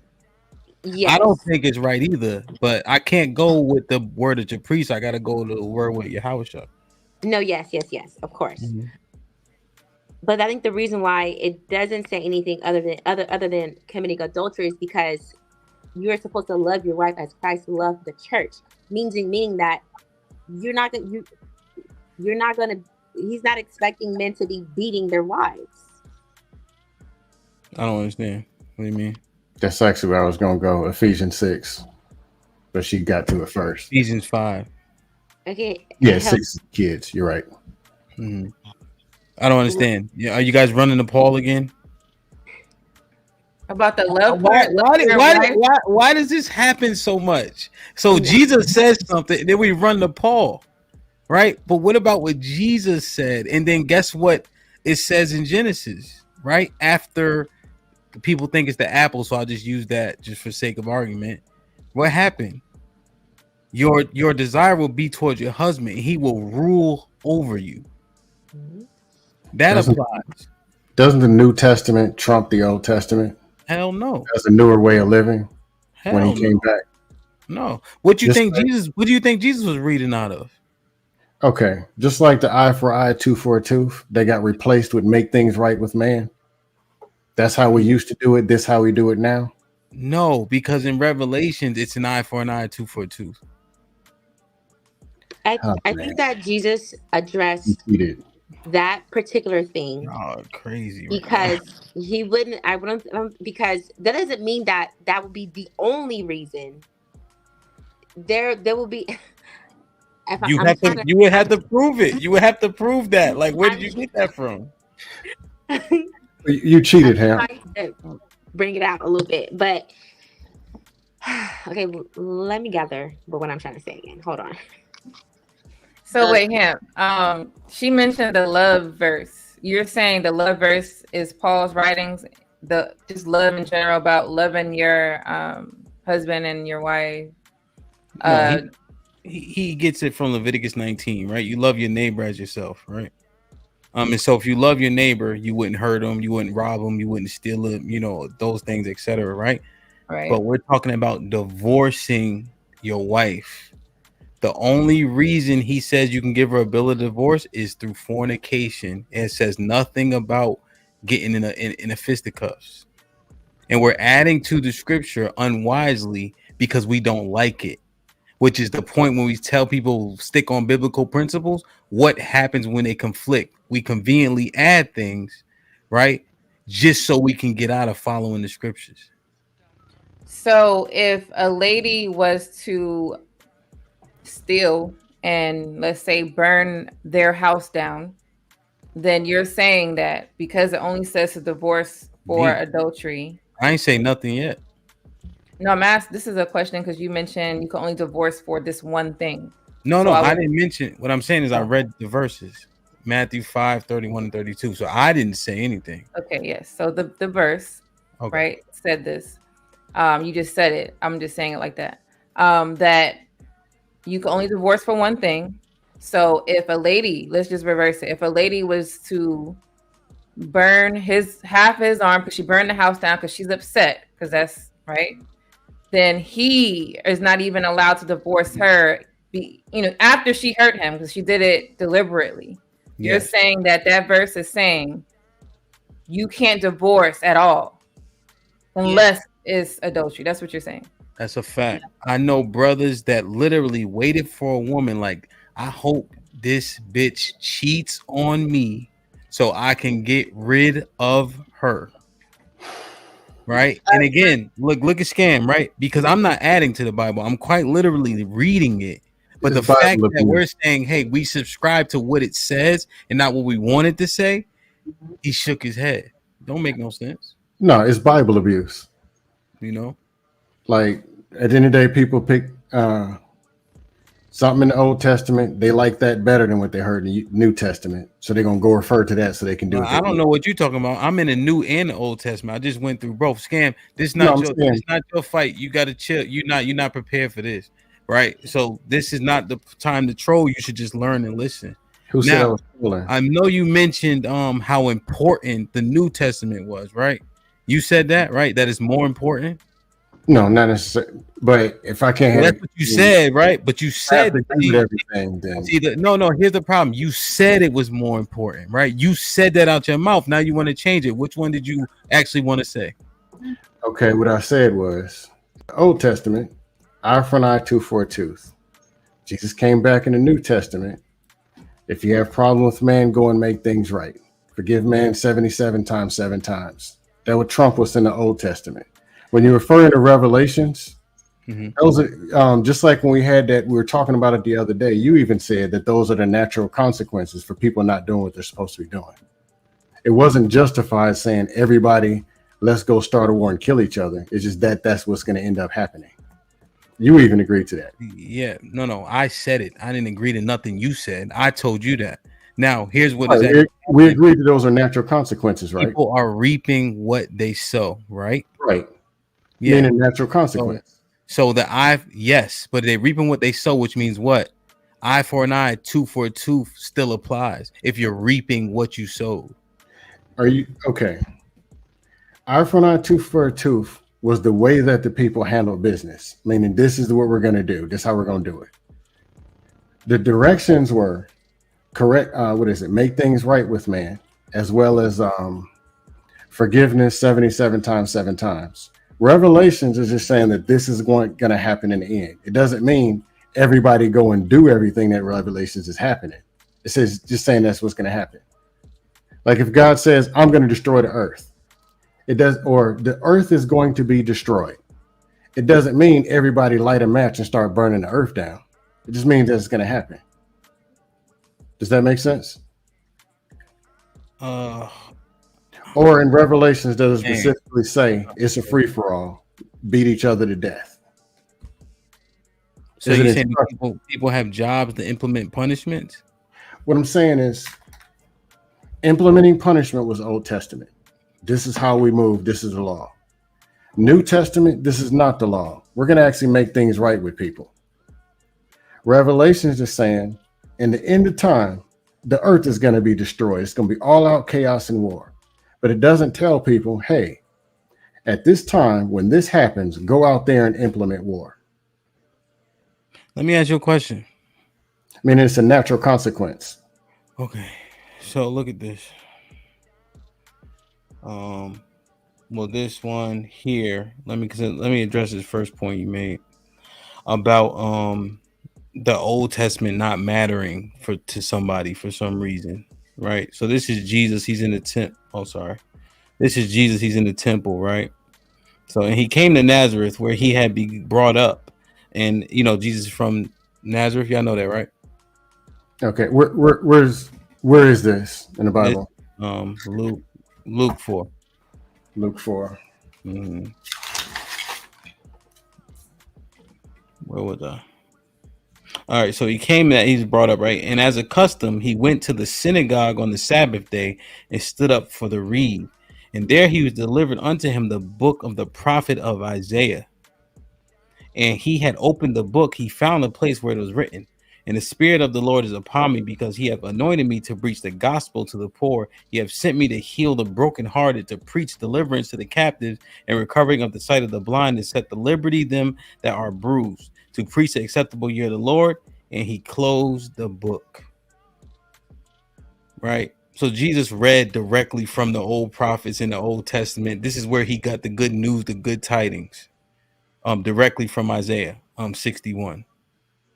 So I just hate when people make that argument. It just makes no sense. When they're talking about scripture, when Peter's referring to scripture, he ain't talking about what they talking about. He's talking about the old prophets. Obviously, that's why he says no scriptures of any private interpretation. From 2 Peter 1:22. This one here. For?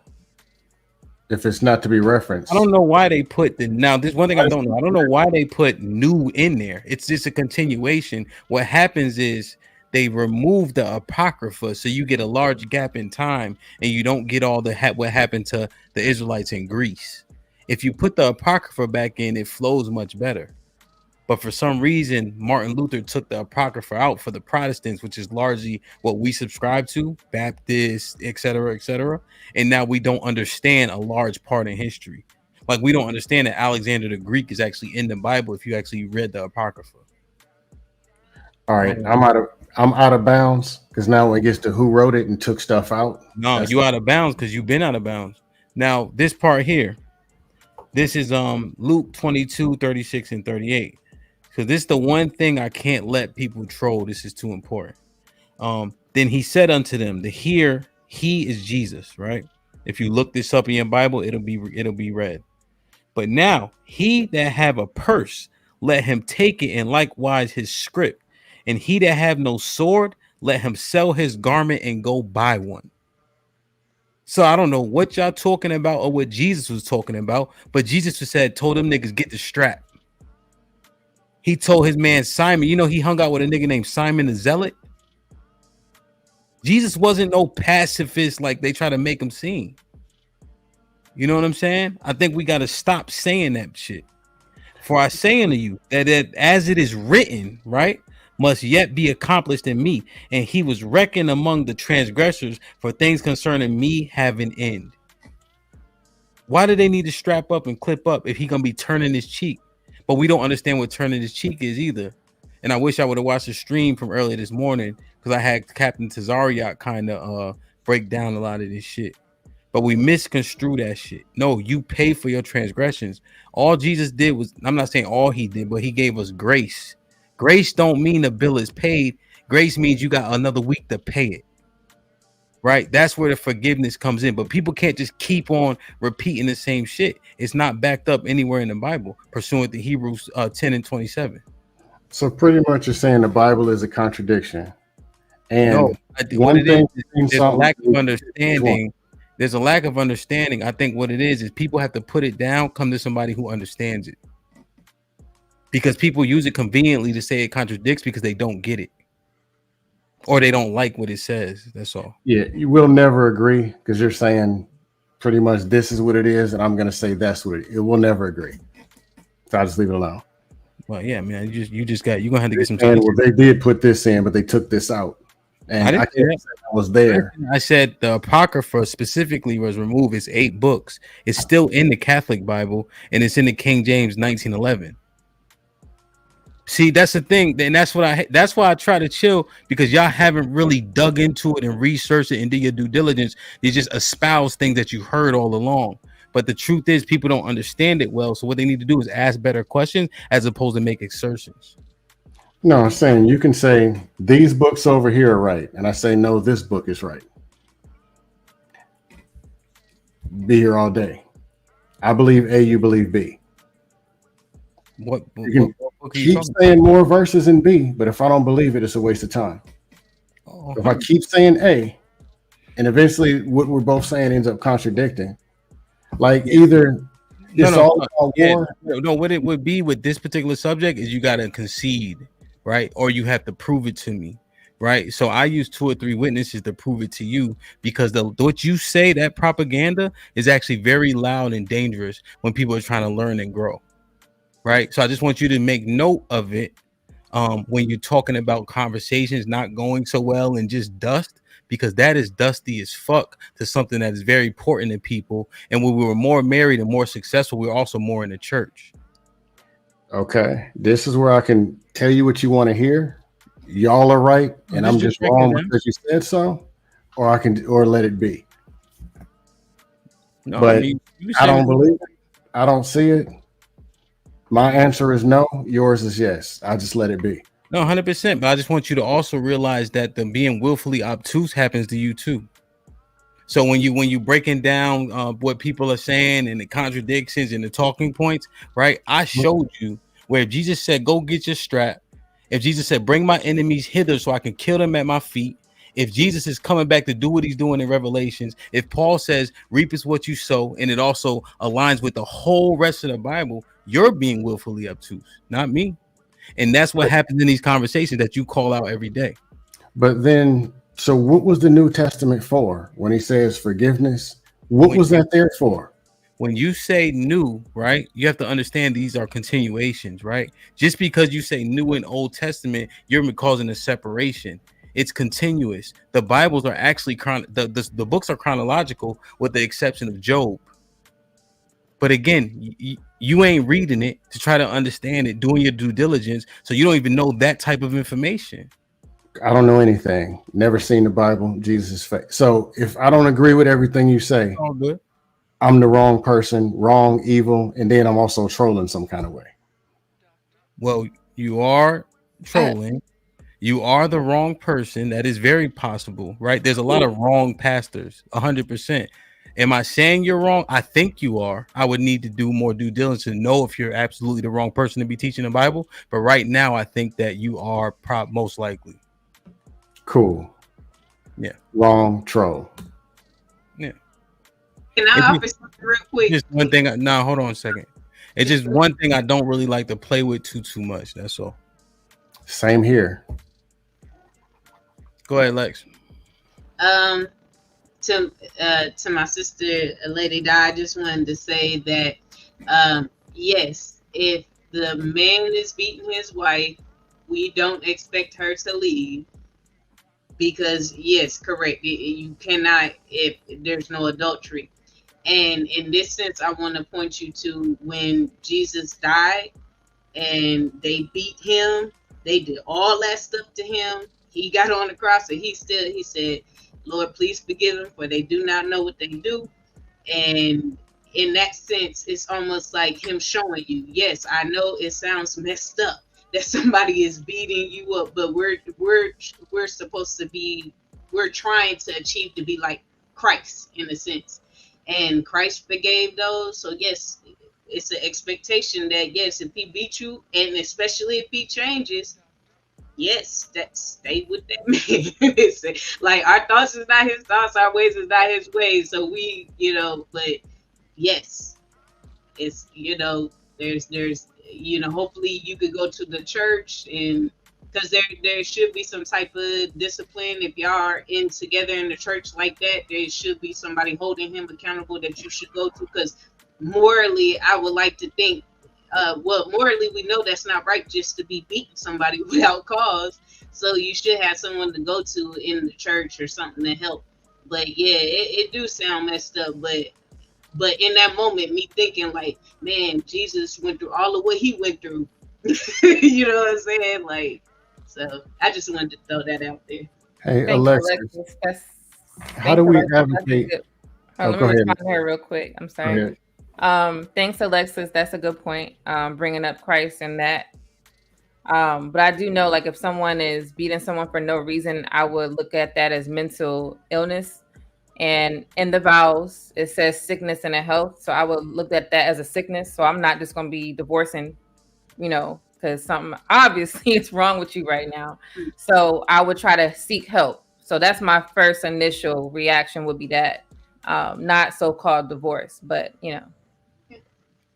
thanks for bringing that up. Lexus, in some of the conversations, and even when it goes Old, New Testament, this scripture, that scripture, even in this conversation, somebody could be listening to this. They don't know if physical correction is right or if it's wrong. Because they say, grab the sword. There's war in Revelations. There's eye for an eye, tooth for a tooth. But then I'm saying, no, forgive, love the church. And literally they can flip a coin and pick one. So how are they going to know? That's not how that works, Cam. That's what they're doing. Mm-mm. But then when you are a disciplined follower of the Bible, that's not how that works. And I'm pretty sure you know that. No, yes, I know. there are people that are fickle within the religious confines of Christianity, but the bare bones of Christianity was for you to be disciplined in your faith, which means following the laws and the commandments written in the Bible. So yes, we know there are people that don't follow it 100%, but those are the ones that you need to watch out for. That's no, I agree with you. I'm just saying I know people who pick and choose. They pick and choose. Yes, and we've already warned about that. Beating the kids, beating the wives. They're doing it. Or to justify violence and whatever. Or to justify, and I'm not saying half, I'm just saying in general, talking to just a bigger crowd. Corporal punishment. But I may be wrong, Ham, but corporal punishment is, you can use that against your child in the Bible. Am I wrong, Ham? It does. As a corrective measure. And in Deuteronomy, God saw the nation of Israel as his wife. It was sort of like an analogy. And he chastised them as a male would his son. So if he was able to do that, it's justified. Yeah, I got a question. Israel was, hold on. She just said something. right? I think Israel was judged in many different ways, physically, curses, Yep. Quite often. God, I don't know if you guys remember Elisha, when he was walking down the street, the kids started teasing him about him having a bald head, and God sent 2 bears out the woods and killed all 34 of the children. Shit get real fast. Y'all never read that story? Man, y'all might as well throw y'all Bibles in a goddamn blender, man. Jesus Christ. Go My ahead. Bible still looks brand new. I'm just saying, why was Ephesians 5? It's either 5 or 6. 5.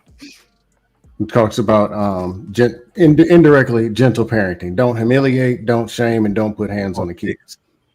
Why was it written? Why did someone write that? If it's supposed to be smack the kids, beat them, toss them, spank them. Scam, I got a question. Can I ask you a question? Do you think that do you think that we're supposed to love people into correction? That's the only way. Huh? Do you think that we should just like love people into correction, like love them, like no reprimand, just soft, gentle words type of correction? You think that that's how I think the results. I think you can look, if you look and talk to enough people, you see the results. Most people have low self-esteem. Corporal punishment has negative effects. Shame, neglect, and abuse destroy people. That's so why is that a yes to what I'm asking you? Because I know I need love them into correction. Does that even sound right? I mean,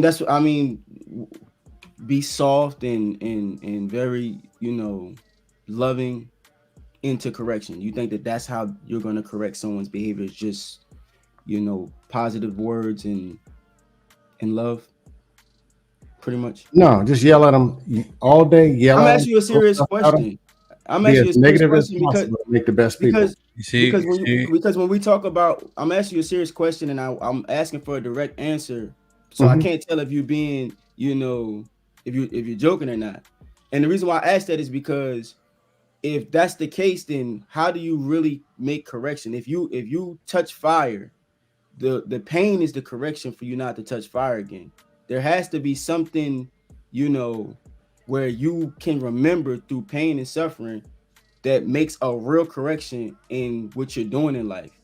And it's like every time somebody describes correction and them going to war or inducing pain, your response to it is that's not the right way to do it. So how do you create correction without instituting some level of consequence like pain or some suffering? Okay. Do you believe in model behavior? I don't know what that is. You got to explain it to me. Meaning the behavior you want the children, as a leader, you have followers. Mm-hmm. You model the actual behavior that you want them to follow. You believe in that? Yes. So when you make a mistake, do you have 5 big ugly men come beat the shit out of you in the living room? No. But a 40-pound child, grab a belt, smack them around a few times. That's cool. Meaning you won't want to be corrected that way, but you'll correct a 5-year-old whose brain's still developing in a way that you wouldn't even do yourself or to your wife. Okay, so I have a question. If you model the behavior and your child is not modeling the behavior that you're modeling, and you talk to them and you ask them and you try and get an understanding of why they're not modeling that behavior, and then it becomes they just not modeling that behavior because they don't want to, how then do you make the correction? Why don't they want to? Yeah. Why? We talk about it. Let's say, we talk about it and they say that they do want to, but they continue to exhibit that same behavior. Why is the behavior happening? Right. That's what I'm asking you. That's what I'm saying to you. The behavior is happening because they're deciding that that's what they want to do. Why are they deciding that that's what they want to do? Because it's a choice that they're making. Remember, you did why say are they making the choice? Why? You just say kids' brain are not developed all the way, right? So there are some kids that are just a fucking badass. Let's be real. Even if they have the example. Yes or no? I'm making this choice to do this just because we got defective kids out here. They're just bad. That's how we're going to build their self-esteem too. Tell them that they're bad. are already in your own mind. This is defect sitting over here, and it's So nothing. how do you make the correction? You continue asking, and you go down the rabbit hole, and then they can't really articulate to you why they're doing something because we've gone down that rabbit hole before. So then what happens next? If they can't even articulate you what they're doing, doesn't that tell you that they probably just like people who smack kids that can't even talk? We haven't smacked them. Okay. We're asking them, why are you behaving like this? And they can't articulate why. So what do we do next? If they can't articulate why they're doing what they're doing, how can you hold them accountable to the behavior? If they can't, they're not, so they can just continue to operate and conduct themselves in the way that they see fit because they can't articulate to me why they're doing something. So I just allow them to just continue as they are.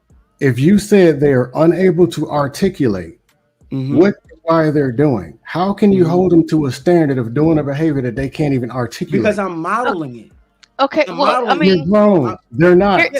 I mean, okay, just so how do you correct the action? Let's say this action is detrimental to their life. Like they take a fork and they're putting it inside of the socket. What do I do then? Cover up the socket. Okay, the socket's covered up. They pulled it out. Remove the fork. I've removed the fork, but they go and they get the fork every single time. They know where the forks are. I've talked to them. I've explained to them what would happen if they stick this fork in the socket. It's detrimental to their life. I'm modeling the behavior. What do I do now? Okay. Right here is a 380 sitting right here.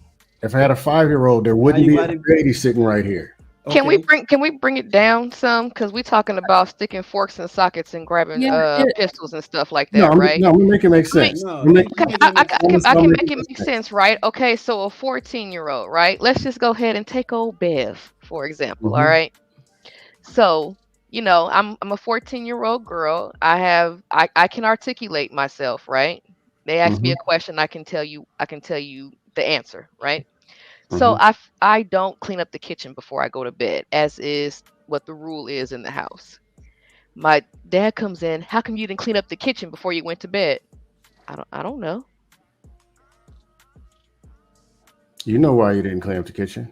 No, I actually don't. I don't have a reason why I didn't. I just didn't. Really? You're 14 and you don't know why you didn't clean up the kitchen? This is what kids say, though. Literally. Like just saying. You ain't feel like it. She ain't feel. Yeah, they just don't feel like it. There's something to correct. But it wasn't that I didn't feel like it. I just didn't do it. And I forgot is not allowed. So you can't say I forgot. Why is it not allowed? If it's the truth. Because you know what the rule is. So I forgot is not allowed because this is what you're supposed to do every day. Just the mistake. Go ahead, Jay. Well, this would be quick. The mistake that's being made is, we are discipline and consequences exist. I agree. You get them for your actions.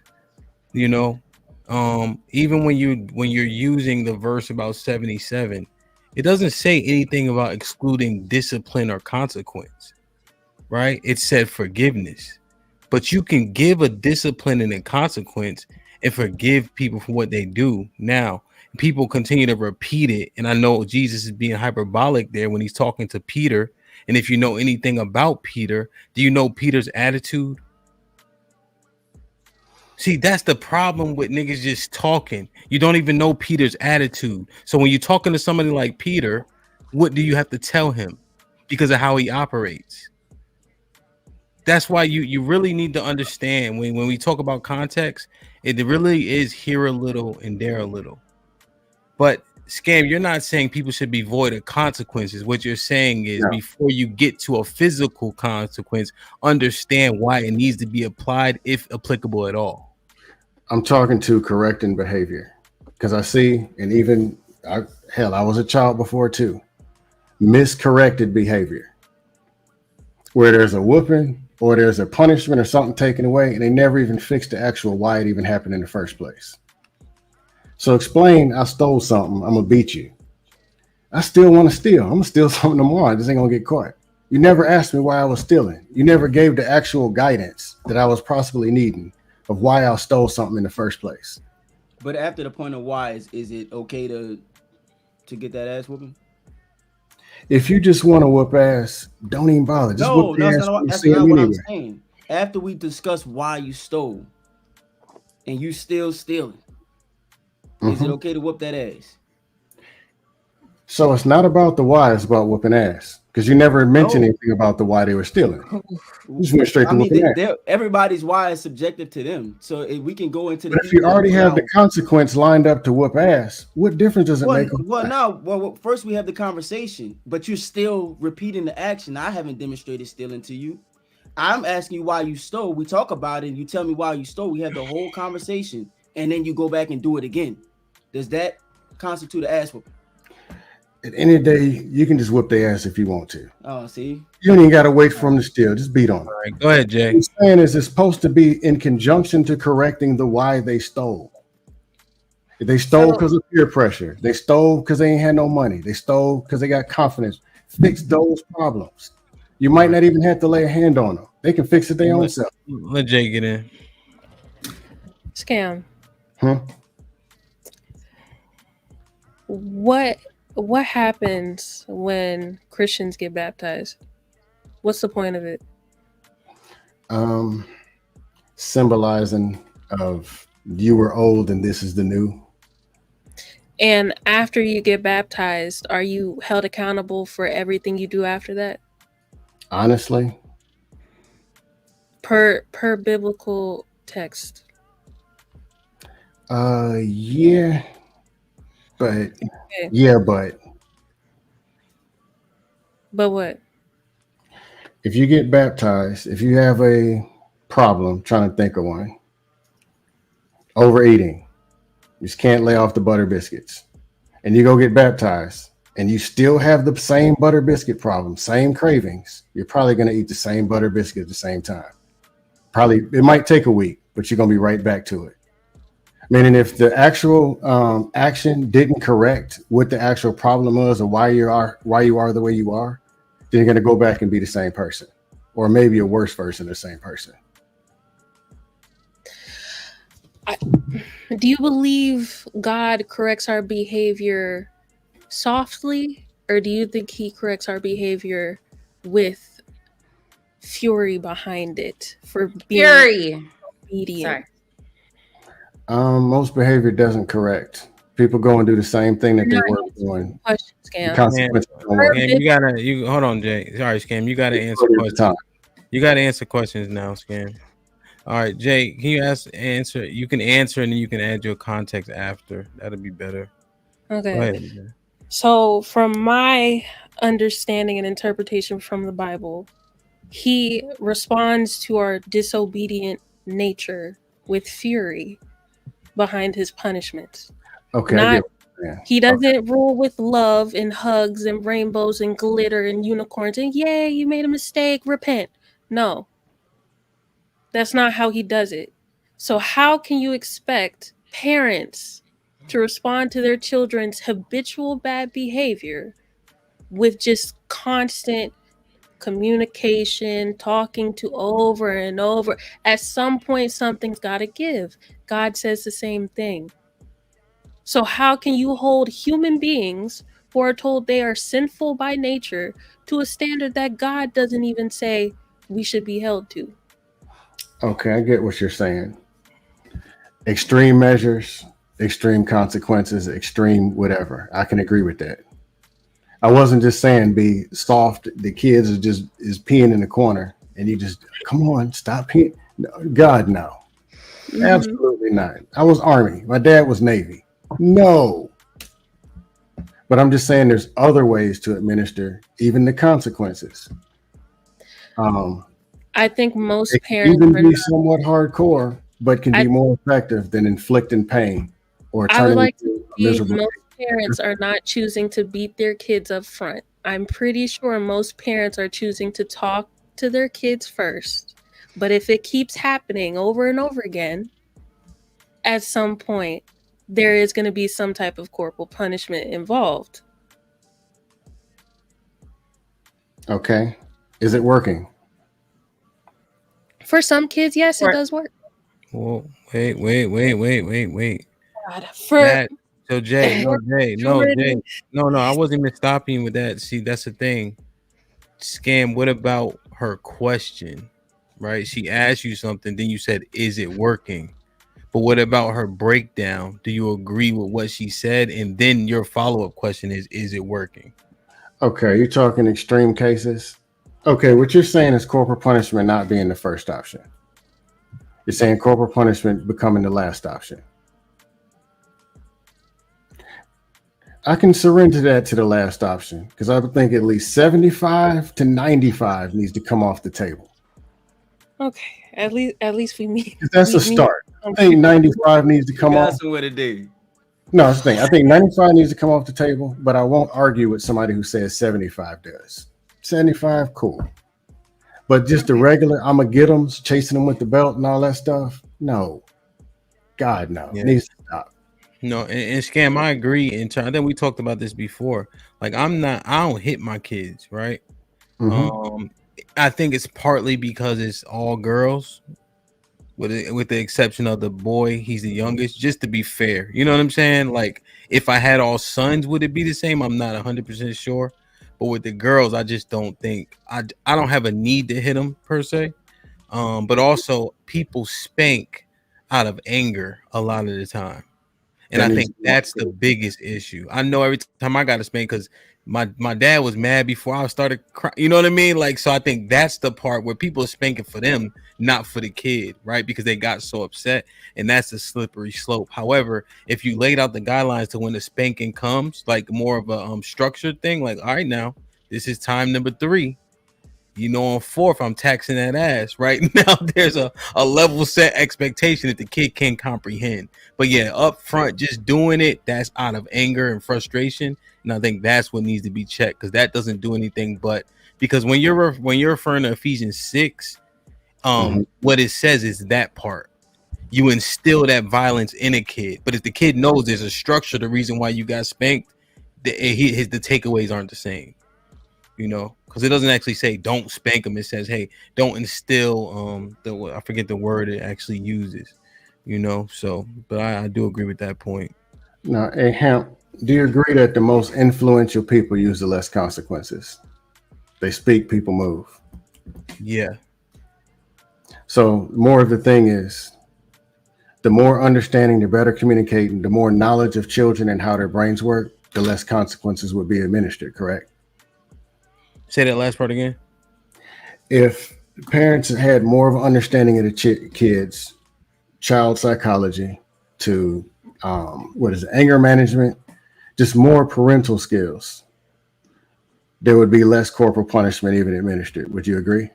I would agree. That's all I'm referring to. 100%. I agree. Especially with my there are better solutions to where maybe 2, 3, 4 times. My sister's kids are better behaved than we were growing up. They only got snatched up once or twice. Now, if we have to, yeah, we'll snatch them up. I'll do it. Got no problem. But it's probably not going to come to that, because the communication her and her husband did was a lot more effective than my parents. Yeah. You know, the men that are affected, right? Just because I look at it from that way. Like, for instance, remember Attila the Hun? Well, not say you remember Attila Hun, but you know Attila the Hun, right? No, sorry. Genghis Khan. Do you know his policies, right? If you guys submit, you good. If you don't, everybody dies. So that was they say Genghis got the most kids out of anybody ever in life, right? Because of how many people he conquered and, you know, getting with the women. But what do you think about that, Scam? The power was in the threat of violence. Like Sonny, when Sonny talked, or when Paulie talked in Goodfellas and Paulie didn't say much, everybody shut up because you knew the consequence was violence. I'm just not with colonization. I'm not for it. But if it's medieval times and wartime, maybe, but as far as an effective method, I'm just not with it. No, but you seen Goodfellas, right? No, I don't watch a lot of TV. You never seen Goodfellas? Seriously? No. All right, let's do final thoughts so I can get the fuck out of here. This is unbelievable. You never seen Goodfellas? No. Or The Godfather? No. Wow, that's different. Scarface? I ain't seen now one of them movies either. Not Wow. interested. Yeah, we need to end the show now. That's crazy. Who It is come on crazy? BT like every weekend. Paid in full? I don't know. Man, that's interesting. Damn. Well, salute to that. Yeah, you got something to do this weekend. You got homework again. Yeah, I'm probably hit Bolo up too. This weekend? I don't know if you ever talked to Bolo, but he's a solid dude. Yeah, I fuck with Bolo. Bolo just got here. He just in the chat. That's what I was trying to think. I think provoke to anger or something like that. And that verse again. Damn, man. Interesting. Like, share, subscribe, tell a friend to tell a friend. Hit that like button right now if you can. That helps the channel the most. I want to apologize for kind of going down that road when Lady died and I was talking about the adultery. But I think it was substantive nonetheless. Needless to say, to Scam's earlier point when he got here, I think the confusion has magnified a bit. In traditionalism. Oh, traditionalism. Oh, yeah, not the last part, but just the traditionalism, man. Because everybody's saying something that makes sense to an extent, which is like, then how can you define it at that point? Like, Embrace the Grace says she's traditional with a modern twist. That's like strawberry milk. Like, it's milk, but you know what I mean? Like, so it just, damn, man. And I 100% understand August saying it starts in the mind, but then you have to produce the results. Lady Di said, I can pay his rent, but he's still traditional, which is crazy. Jay said it's progressing because we have transgenders.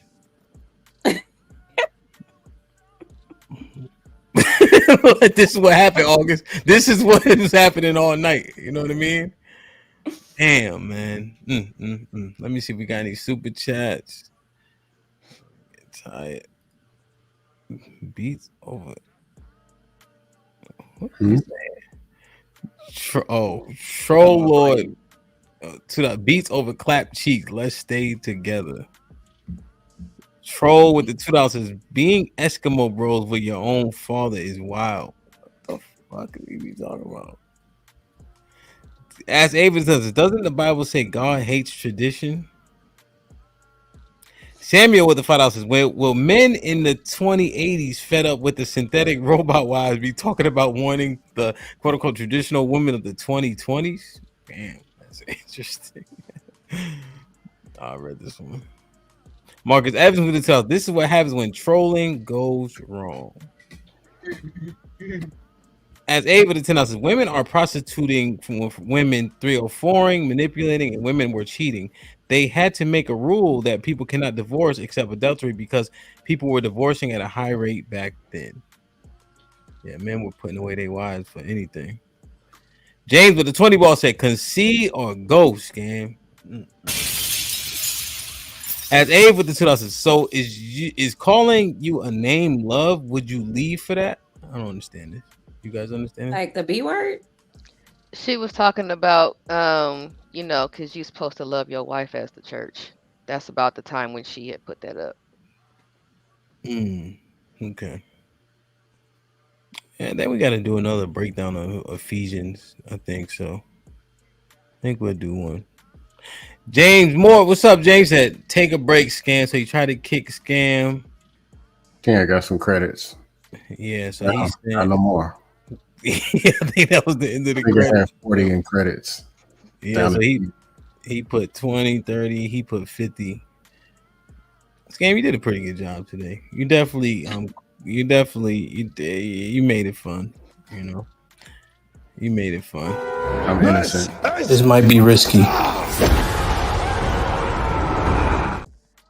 How y'all like my edit on Can that? we redo this, please? Please, can we work on it this weekend? Grace, you like my edit? Some of them are good, yes. No, Some that of them one. are I.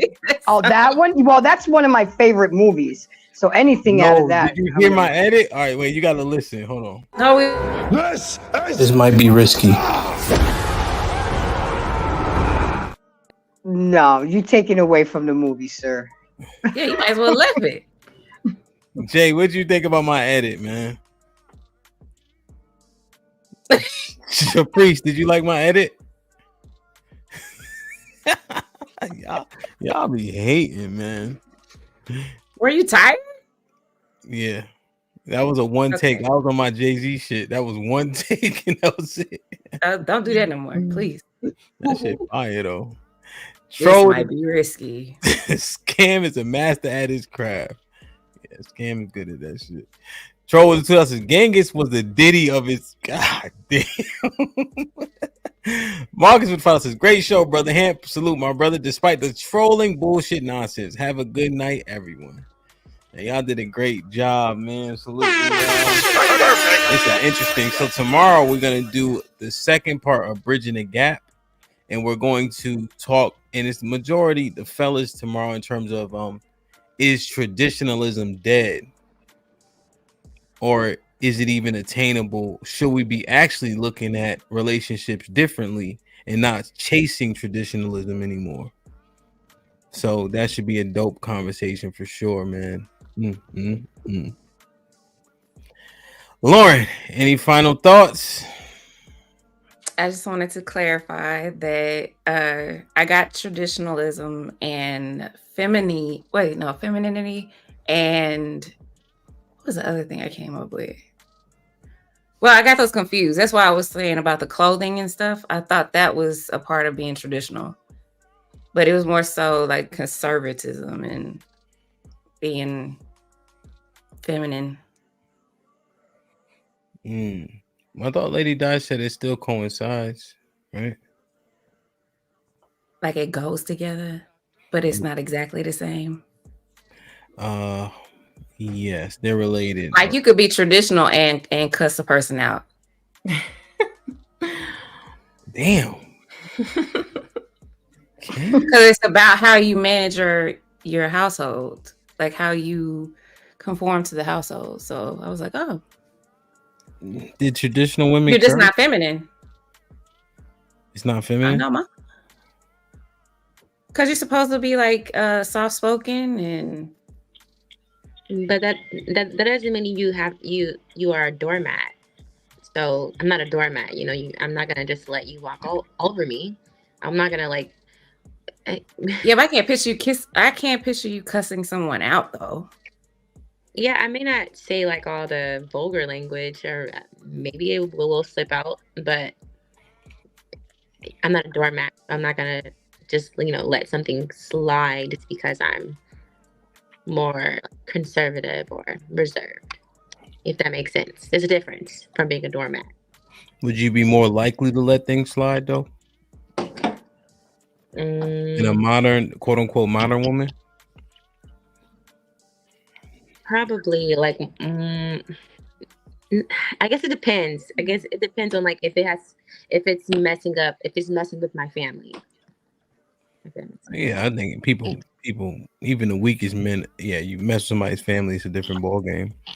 But based on that disposition, are you more likely to let things slide?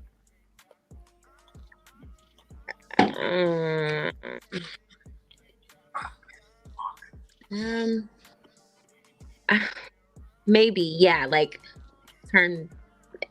separate myself. I will separate myself before I have to curse you out. Let me ask you a better question. Who are you in this clip? He's the biggest man I've ever seen. I wouldn't want to fight him. That's why no one will remember your name. Which one are you?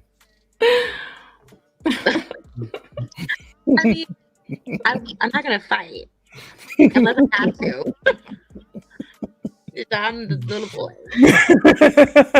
Okay. Funny. Man, you smell something? I definitely smell something in my hair. I smell. That was slick. Damn, man, that's what's up. Callie, any final thoughts? We're all mixed.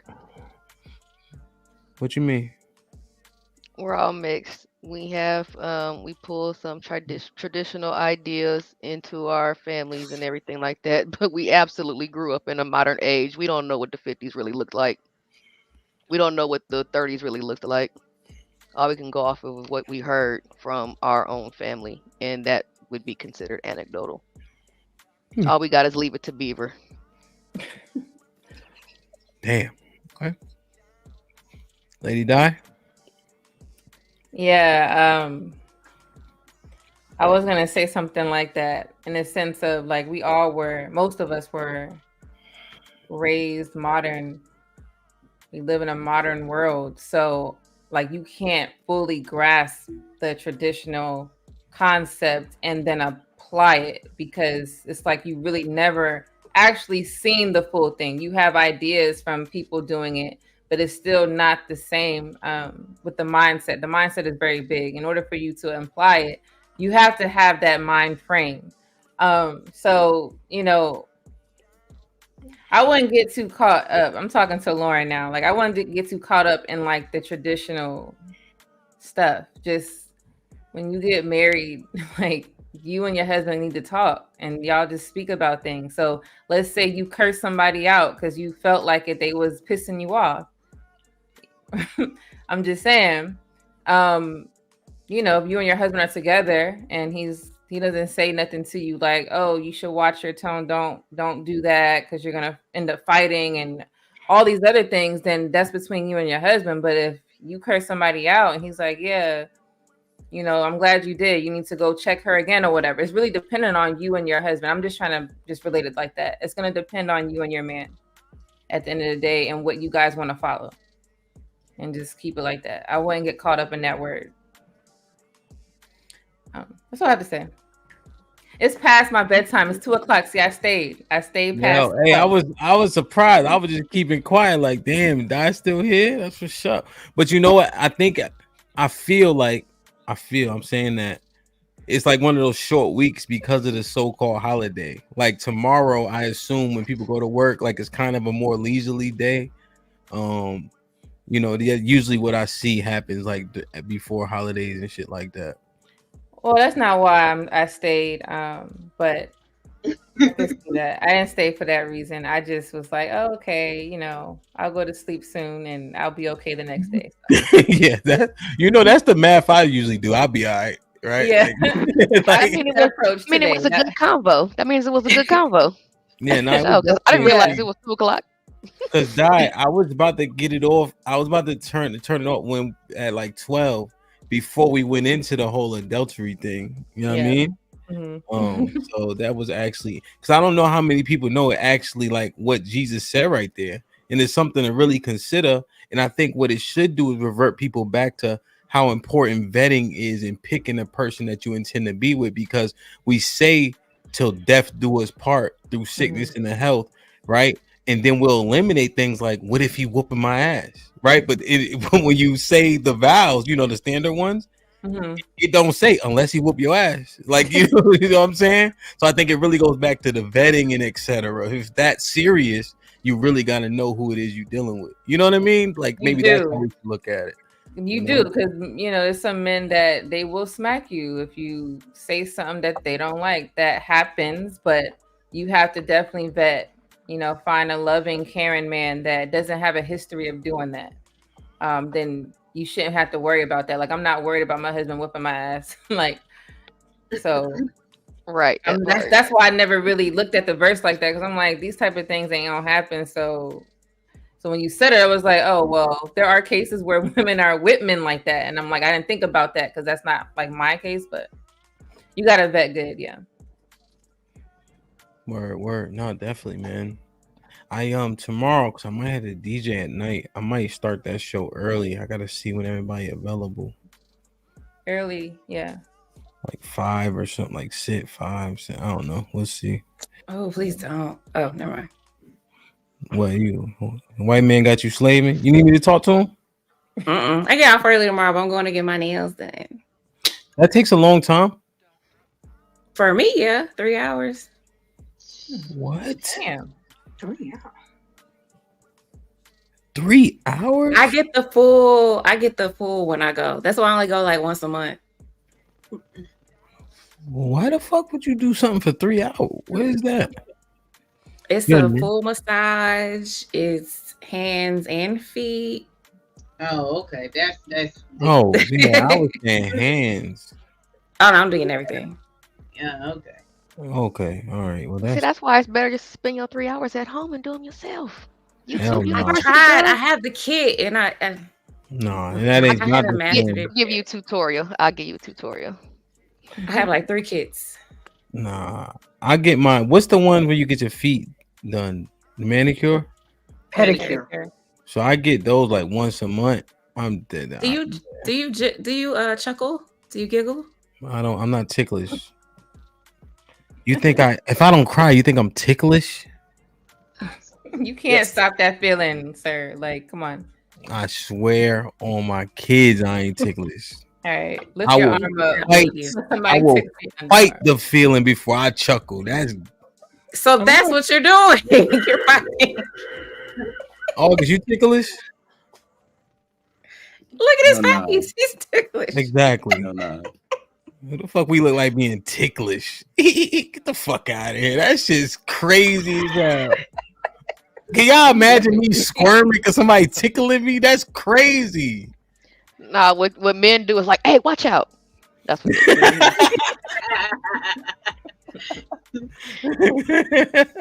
do. Cal, you might be right. Niggas be like, yo, chill. Because it tickles. Nah. See, the brothers don't even understand it. They said, what's ticklish? Yeah, you know what ticklish is. A male manicurist do your feet? Huh? Have you ever a male manicurist do your feet? What you think? They're actually better than the ladies, honestly. They do are. a very good job. I would never find that out. When we go get massages, it's 2 women. When we get massages.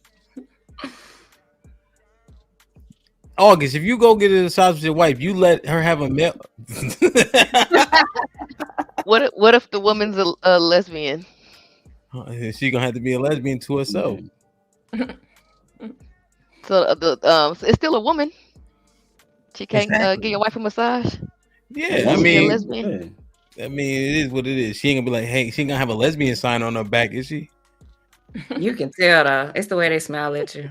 If she come in the room diddy bopping, that's different. But if she just like y'all, I don't know how y'all women do it. Like y'all don't have that same, but men don't play that shit. I remember Lady Di was telling Q that one day on the show.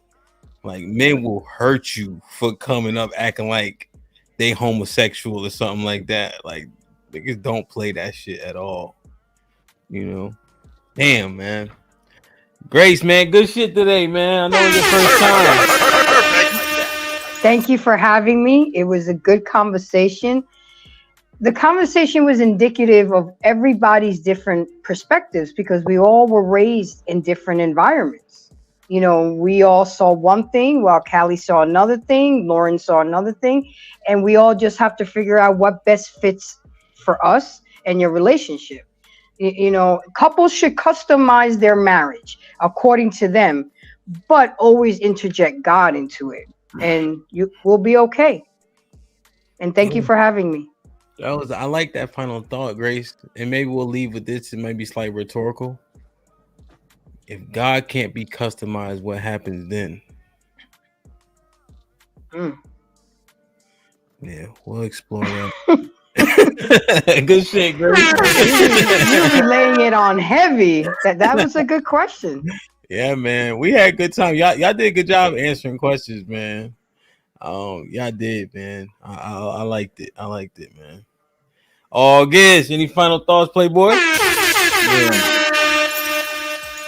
I wanted to say, traditionalism, we can say it's subjective because there was a point in time where marriages were higher compared to where it is today. So that's an objective reality. That's somewhere we can start. I think it gets convoluted on how we went from there to here, but I think that objectively we can say that traditionally there was a way of thinking or being that had marriages more intact. And with that, I think it's just a mindset. You know, some people have a traditional mindset in a modern day arena. Some people have a modern mindset.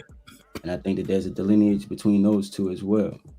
To what Scan was saying, I understand the value of having a conversation with your children prior to just using corporal punishment, because like myself and a lot of other people, that was my mother's way of, trying to create correction. So, but me being a man and having conversations with my sons and seeing how much my words carry with them, and then gaining understanding behind that between them, has taught me that corporal punishment is the last ditch effort versus it being the first thing on the menu. So I understand where he's coming from, but you do have to institute some level of corporal punishment. You can't be without it, because there's no way to back change. So that's the point that we were trying to make. And pretty much, man, thank you again for having me on the show. Yeah, no, that I love you. I think what you're saying is I think with people, August, one thing you said that resonated, when you take violence off the table, people conduct themselves differently, and it's not always positive. If there's a threat of violence, you often see people's modus operandi change. Exactly. You got to temper it though, right? Like, it's not always necessary, but if it's there, people have to acknowledge it. Yeah, that's interesting. When you said some people do this, some people do that, do you think the majority of the women have a traditional mindset? Modern women, no. They just majority, like right now, as we live and breathe today, most of them do not have a traditional mindset. How about the men? I think that the men are adapting to the mindset of modern women, but if they had a choice, they would prefer to have a traditional type of, I guess, marriage or whatever you want to call it, traditional mindset. Okay. Lex, any final thoughts? Great conversation. I enjoyed speaking my thoughts and hearing all the feedback and going back and forth. My feelings got a little hurt. I didn't know you hate my team, but I'll keep trying. Yeah, man, I'm a 49ers fan. You can't do that. Y'all lost twice. But anyway, it was awesome. This is awesome. Yeah, and Texas is great. So yeah, that's it. I love you, man. You ain't shit. I love you, man, but you ain't shit. Hey, can I be a fart though? Can I be a fart? Oh my God. See, I don't understand country lingo, man. I don't get it. Hey, Jay, man, you did a good job today, man. Thank you. Salute, man. Any final thoughts? Do what works best for your household. Like, I truly don't understand why people keep trying to put their relationships in boxes that may not fit. Just, if it makes you happy and it makes your family thrive, then it works for you. Don't worry about everybody else. Jay, question, does that have with that type of attitude, is there any accountability for anybody? That's a whole different conversation. I don't think, unless you are under my tutelage or you're somebody within my family, I can't necessarily hold you accountable for anything.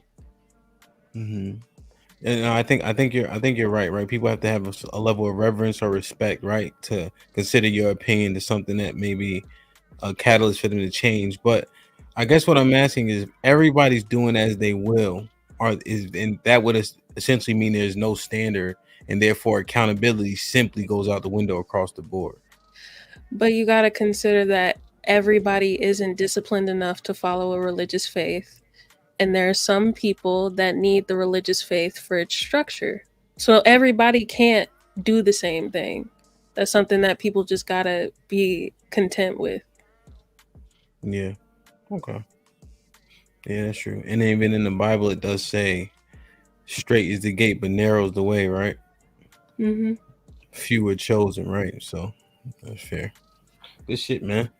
Japri, can you ship the cakes to niggas, or they gotta be like right on site? You got preservatives in them and shit like that? No, no, I can't. No. What kind of business you running, man? It's a small one. It's just something that I do for people that know me. What, you deliver them on a bike or something? Or what kind of mom On and a pop shop is scooter. this? On a scooter? On a moped. Yeah. Damn, that's old school. Any final thoughts? I think it's just there should be like a standard, and I think it's about what worked, and I think traditionalism has worked regardless of what people say. I think it works. I think this country was built on traditionalism. I believe so, and I think that should be a standard, and we should uphold the standard. Yeah, that's all I have. And ladies, can you please do us a favor and start saying thank you when men hold the door for you? And start speaking when men say hi. I'm from the South. That's just kind of. That's what I was like. What are you talking about? That's hereditary. Jay been arguing me down all night. He talking to the audience. He ain't talking to nobody up here. I'm talking to Callie Beverly specifically. Oh no, you not. Absolutely not. Because I've heard it's been alleged that you guys don't say thank you for stuff like this. Yeah, so you talking to the audience again. So I need for you guys, you ladies, to say thanks in the audience when the guys open the door. Can you guys do that? Yes or no? Yes. Yeah, we already do it. It's easy. I do that already. And give a smile. Thank you, sir. Mm-hmm. If I'm far away, I even put a little pep in my step, so he's not standing there too long. Don't you hate that when you be at the gas station, lollygag, and somebody hold the door, you gotta jog? Yeah, you try to wave them in, they be like, yeah. I see one dude, he was holding the door for me. I was walking, he dropped his head. I'm like, just go in, nigga. Just go. Like, you dropping your head and shit, you mad at me? Just walk in the door. See, that's what I get for looking at the comments. No, okay. I'm saying he's talking to the audience because everybody up here already says thank you, including myself. Okay. You think everybody really says thank you? Mm-hmm. Up here, what's the 1, 2, 3, I do 4, say 5, thank 6? you. Yeah, the 7 women up here. Yes, I believe that they say thank you. Okay, and next time you go on a date, make sure you make yourself available for chivalry. Can y'all do that for me? What is that? You know, when you're walking towards the door, make it accessible that he can get to it. Love Dorsey said you stop. When you walk to your chair, and you wait for him to open the door. Because Lauren, what you'll do, you'll stand in the way. The niggas gotta reach around you, dumb shit like that. You understand? And you standing knock knee, pigeon toe. You know what I'm saying? That ain't it. Oh, right. You know what I'm saying? So like, make sure your chair is available for you to sit down. And Lady Di, I know you do this. When he pull out the chair, don't just sit right down. Wait for him to push it in. Then we gotta scoot it in. You know what I mean? It's a bad look.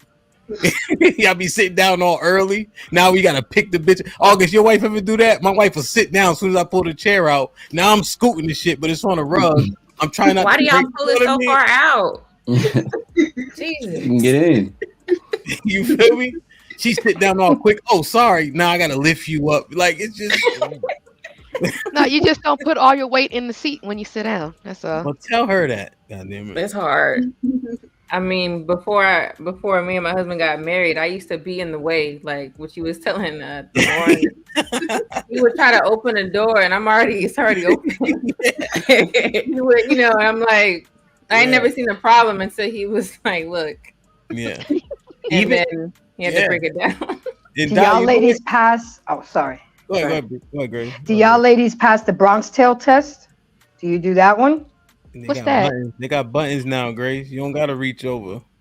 What's the Bronx Tale thing? Well, sometimes even doing the button, unlocking the door or opening it. You remember when he went on a date with the black girl and he had Sonny's car? He made sure that his door was locked. So he opened the door for her. She sat down. His door was locked and she reached over to unlock it. That was the test. Oh, okay. So yeah. And also, like, do you guys make sure you're available to let him open your car door, or do y'all just be jumping in the car? I be started the car. That's what I was thinking. And I'm normally the driver too. I don't like being in the passenger. Huh? Cause whoever is the driver got the aux cord. That's crazy. So you not making yourself available? See, I get car sick. He drives horrible. Let's just say that. I don't know how you got a driver's license. I digress. Scam. Any final thoughts? Of course, just final thoughts. First of all, shout out to the women's on the panel and the married men's. You control or you can get into dust without going outside of boundaries and challenging people to fight and then beating up husbands and stuff. People, we can do better. Everything ain't got to be a fight. Tradition is a lie. It didn't exist. People did what they wanted. They do what they wanted to do today. They were doing what they wanted to do back then. And the mindset of the people who keep talking about traditionalism is the way, that are still 60, 70 years old, their brains were developed to be slaves. They were beat half to death. Neighbors all up the street, beat, smack. Don't do any critical thinking. Do as I say. That's how they're conditioned. Go do the same thing in the same way, the same time. That's why they worked at jobs 15, 20, 30 years and hated their coworkers right next to them. They weren't taught to adapt to change. That's why a lot of them just stayed in some miserable situation, because their brains were conditioned to do so. Fast forward, now brains are conditioned that there's always something over here, something over there, jump ship, jump all around, because foundation has been broken. It has been broken from the fake traditionalists all the way back in the day. Not all. Yeah, I get it. But keep your hands off your wives. Keep your hands off the kids. And if you got beef with somebody, fighting them probably ain't the solution. You're going to get stabbed, ganked, shanked, and spanked, maybe even shot. Work out your problems. Use some critical thinking, discernment, and decision making. Maybe you'll make it home and live to be 86. And put the butter biscuits down. That's going to take 20 years off the top. That's all I got. Dust and crust as usual. I made some red lobster cheddar bay biscuits tonight too. Lauren, don't do it. Don't do it, Lauren. They were so good. Don't do it. Come on.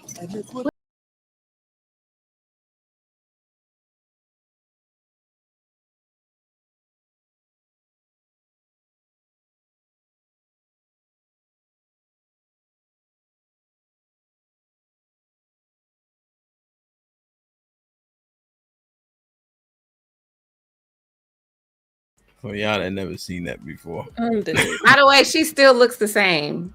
I found her on Instagram. You know when all the men fell in love with her? Do you know a movie? You know a movie I'm thinking about? Belly? Now, when she was oily and belly, like on the bed or whatever it was. That's her? You remember? Yes. Oh, man. Yo, I've never seen that movie. you never seen it? Belly is on the top Jesus 10. Christ. Y'all got a lot of movies to watch this weekend. Belly was horrible. It was kind of bad. Just put it on BT and let it play. It was one of those good. It was one of those I don't even good know if B they play movies. movies now.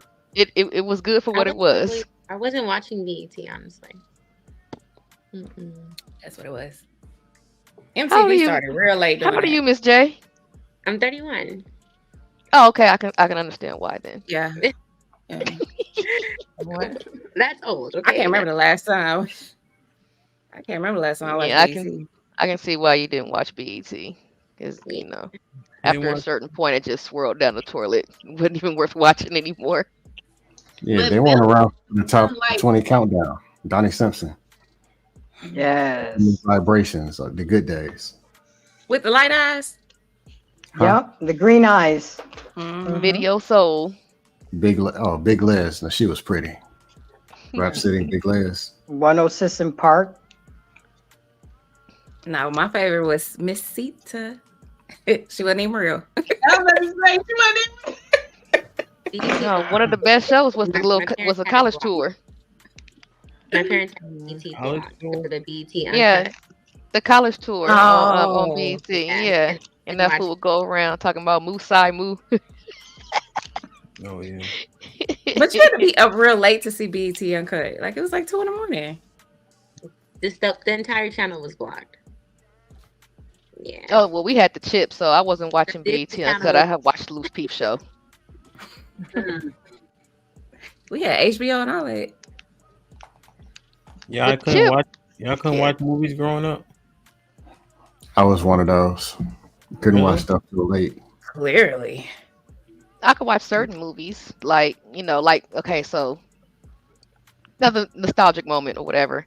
My daddy had the laser disc for Predator, and when they in the chopper getting ready to go to the jungle, they over here talking about assaulting the villagers and stuff like that. I never knew what they were saying in that part until I got older, because he would always fast forward that part.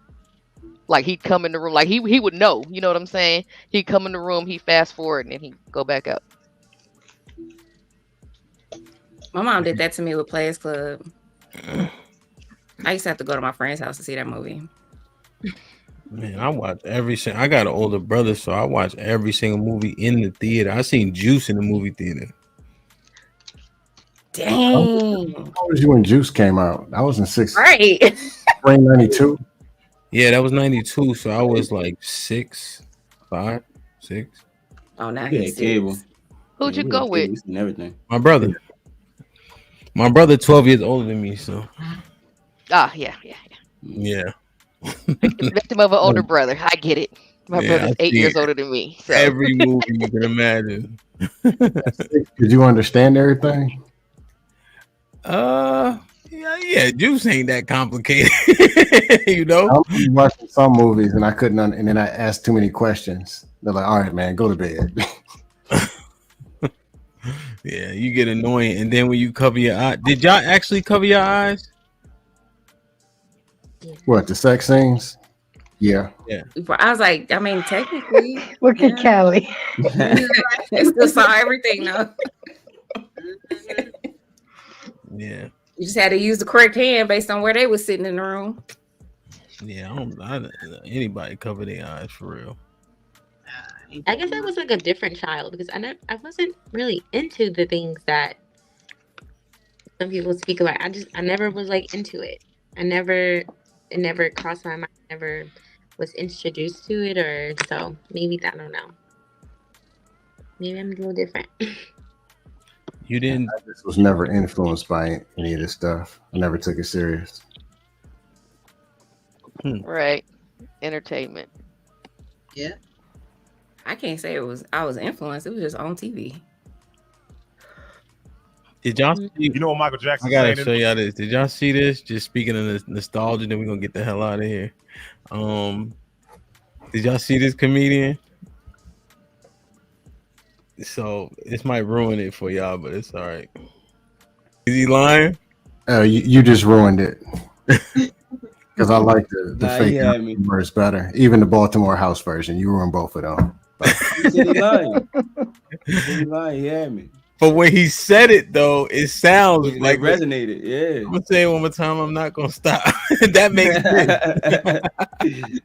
Yep. Damn. Damn. All right, y'all. I'll see y'all tomorrow. I think maybe a little earlier. But if not, we'll be on at 9 getting it popping. You heard.